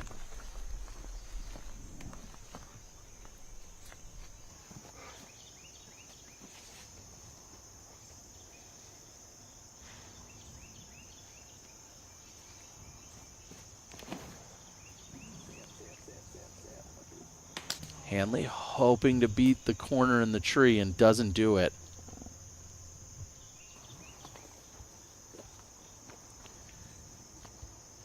Oh, we're going to go the other way here in seeing that the last missed a major lead card was at 2021 Worlds for Kristin. She'll be on the chase card unless she eagles 18. So the reverse, trying to kind of even things out with what production had done for Henna earlier. We'll have to call for the eagle throw in. That's for her to make the lead card. Otherwise, we'll find her on chase.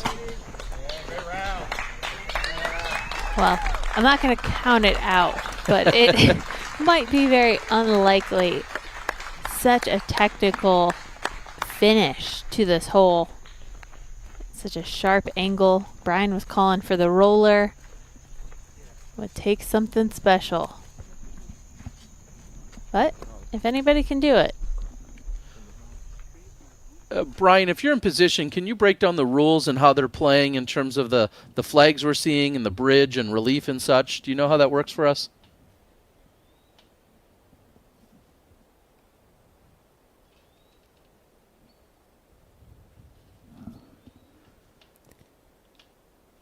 Well, I think we lost Brian, but I got you, Terry. Okay. It is playing as a relief area, and it's an area designated by the tournament director. It's played as how you would play an OB area without the penalty stroke. So she will take it from the last place inbounds, or last place before it landed in the relief area. And Bill Newman, one of our PDGA marshals out there, providing an assist.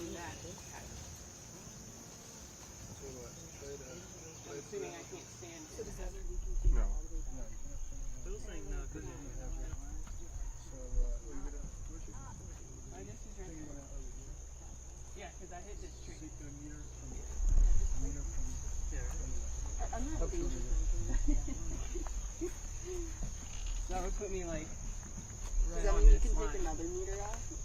This way, let's take another meter off. So what do you guys think? You feel Kendra spot? You can take a stance. Could she take a meter from back here, from the bridge? No. She's not being penalized, so you can't take that hard. It's like a meter back in the line of play. But if you can't take a full meter, then that's... It's not perpendicular though?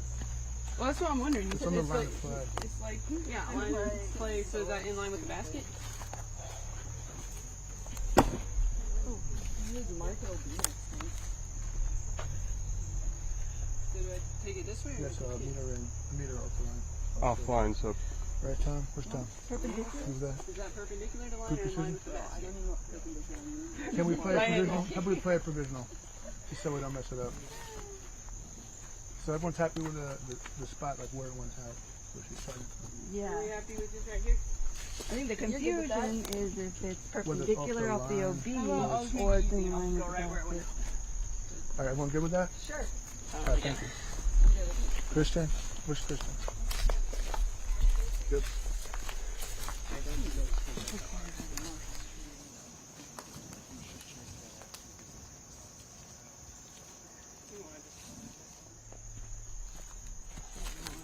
Well, did we get it figured out, Terry? Well, maybe. I know. I'm uncertain if we're officially going to see two different plays from Holland in terms of calling a provisional or not. I know that at least was offered up as an option.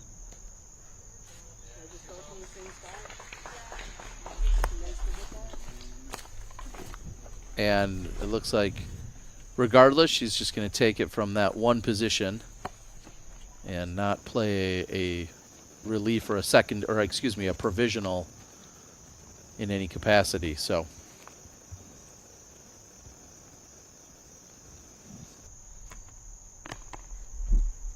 And I have no doubt that this casual area is going to come into play in future rounds. So need to be aware of the rules, especially if you don't have a marshal on the card. That's a huge shot from Haley. And it didn't even look like she gave it much effort.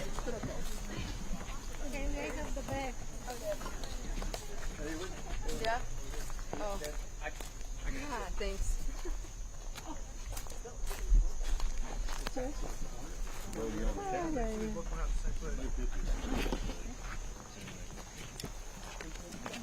And also just looking ahead at some of the math and the details that Valerie Mandujano sitting at 4 under. That's also where we find Holly Finley. So even if Kristin were to birdie and get back to 4 under, she would lose the tiebreaker as both Valerie and Holly have lower PDGA numbers. So right now, barring a throw-in for eagle, Holly Finley will be the 4th most likely here on our lead card for round number 2. Kristin with her 2nd.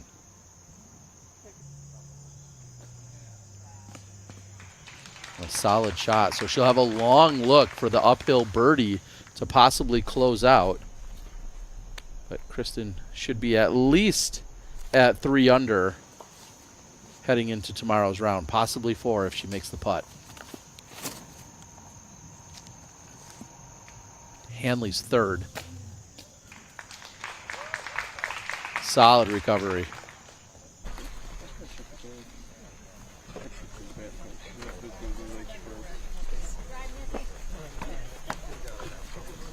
And as they move down the fairway, I believe we have Brian one last time. If so, I'd like to get your final thoughts on round number 1 here on this brand new course.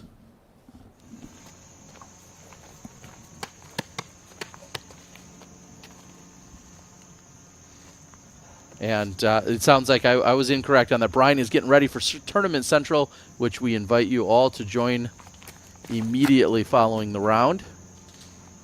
As Missy's off the mark.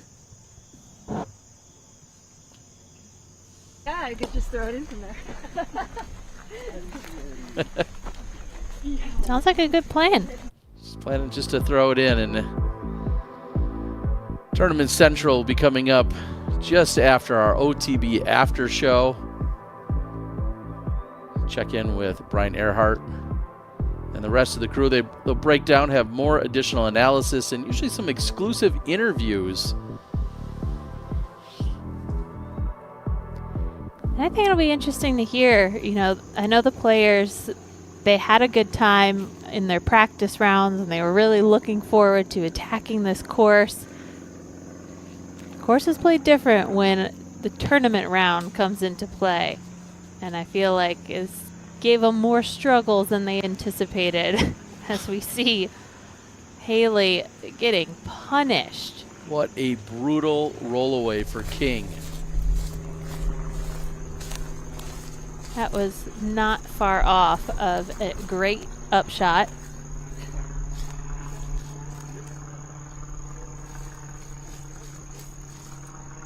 Well, we've seen Missy do it before in today's round. What looks like a wall of trees to us, somehow she can find a window.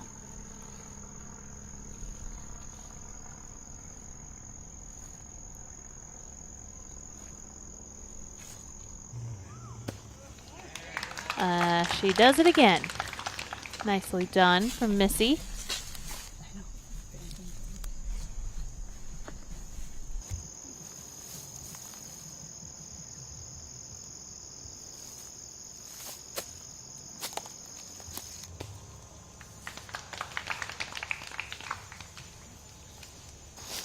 And just like that, Haley King is going to give at least one back to the course. Likely will finish out at 6 under and probably tied for first with Missy and Henna. Long range look for Kristin, trying to close out from circle 2 for birdie.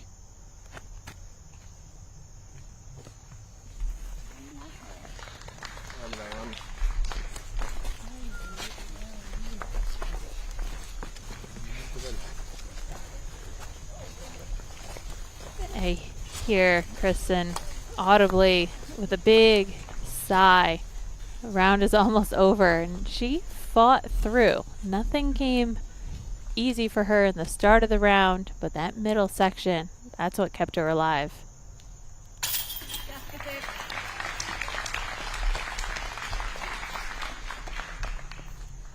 Hanley with a rough go here today, kind of battles back near the end of the round, but rough start for Holland.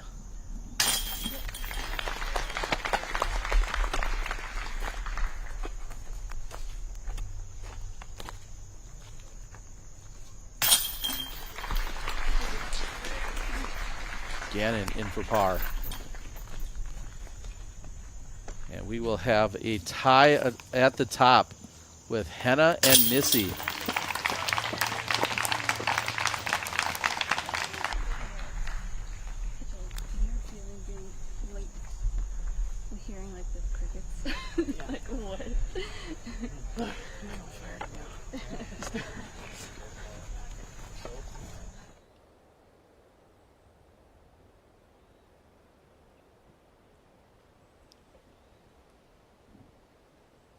As we see the scores, Henna and Missy both tied for the lead at 6 under.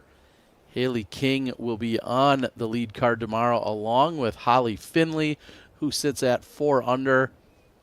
Val, day 1 is in the books, and if I'm doing my math right, with Kristin remaining at 3 under, I think we're actually going to see her possibly on the 3rd card. We'll get all of that figured out, and of course we'll be able to break that down a little bit more in our OTB after show. But initial thoughts and impressions from round 1. Whew.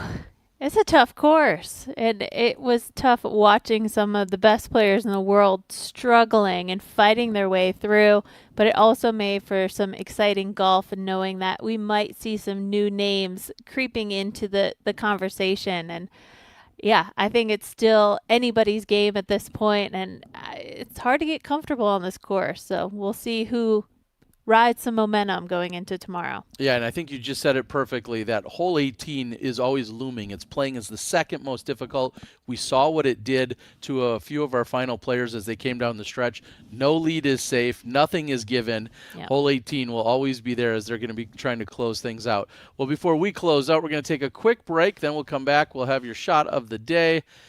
We'll see you in just a moment.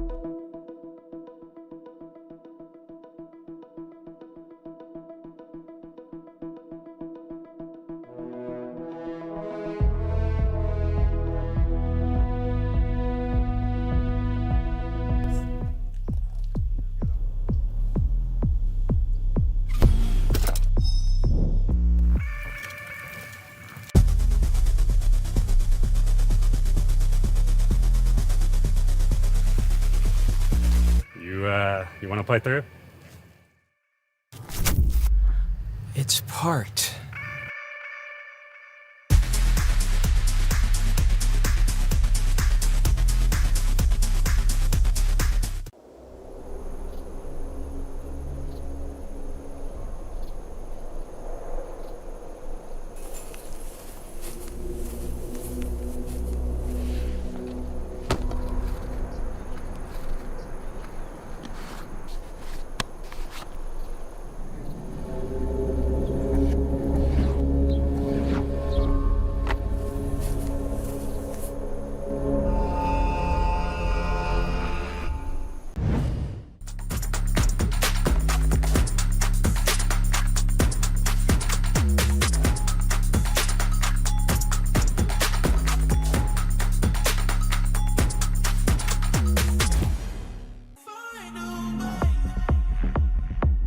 Introducing Disc Raptor, the best way to clean and dry your discs on the course.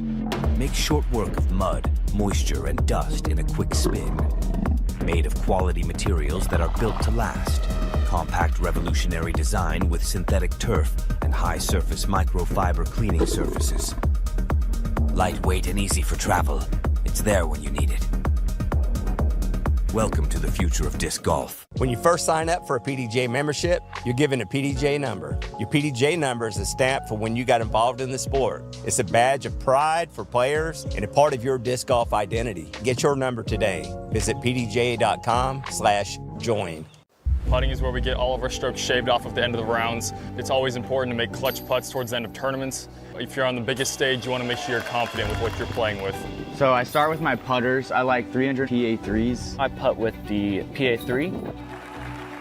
My putters are 300 PA3s. PA3 is perfect for my spin putt. They go straight, dead straight.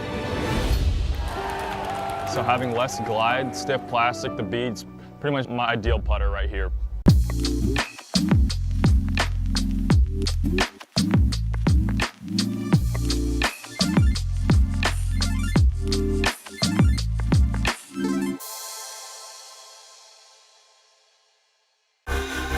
At Discraft, we don't wait to see what the future holds. We build it.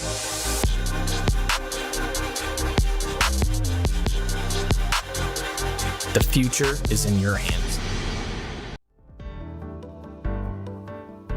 And welcome back. We're going to take a look at what Henna was doing here in round number 1. Well, the short answer is very clean throughout. And that's what I think Henna is known for best. These very controlled, precise shots. She can throw very accurately with a driver, but she is known for the slow speed discs, and that's ideal out here. Hitting the fairways, landing in the ideal landing zones, and she just played this course so clean. Really, it came down to hole 18 where she ran into trouble, but everything else, she put herself in great position, gave herself those opportunities, showing that this is truly a thrower's course. Yeah, she ultimately had 0 OBs on the day. She had 75% C1X putting. She didn't convert it all from circle 2.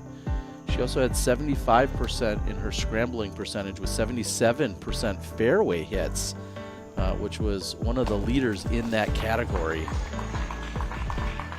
C1 in regulation is another spot in which she led. And she's currently tied for the lead. And right now she's in the clubhouse and she's with our very own Brian Earhart. Let's hear from them now.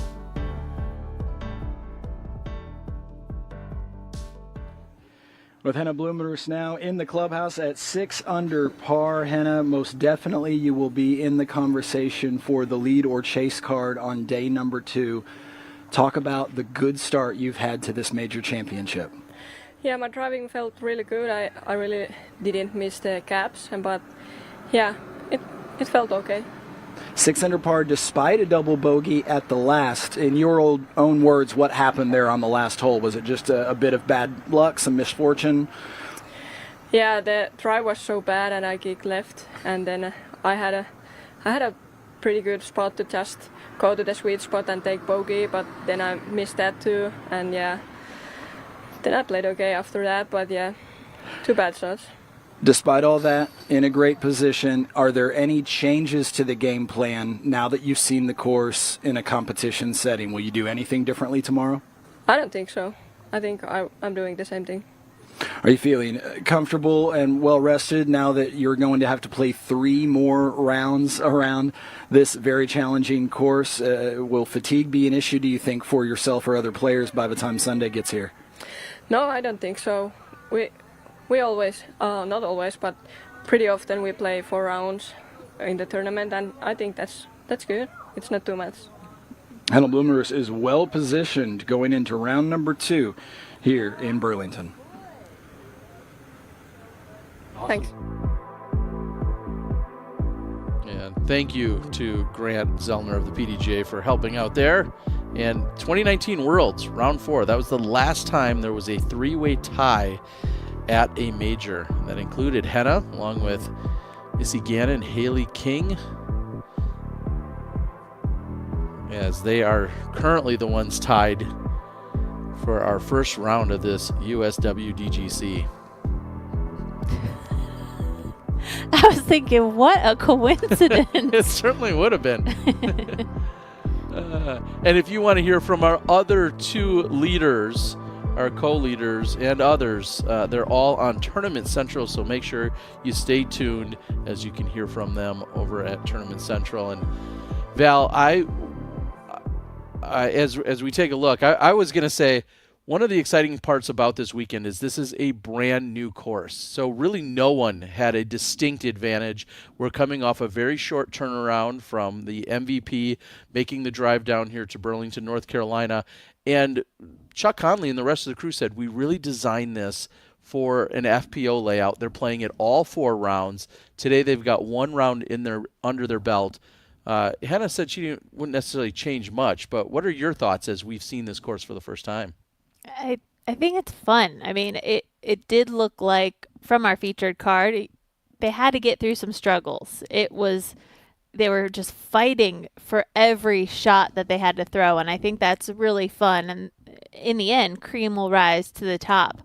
And we're seeing an even par score is down there in about 20th place. So it's very scoreable, and if you want to rise to the top, if you want to stay in the hunt, you needed to get those birdies, or, there were a lot of from tee to basket type of birdies, but then there were a lot of those placement shots and ways to be strategic in how you attack the hole. So I think it was really fun to watch, but it was tough to see some players struggling, and players that we don't typically see struggle, but if you can stick with it and keep your mindset on what the task at hand, then you're going to continue to shoot well. Well, I'm excited to see how they're going to make those minor adjustments. We'll see if the weather holds out. There's so many other factors that can come into the 4 rounds, but off to a good start here so far. And as you're looking at the scoring there, you see Henna, Haley, and Missy all at the 6 under. Holly Finley, who's been playing so well as of late. She's very has openly talked about how much she loves woods golf and how important it is the closeout of her season. Having a solid performance, finishing in solo 5th last weekend at the MVP. She's going to round out your lead card. And then Valerie Mandujano, along with Silva Saarinen, Sarah Hokum, Jessica Weiss, Deanne Carey, Kristin, all tied at 3 under. So a very close battle. And I'll say it again, hole 18 is no walk in the park. Just to close out, we saw what it did to Henna as she was trying to close out a round. We saw a conversation take place with Holland Hanley with regard to the bridge. Just knowing all those things can factor in, and even the rollaway that happened for Haley King as she looked to have thrown a really solid approach, but then rolled away to add another stroke to her scorecard. There's just no resting as you're trying to close out on the 18th. So I'm excited to see what adjustments get made throughout. Now, I guess we have to start talking about an OTB shot of the day. Is there any that have maybe come to mind for you as we were getting through that round? And still, very fresh eyes on this course. So I'm trying to soak it all in. I wish we had the ace, but there's some big putts.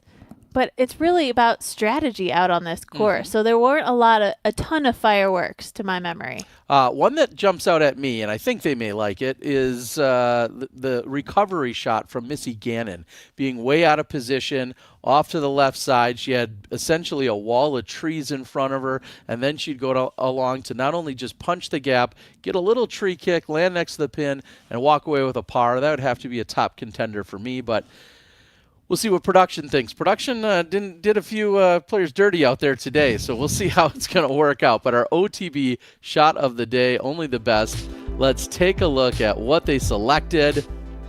We'll see if I was anywhere near it. And yes, Missy Gannon, the recovery. Little tree love. What Brian called impossible. I mean, from this view, how did she even find a line?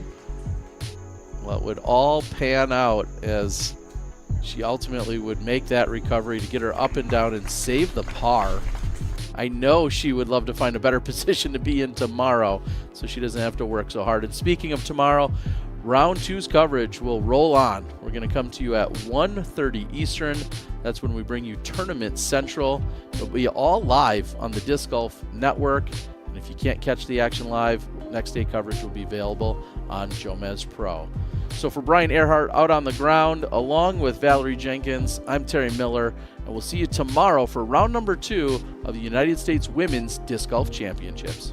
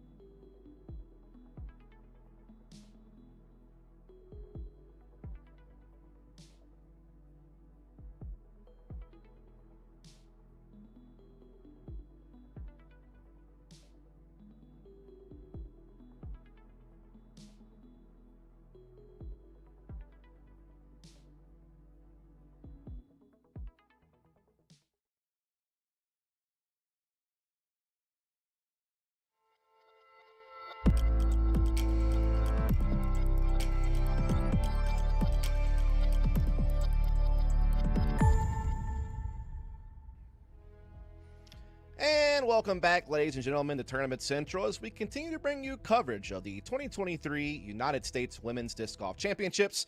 We're once again joining you live from Burlington, North Carolina, as our FPO competitors have just completed their first rounds on the fairways of the Regulator course, which I first of all have to say, Brian, a banger of a name, by the way. The Regulator? I mean, that just sounds menacing. And speaking of menacing, the course did play very difficult today overall for the field. I think only 3 holes played under par. We saw a ton of scoring separation. There were some eagles to be had on a few holes. Obviously, you had other holes where, 25% of the field was bogey or worse. It seemed like it provided a lot of challenge today, Brian. Kind of what is your... I know you had a lot of thoughts on the course prior, but now that you've gotten to watch, a full round of competition with some of the best players in the world, what's your take? Yeah, the Regulator certainly regulated, Dustin. What I liked about it is I have to say, it really stopped players from outclassing the course. There was so much trickery to the course. There were so many little angles, so many little shots that forced you to throw a very specific distance with a very specific shape, and it made it very difficult to save par if you were out of position. But it wasn't unfair. I mean, you look down some of these fairways, they're very clear. And even the tighter gaps towards the end, they force you to throw something more aggressive off the tee.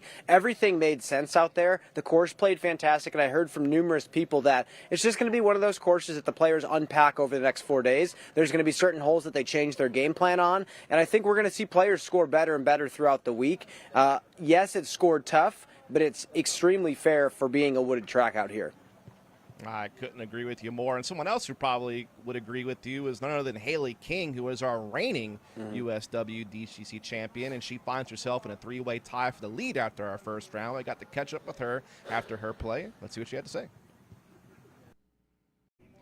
Joined here in the clubhouse, tied for the lead as well. Haley King, 600 par, 9 birdies, 1 eagle. Colorful scorecard, Haley. Talk about the day. It was rough, but fun. I felt like I was doing pretty good, and then I just lost focus on a couple holes, and it resulted in some pretty big scores. Well, let's talk about some of those good scores. Talk about the eagle you took on 6. Talk about the risk-reward, taking the straight gap versus taking the left safe gap.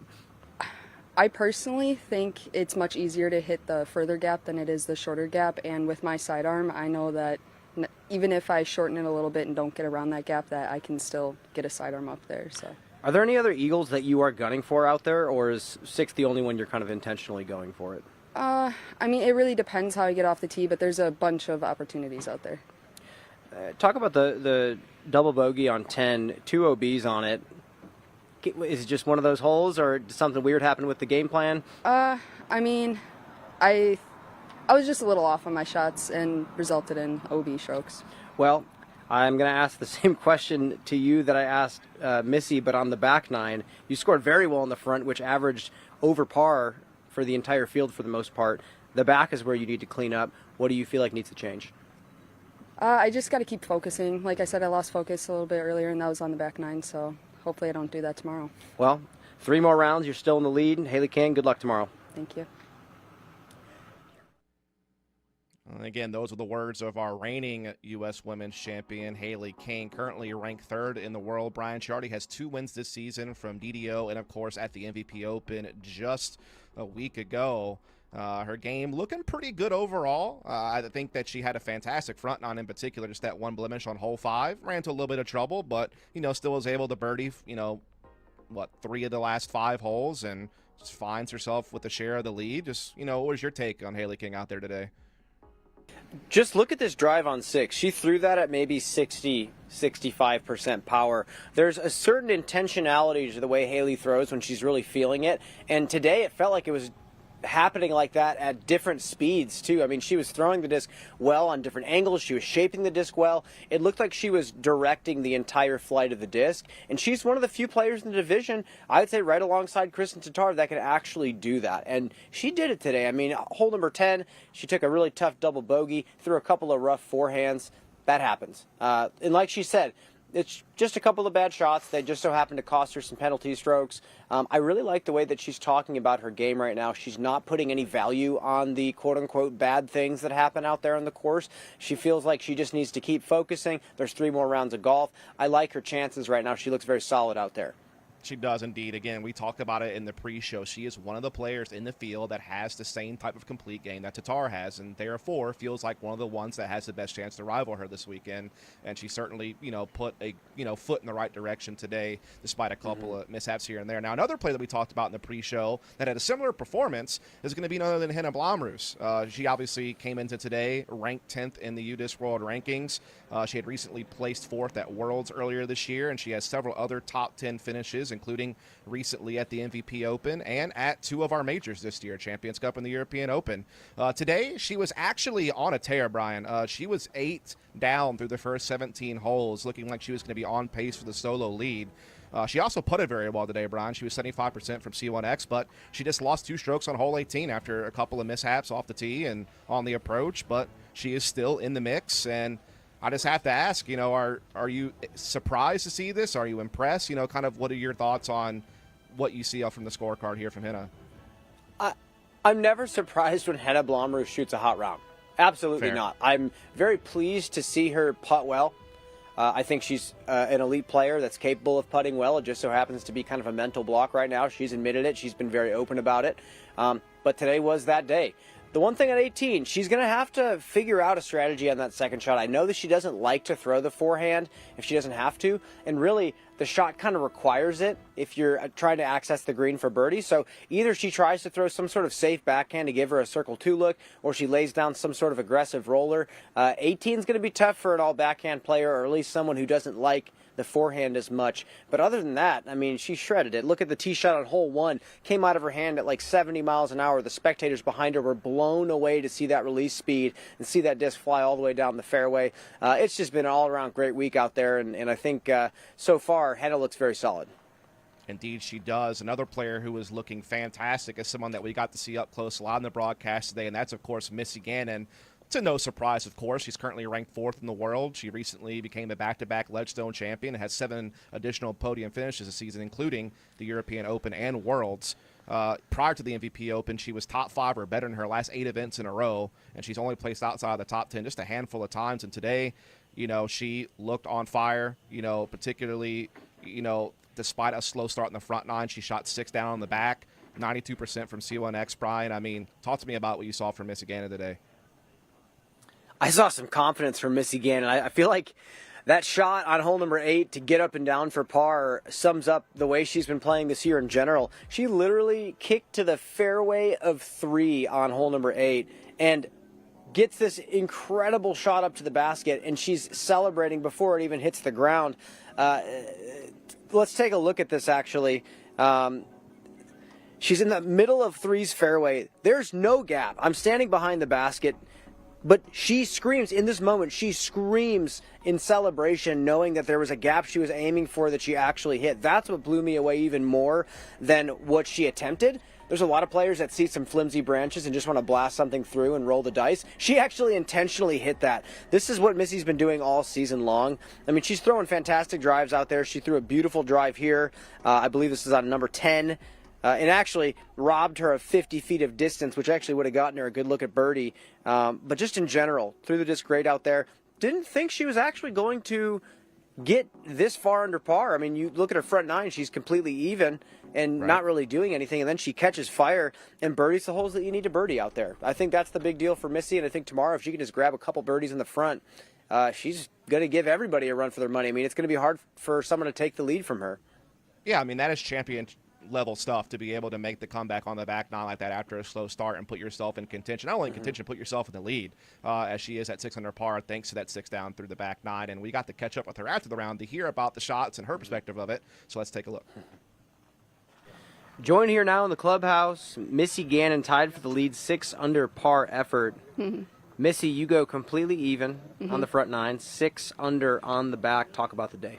Well, it was funny. We started so late that I could watch sort of the early cards go out on UDisc and see what was happening out there. It's a brand new course, so you have no idea what the expectation is on this course and what the scoring is like. So, I could tell that the back 9, and I knew this already, but I could tell that the back 9 was really where people were picking up the birdies, and the front 9 is much tighter and very technical. So as long as you can get out of the front, pretty pretty good. It still felt slow in my opinion, but slow is okay. You just have to stay patient, and I knew that there were a ton of birdies on the back, and I'm glad I capitalized. Well, you're talking about tight shots out there. You kicked off to the fairway of 3 on hole number 8, and from my perspective, through the scramble shot of the year. Talk about it from your perspective. Yeah, it was pretty funny because I don't think anybody could really tell what I was dealing with down there other than myself, Tom, and the camera guy down there actually. And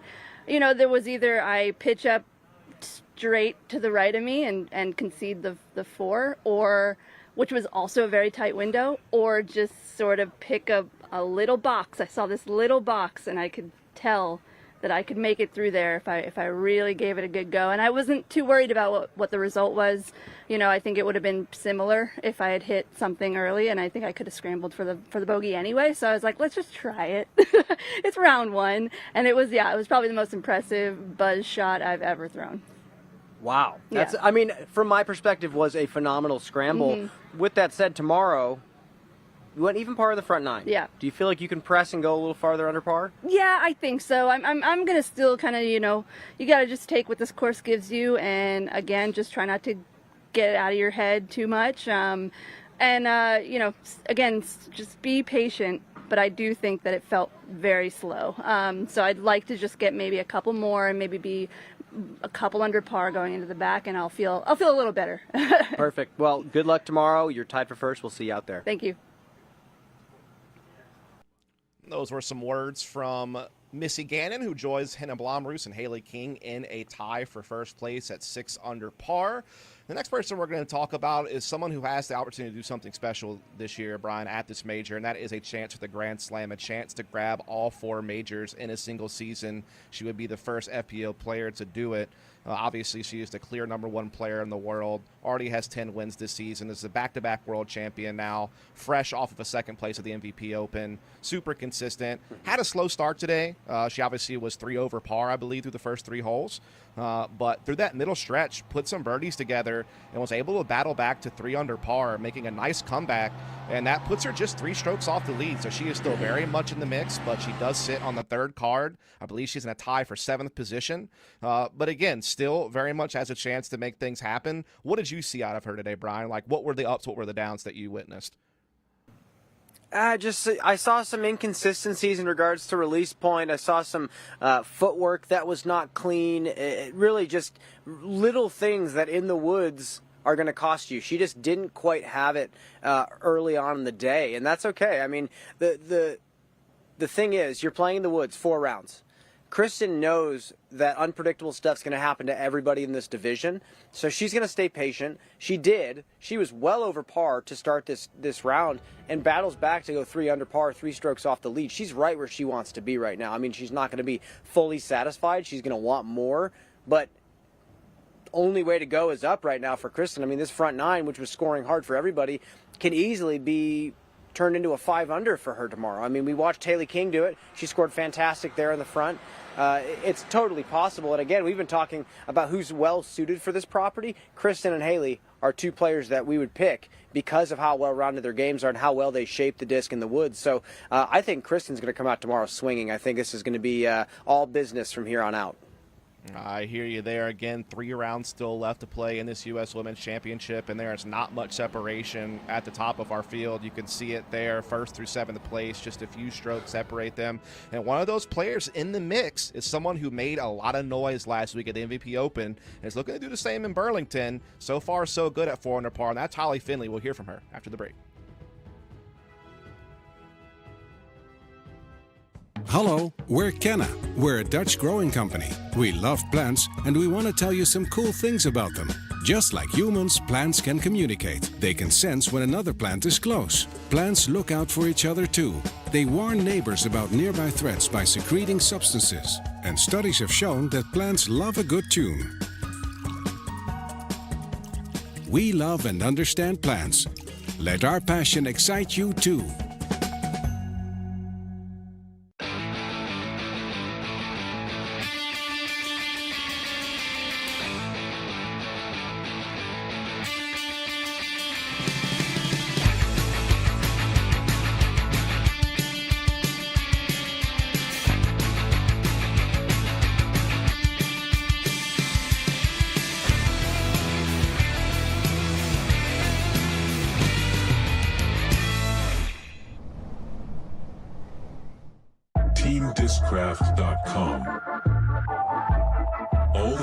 favorites on one site.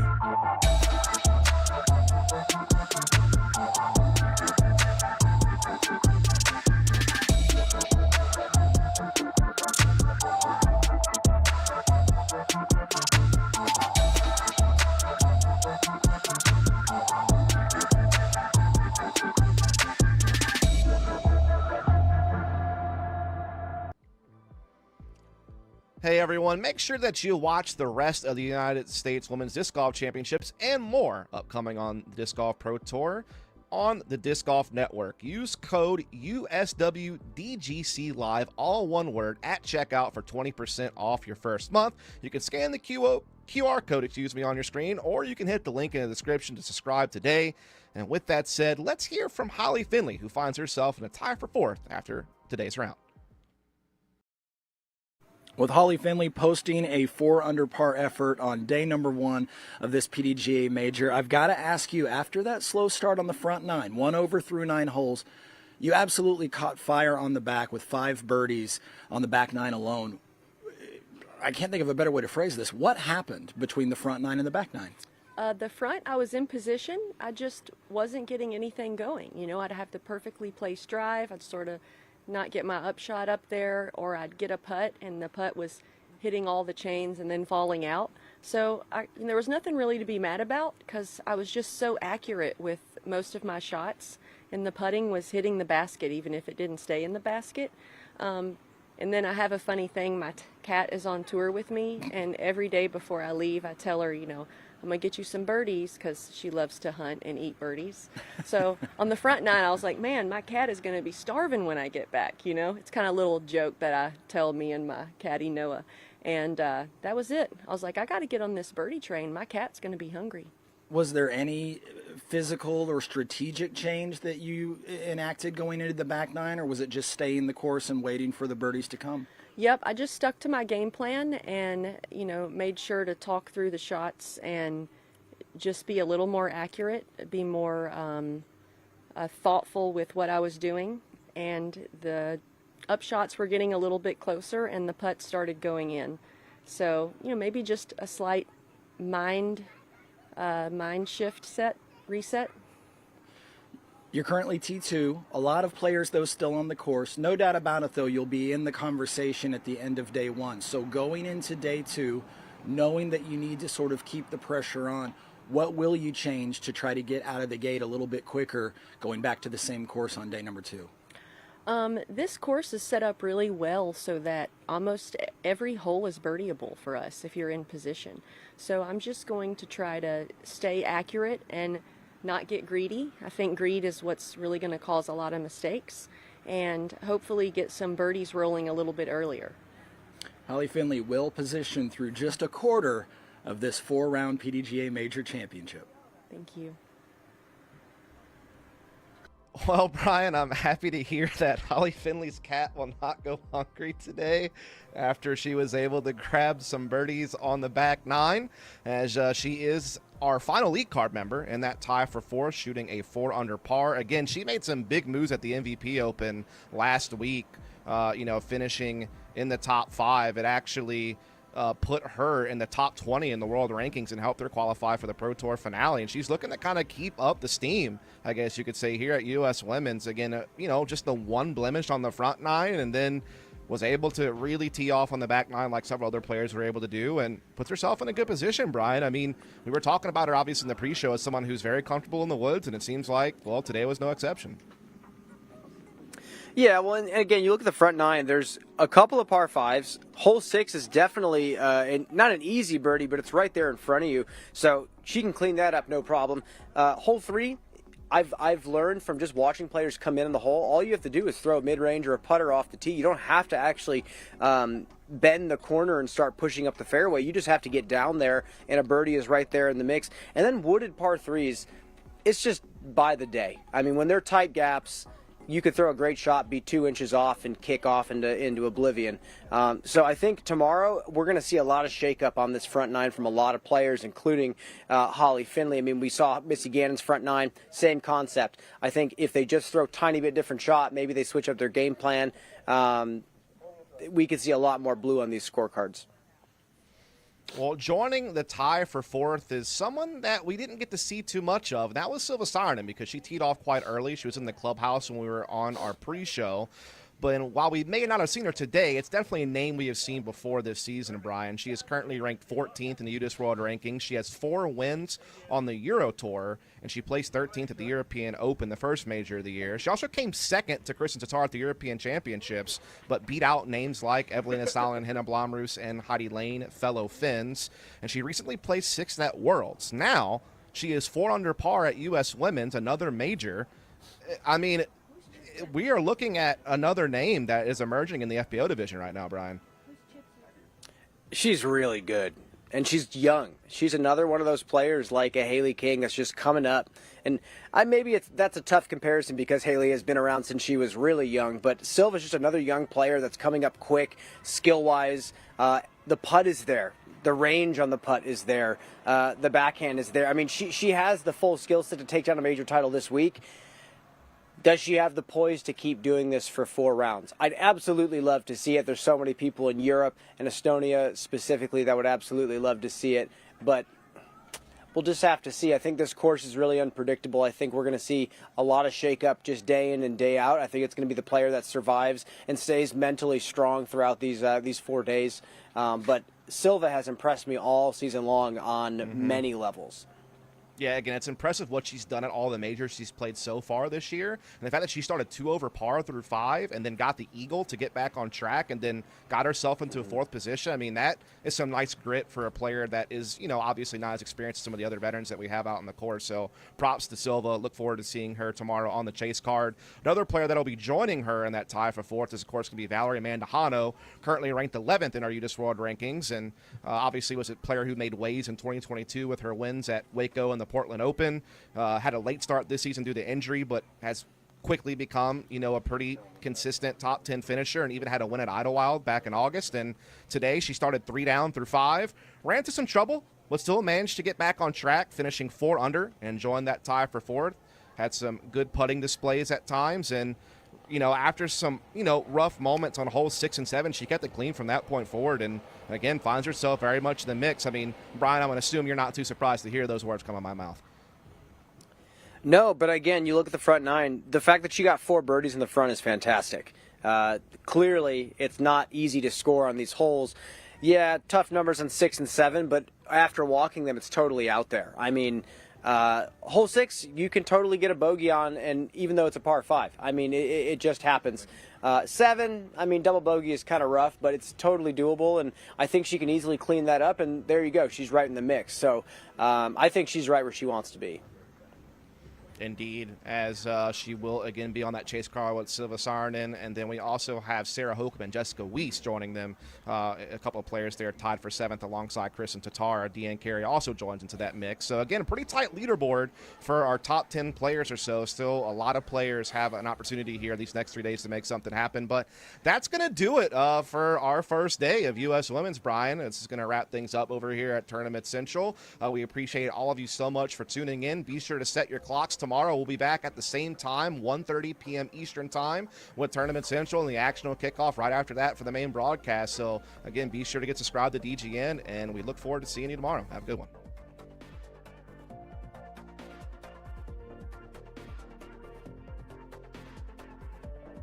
Get ready for an electrifying fusion of disc golf and art.